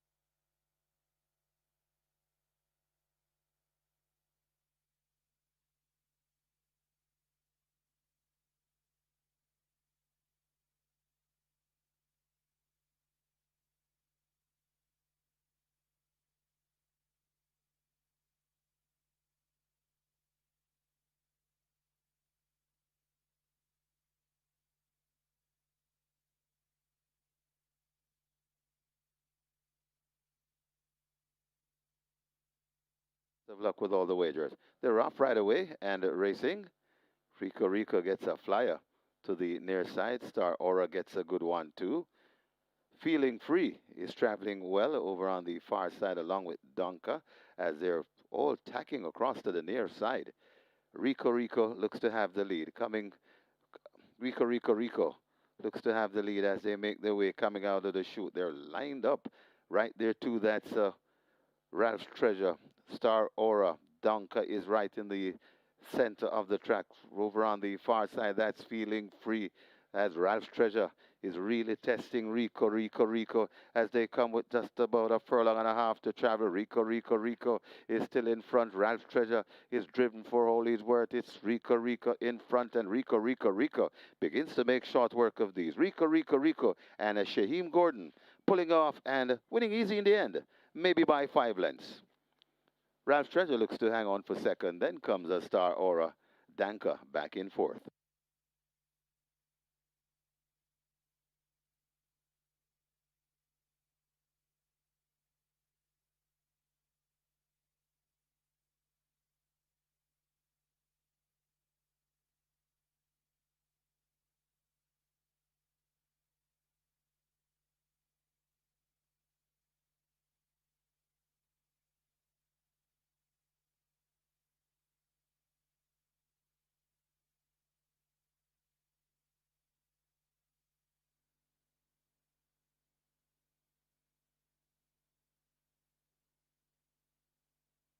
Result of the 8th official. Horses to the testing barn. 3, Star Aura. 6, Rico Rico Rico. 3 and 6 go to be tested. Splits 23-2, 45-2, 57-3 the final time for 5 furlong straight. The margins 4 by 3/4.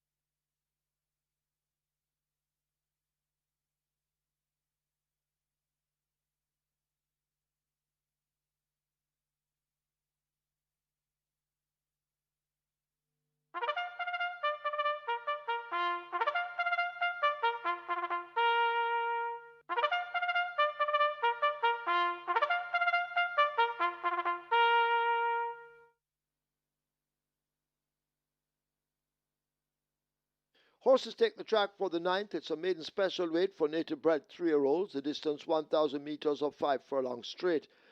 Number 1, Diva. Make the weight 53.5 or 118. 2, Joe Boxer.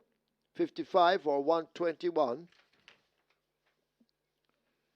5, Wonderful Vision. 52.5 or 116. 6, Call Her Noré. 51 or 112. Scratch 8, Chances Are. Lame. 9, Miss Veronica. 50 or 110. Wagering on a double event. This is the late double. Exacta, Quinella Trifecta, Superfecta, High Five.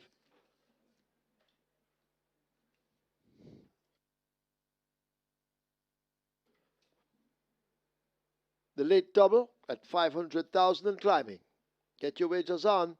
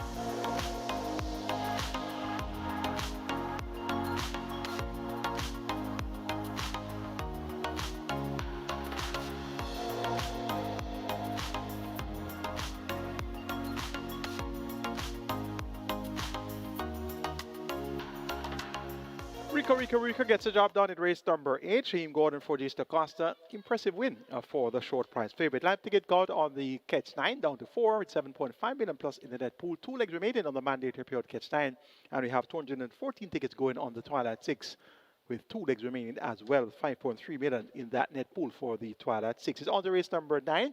Rarely scratch. Take out number 8. Chances Are. We're down to a field of 10. They go 1,000 meters straight. It's a maiden special event for native bred thrills. The purse, 1,050,000.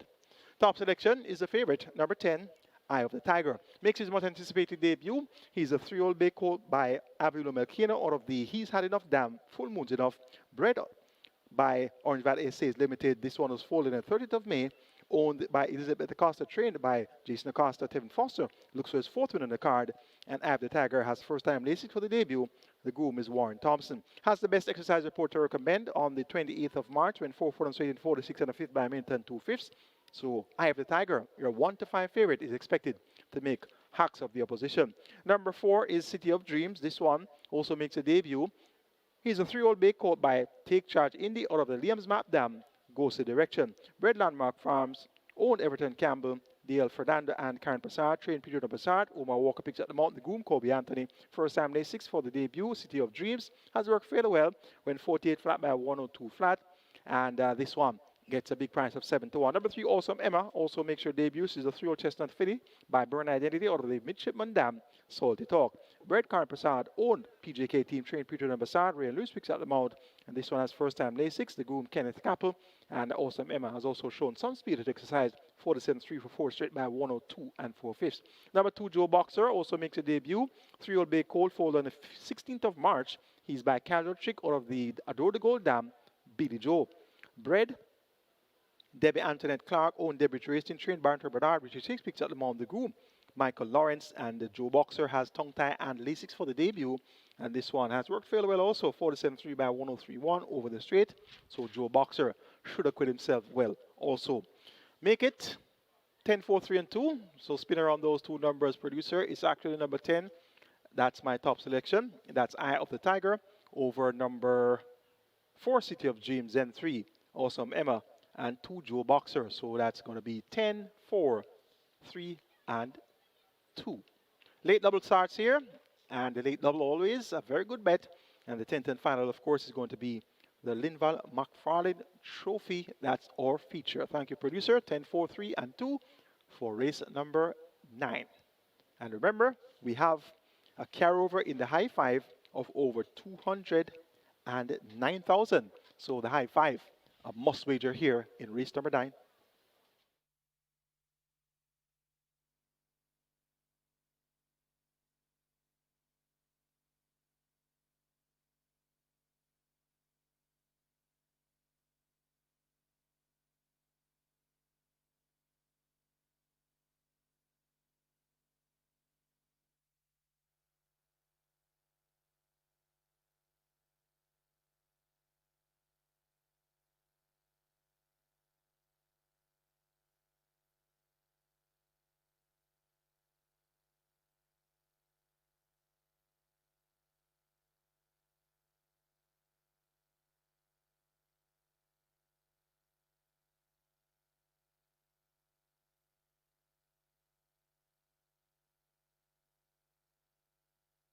So the runners are arriving at the post. This is where the late double starts. We also have a very nice high five pool.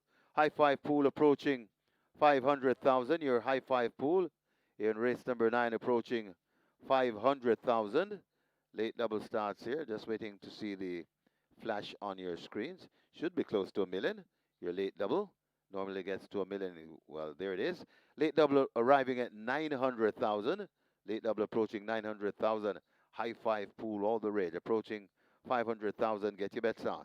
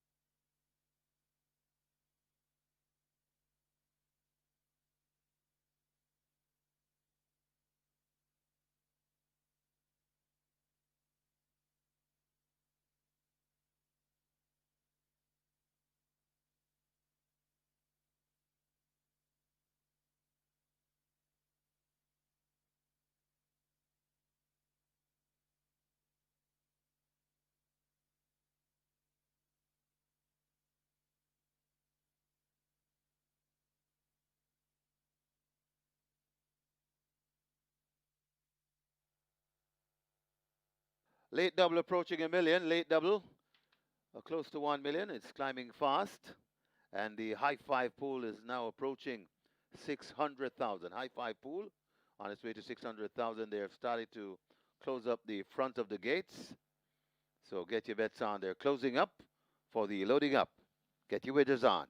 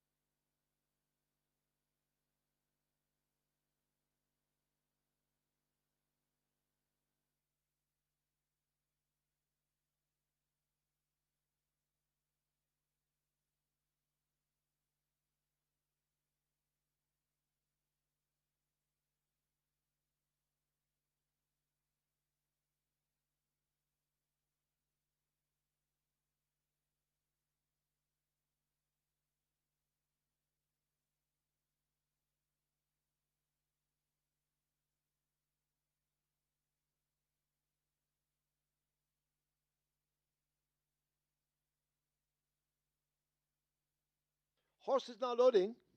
First one in Diva.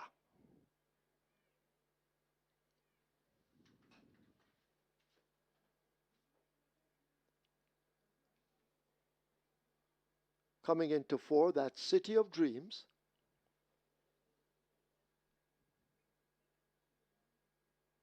City of Dreams loads.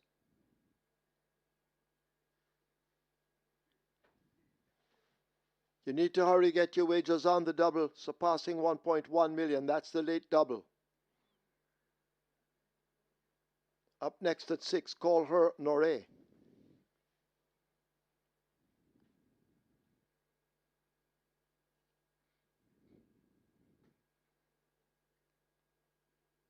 Call Her Noré.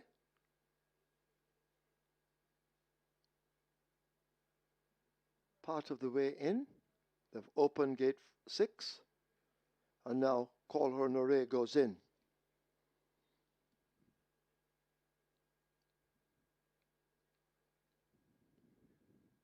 Tom Strong will load at 7.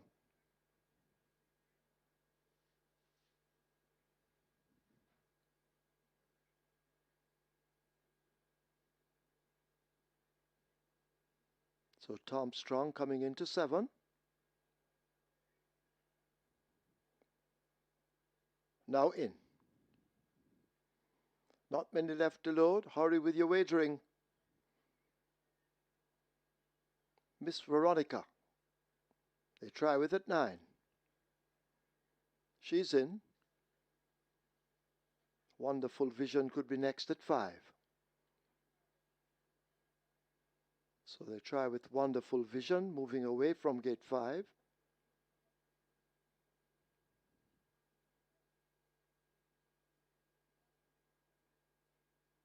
Once again they try with Wonderful Vision.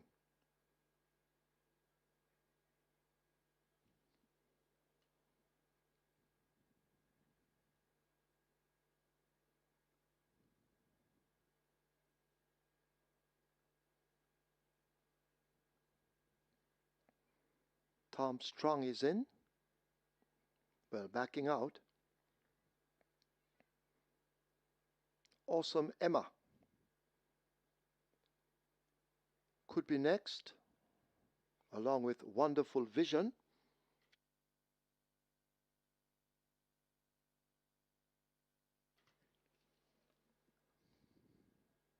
Wonderful Vision is in.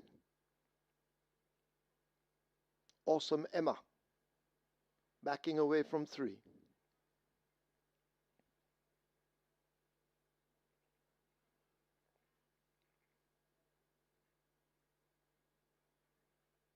So Awesome Emma almost in. Joe Boxer is in at 2.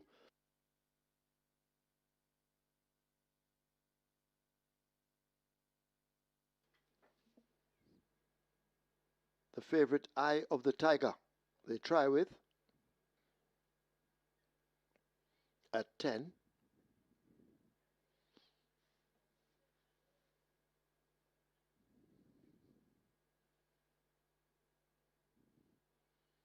Eye of the Tiger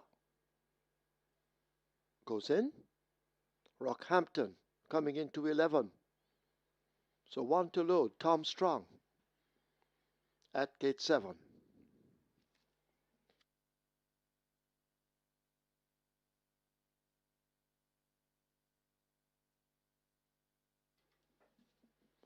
Still we wait on Tom Strong.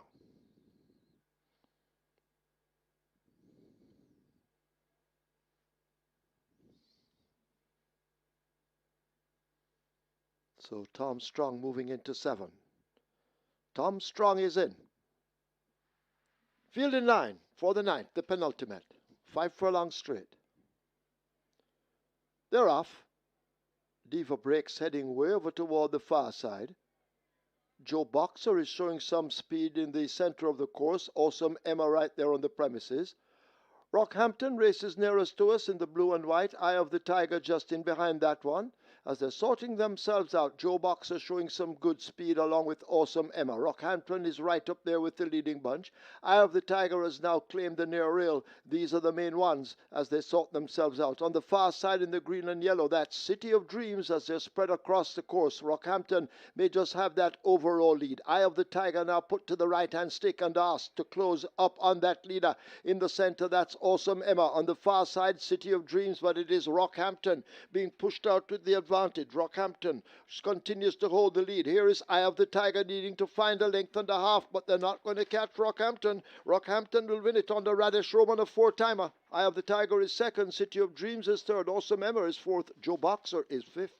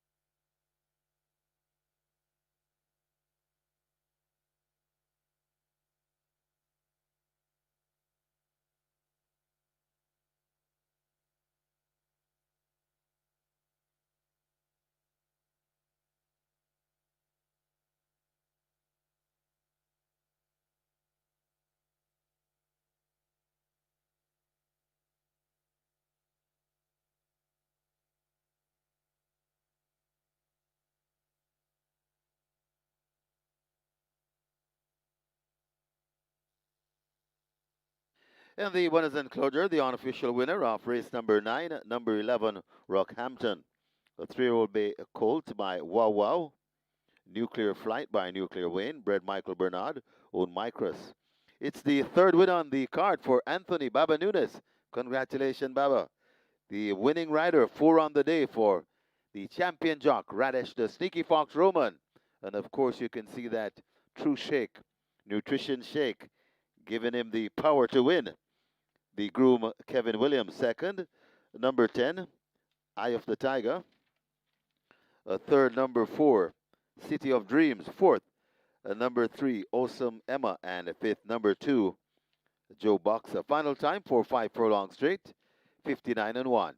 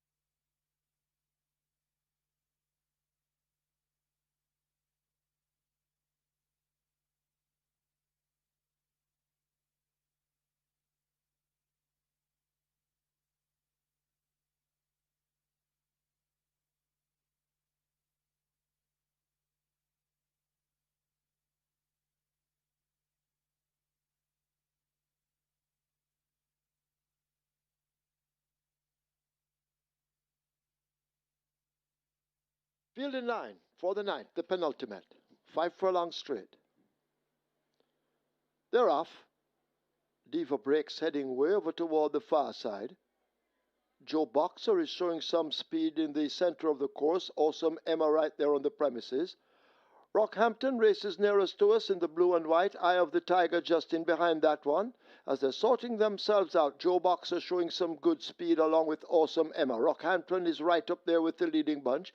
Eye of the Tiger has now claimed the near rail. These are the main ones as they sort themselves out. On the far side in the green and yellow, that's City of Dreams as they're spread across the course. Rockhampton may just have that overall lead. Eye of the Tiger now put to the right-hand stick and asked to close up on that leader. In the center, that's Awesome Emma. On the far side, City of Dreams, but it is Rockhampton being pushed out with the advantage. Rockhampton continues to hold the lead. Here is Eye of the Tiger needing to find a length and a half, but they're not going to catch Rockhampton. Rockhampton will win it on the Radish Roman, a 4-timer. Eye of the Tiger is second. City of Dreams is third. Awesome Emma is fourth. Joe Boxer is fifth.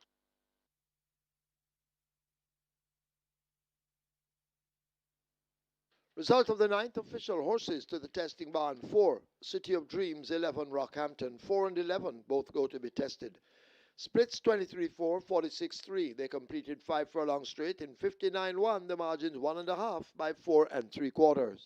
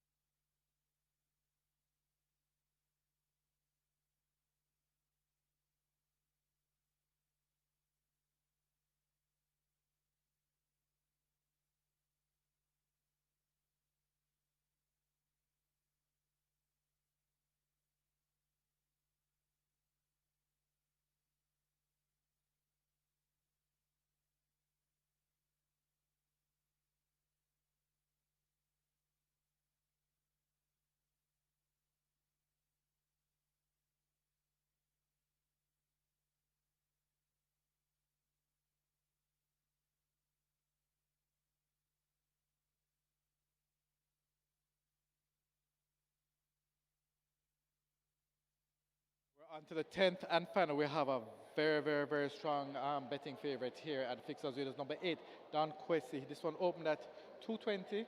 A lot of support, very heavily gambled, down to $1.60. He's also the 45 favorite in the total. A lot of support, no surprises. Don Quessy is the best back runner here. A couple other horses getting attention here, though, the two outside horses. Number 16, Linguist. This one opened at 450, bet down to $3. This one at 7 to 1 and 2, but very well bet down to $3 at the Fixed Odds windows here. And Sensational Soul getting some support as well. As expected, fits in well here. That one at $3, but by far, Don Quessy, best back runner here, currently at $1.60, 220 and $1.60. Good luck for race number 10.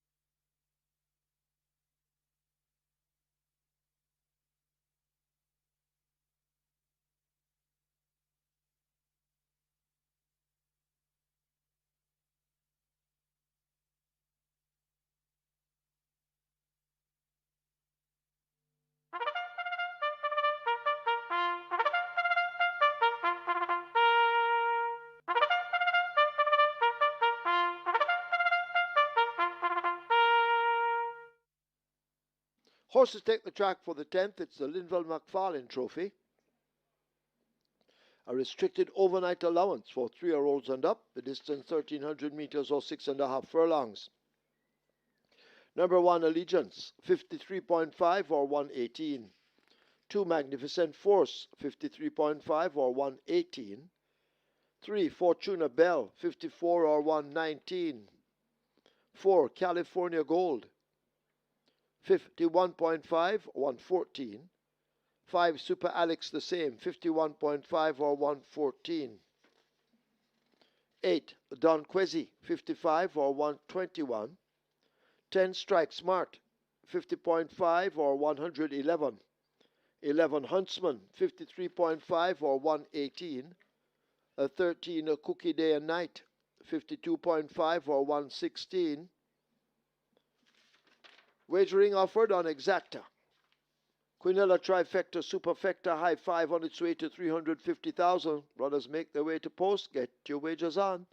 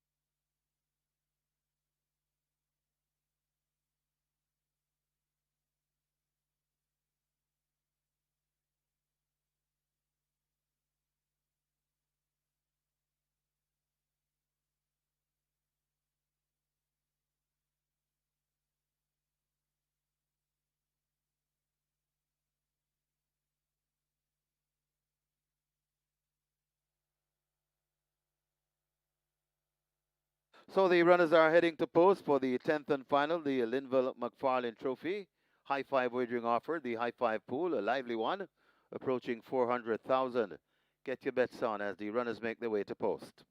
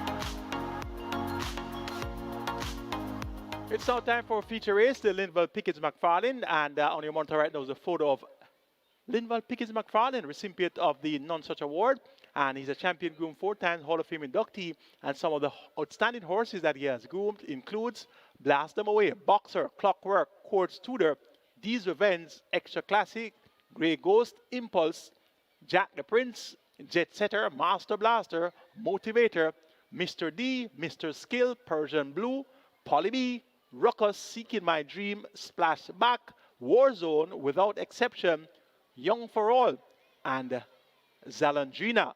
So we honor the living legend, LINVAL Pickens McFarlane, with the LINVAL Pickens McFarlane Trophy. And how about that win in race number 9 by Rockhampton? Radish Roman on a 4-timer, and he got the better of Tevin Foster. So this is reminiscent of 2024 when they went back and forth for the entire year, and it came down to the last day. The jockey's title came down to the last day, and it was Radish Roman that just got the better of Tevin Foster by 1 win. So they appear to be locked in duel right now. 4 wins so far for Radish Roman on the card, and Tevin Foster has 3 wins. So between them, 7 of the 9 winners ridden. So big day for those top flight riders. It's now on to the feature, the LINVAL McFarlane Trophy, where we have a live ticket count coming into this of 30 for the Twilight 6. Not seeing any Catch-9 live ticket count, so maybe the best anybody can get is 8. So let's take a look at the feature. Top choice goes to number 8, Don Quasi. Demar Williams rides for Barrington Bernard. Run-up at overnight going 9.25 behind Neil Star has worked well for this 5 round in 1 minute and 2/5. So Don Quasi, your 65 favorite, gets a vote. Number 16 is Linguist, last year's Oaks winner, makes her seasonal debut working well. 6 furlongs in 1:14.1. 5 round in 102 flat. Tyrese Addis rides for Anthony Nunes. He's looking for his 4th win on the card.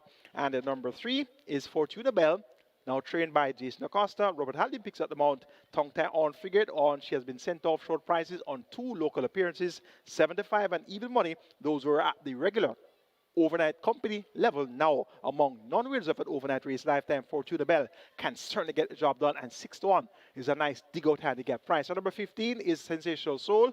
5-2 the price, has caught the handicap versus Don Quasi. Allowed Don Quasi some 6 kilos when they met on the 18th of February. Today, he only allows Don Quasi 1 kilo, so he's 5 kilos better off. And Dane Dawkins hasn't won a race today as yet, so he'll definitely want to join the party. So look for Sensational Soul to be very close to Don Quasi. A competitive looking LINVAL McFarlane Trophy. I'm going 8, 16, 3, 15 as my order of preference. Don Quasi to get the better of Linguist, Fortuna Bell, and Sensational Soul.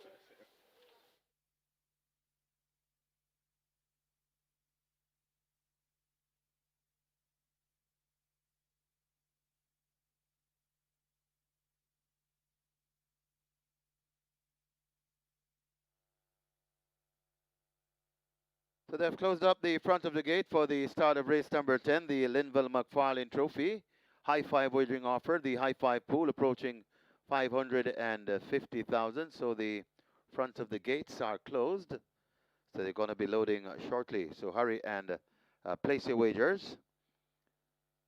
And of course, well worth repeating, the Reggae 6, a mandatory payout on Easter Monday. The jackpot bonus carryover, 21 million plus. So that's a massive jackpot bonus carryover.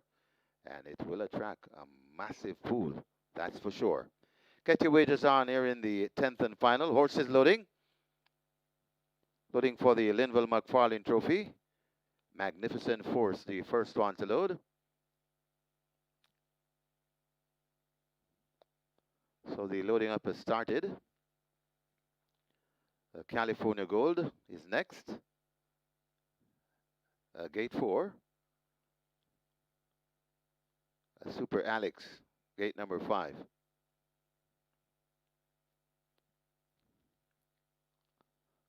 The General, gate 6.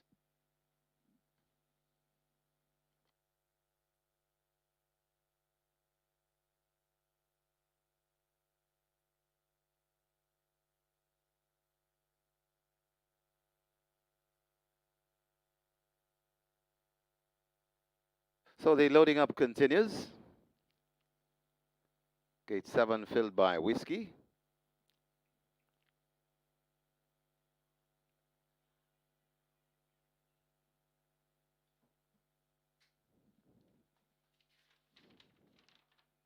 Brenda Boy, gate 9.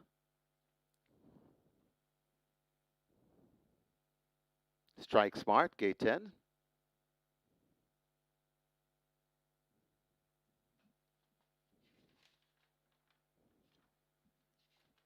Gate 14, Antarctica.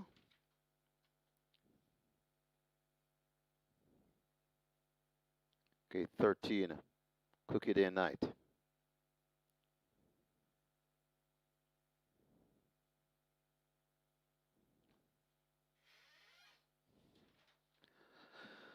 So the loading process will advance.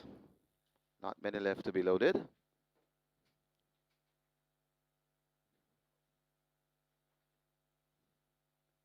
Allegiance comes to gate 1.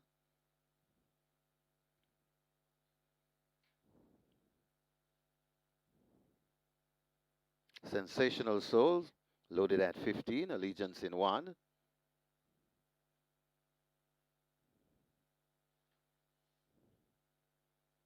Working on Fortuna Bell, gate number 3. Fortuna Bell is in. Robert Hallideen will climb aboard shortly.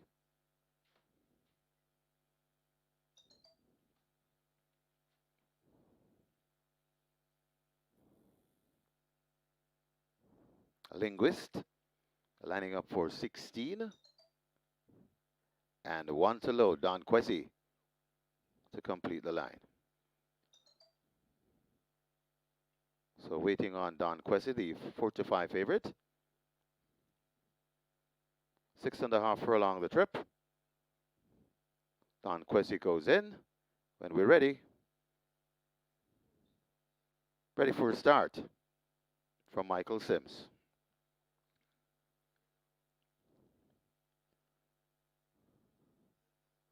Start to Sims, holds his field. And now they're off and racing. Brenda Boy misses it and racing at the back of the field along with Super Alex. As Don Quessy wants that lead. A Sensational Soul racing out wide. Fortuna Bell is right in the mix. Then comes a Magnificent Force. Whiskey is also on the premises. Right there too in the middle. That's Antarctica. Linguist is also on the premises. Then comes Allegiance just on the outside. That's Huntsman. Then comes a Strike Smart. Also coming on, that's California Gold. And racing back there, that's Hail the Queen. They're passing the 3 and head toward the 2.5 furlong point, and it is Don Quessy on that lead, sprinting away from them about 3 or 4 lengths in front. Linguist on the outside. Whiskey is right there too. Sensational Soul, Magnificent Force left back against the rail, but this Don Quessy is not playing with this field this afternoon, and Don Quessy sprints clear about 6 or 7 lengths in front, and Don Quessy looks to have this one all in the bag. Linguist toiling into second, coming on the inside, that's Magnificent Sport. Not Don Quessy is not for catching. Don Quessy and Mr. Smooth, Demar Williams, sprinting clear by about 7 lengths. Linguist is second, then comes a Sensational Soul, Magnificent Force, and Whiskey back in 5th.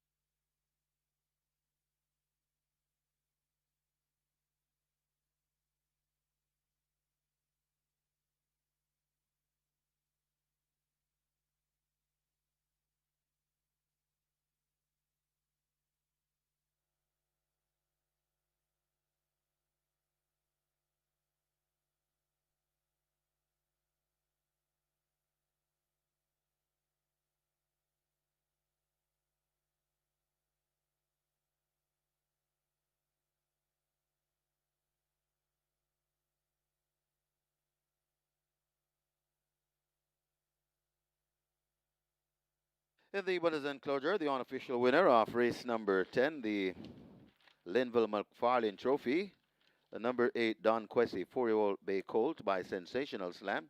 Look at Me Now by Region of Merit. Bred Michael Beecham. Own Quanzi Bernard. Train Barrington Bernard. The winning rider 2 on the day for Mr. Smooth, Demar Williams. The groom Garnet McCarthy. Second, the number 16 Linguist. The third, number 15 Sensational Soul. Fourth, number 2 Magnificent Force. And the fifth, number 12 Whiskey. Final time for 6.5 furlongs, 118 flat.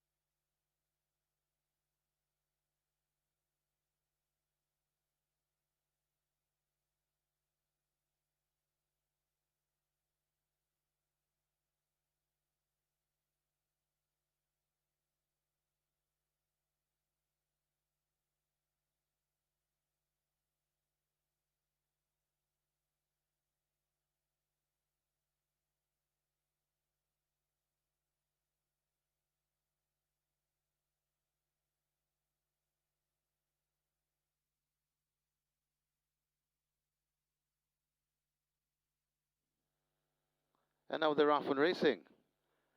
Brenda Boy misses it and racing at the back of the field along with Super Alex. As Don Quessy wants that lead. A Sensational Soul racing out wide. Fortuna Bell is right in the mix. Then comes a Magnificent Force. Whiskey is also on the premises, right there too in the middle. That's Antarctica.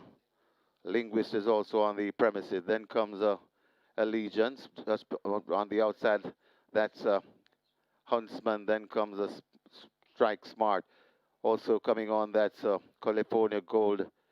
And racing back there, that's Hail the Queen. They're passing the 3 and head toward the 2.5 furlong point, and it is Don Quessy on that lead, sprinting away from them about 3 or 4 lengths in front. Linguist on the outside. Whiskey is right there too. Sensational Soul. Magnificent Force left back against the rail, but this Don Quessy is not playing with this field this afternoon, and Don Quessy sprints clear about 6 or 7 lengths in front, and Don Quessy looks to have this one all in the bag. Linguist toiling into second. Coming on the inside, that's Magnificent Sport. Not Don Quessy is not for catching. Don Quessy and Mr. Smooth, Demar Williams, sprinting clear by about 7 lengths. Linguist is second. Then comes a Sensational Soul, Magnificent Force, and Whiskey back in 5th.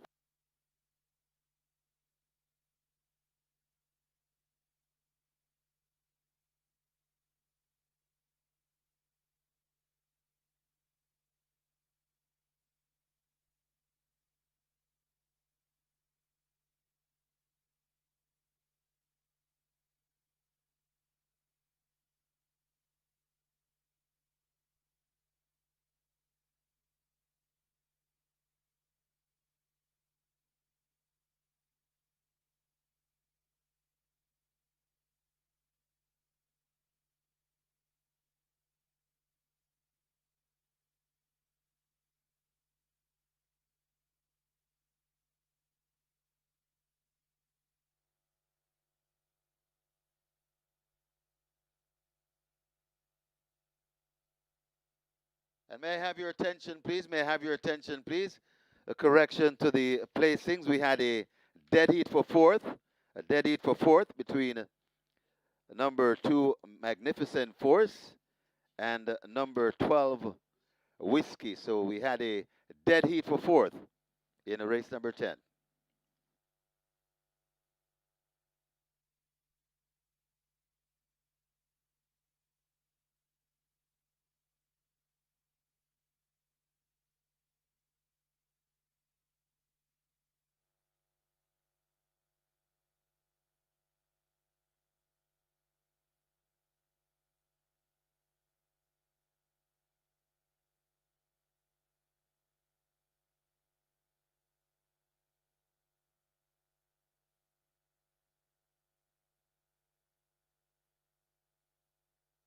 Ladies and gentlemen, your attention call to the winners enclosure for the presentation of the LINVAL McFarlane Trophy.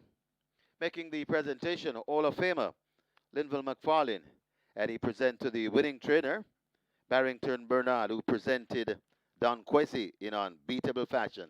Congratulations to the winning connections, race number 10, the LINVAL McFarlane Trophy.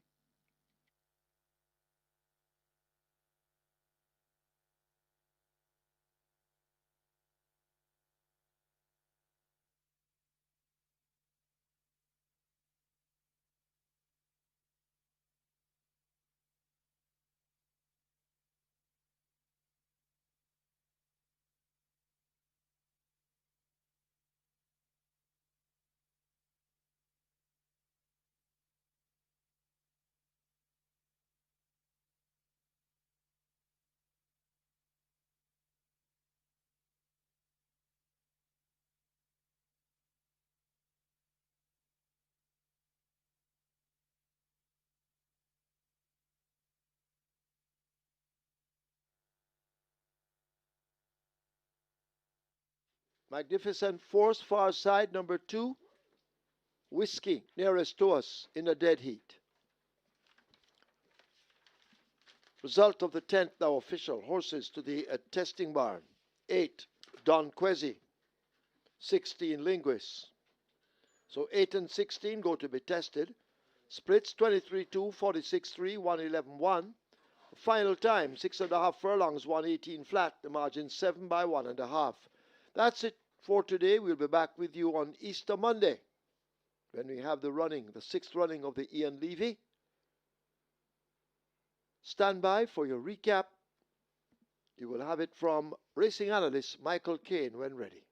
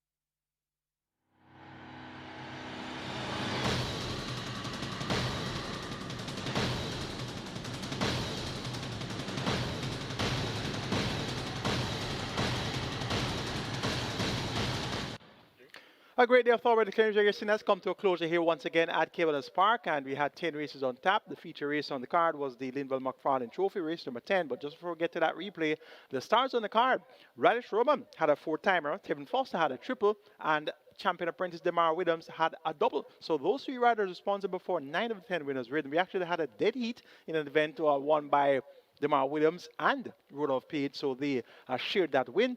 But Demar Williams a double, Radish Roman a fopple, and Tevin Foster a triple. So they really starred the show on the card. And in the trainer section, Anthony Nunes started 3 winners on the card, and Ryan Darby, he had the dead heat winners in race 2, and those horses, oh my gosh, and bubbling brown sugar. So congrats to Ryan Darby as well. We have one race to replay. The recap race is the LINVAL McFarlane Trophy. You have the closing stages, the 6.5 furlong contest, and the big favorite was Don Quasi, with Demar Williams riding for Barrington Bernard. And the second choice of the wager in Sensational Soul, Demar Williams was aboard the favorite, Don Quasi. Dane Dawkins was aboard the second choice on the wager in Sensational Soul, and good support came in for Linguist, making her seasonal debut, and she's of course last year's Jamaica Oaks winner. It was all about Don Quasi in the LINVAL McFarlane Trophy. And it is Don Quessy on that lead, sprinting away from them about 3 or 4 lengths in front. Linguist on the outside. Whiskey is right there too. Sensational Soul, Magnificent Fourth, left back against the rail, but this Don Quessy is not playing with this field this afternoon, and Don Quessy sprints clear about 6 or 7 lengths in front, and Don Quessy looks to have this one all in the bag. Linguist toiling into second, coming on the inside, that's Magnificent Fourth. Not Don Quessy is not for catching. Don Quessy and Mr. Smooth, Demar Williams, sprinting clear by about 7 lengths. Linguist is second. Then comes a Sensational Soul, Magnificent Force, and Whiskey back in 5th. So an impressive victory there by Don Quasi in the LINVAL McFarlane Trophy. 118 flat for 6.5 furlongs, making all the running. And that's a sharp performance from this Don Quasi, and he looks to have a bright season ahead of him.